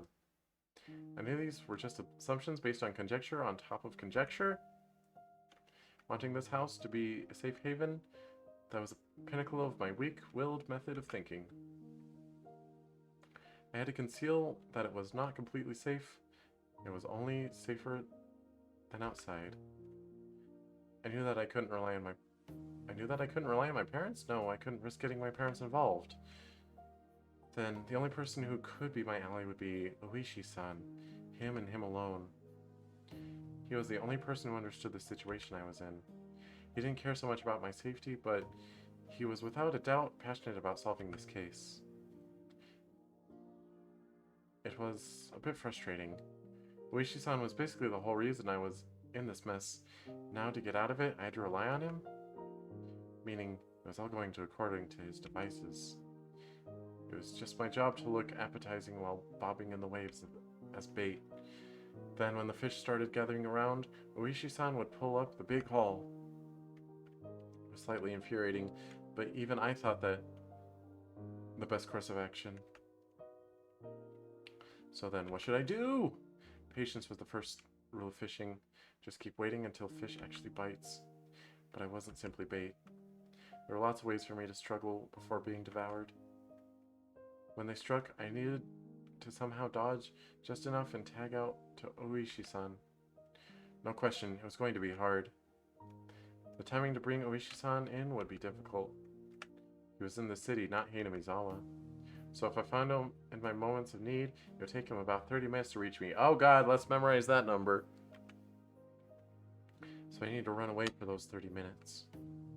For example, if we set up a rendezvous point for dire situations or something, I just have to hide out there until Oishi-san arrived.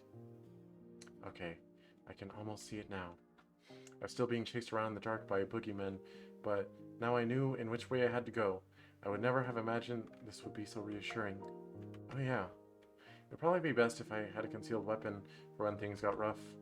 Typically that would call for a switchblade, but that wasn't too reassuring for combat. Also, since it was recognized as a weapon by the public, that also wasn't good. Really, when time comes, a long weapon like a bat would work in my favor. I remember there was a metal bat at school. I could be confident with that when push came to shove. If I pretended that I was practicing my swing, that it wouldn't be suspicious for me to always carry it around. I could go to school early morning and secure it. Early tomorrow. Just possessing a weapon may be enough to deter them. Also, one more thing. Insurance. It could be something like a note or memo. I could write down everything that's happened as a sort of journal. In case I suddenly vanished, the journal would be left behind. With my journal in his possession, Oishi-san would be able to avenge my death. I left my parents engrossed in their conversation about work and went back to my room.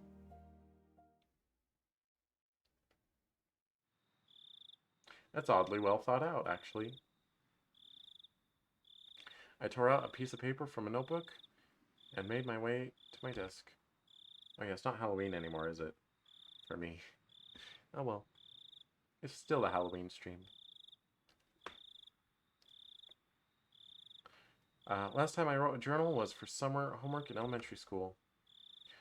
In the off chance something bad happened, the police could use my diary as a lead.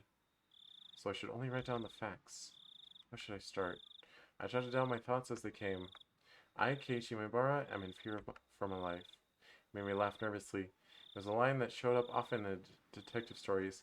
I never dreamed that I would be in the type of situation where I'd write it myself. I do not know why they are after my life. Rain and the others were suspicious, but I had no proof. That's why I couldn't write anything more. I laughed wryly at myself for writing such a passage draped in mystery. Would the police be able to get a hint from reading this enigmatic passage? I could only pray that they would.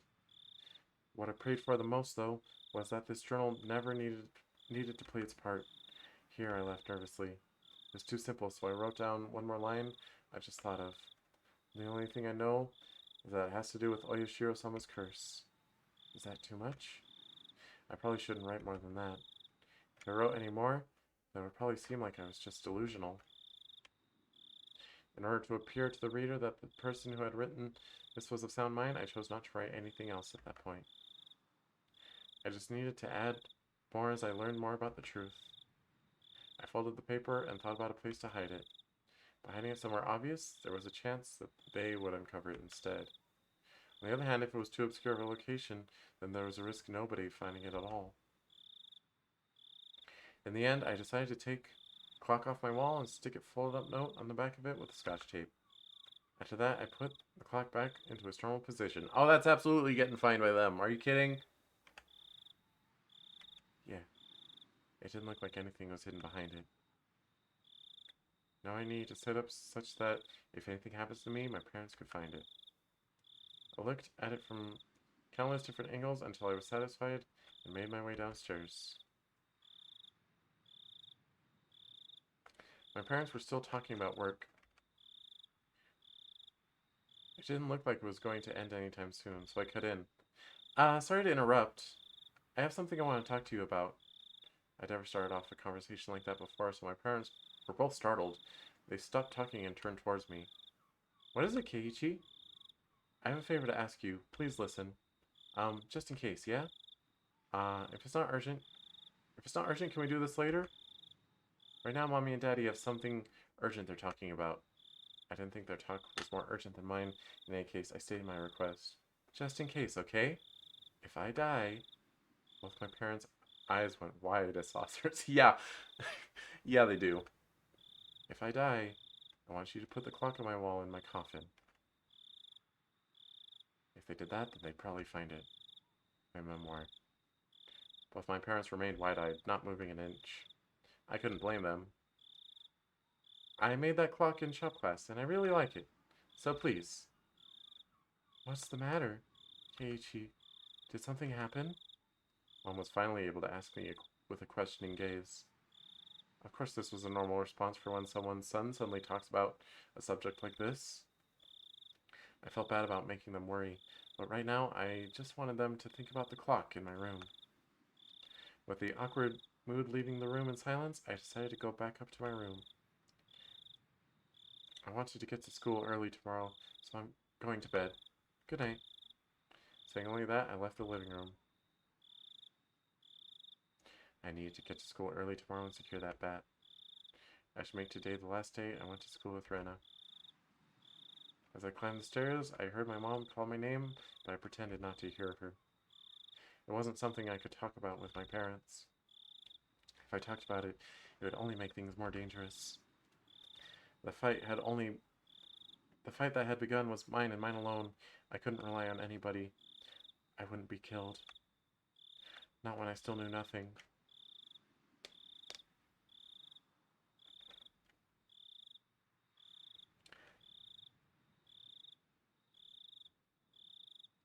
So I don't know if like each quote-unquote chapter of Higurashi is like a complete story, that, like, concludes in some sort of way. Or if... I don't know. I feel like each chapter is going to be like a new timeline or something. I don't know. And I feel like I'm going to die at the end of all of them. Not feeling so hot.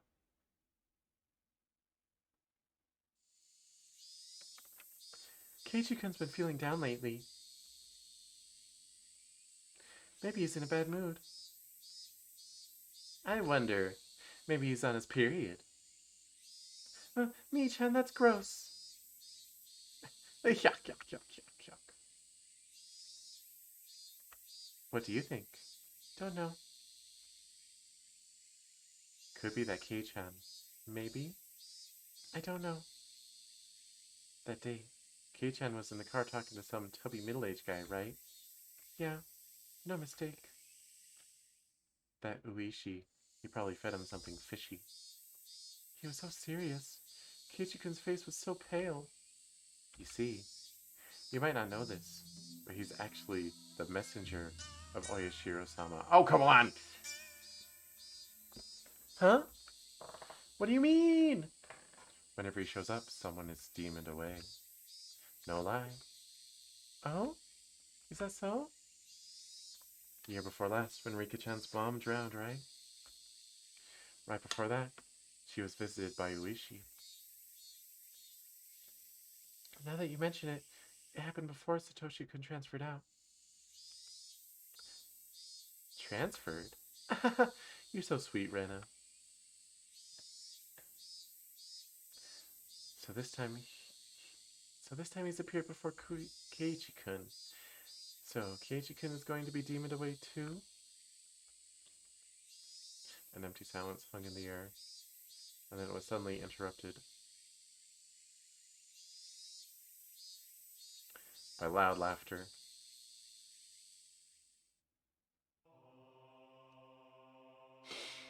Well, we have got ourselves into a sufficiently spooky situation. That's a chapter 10, and definitely not the end of the story. But it's all for today. So, thanks so much for watching.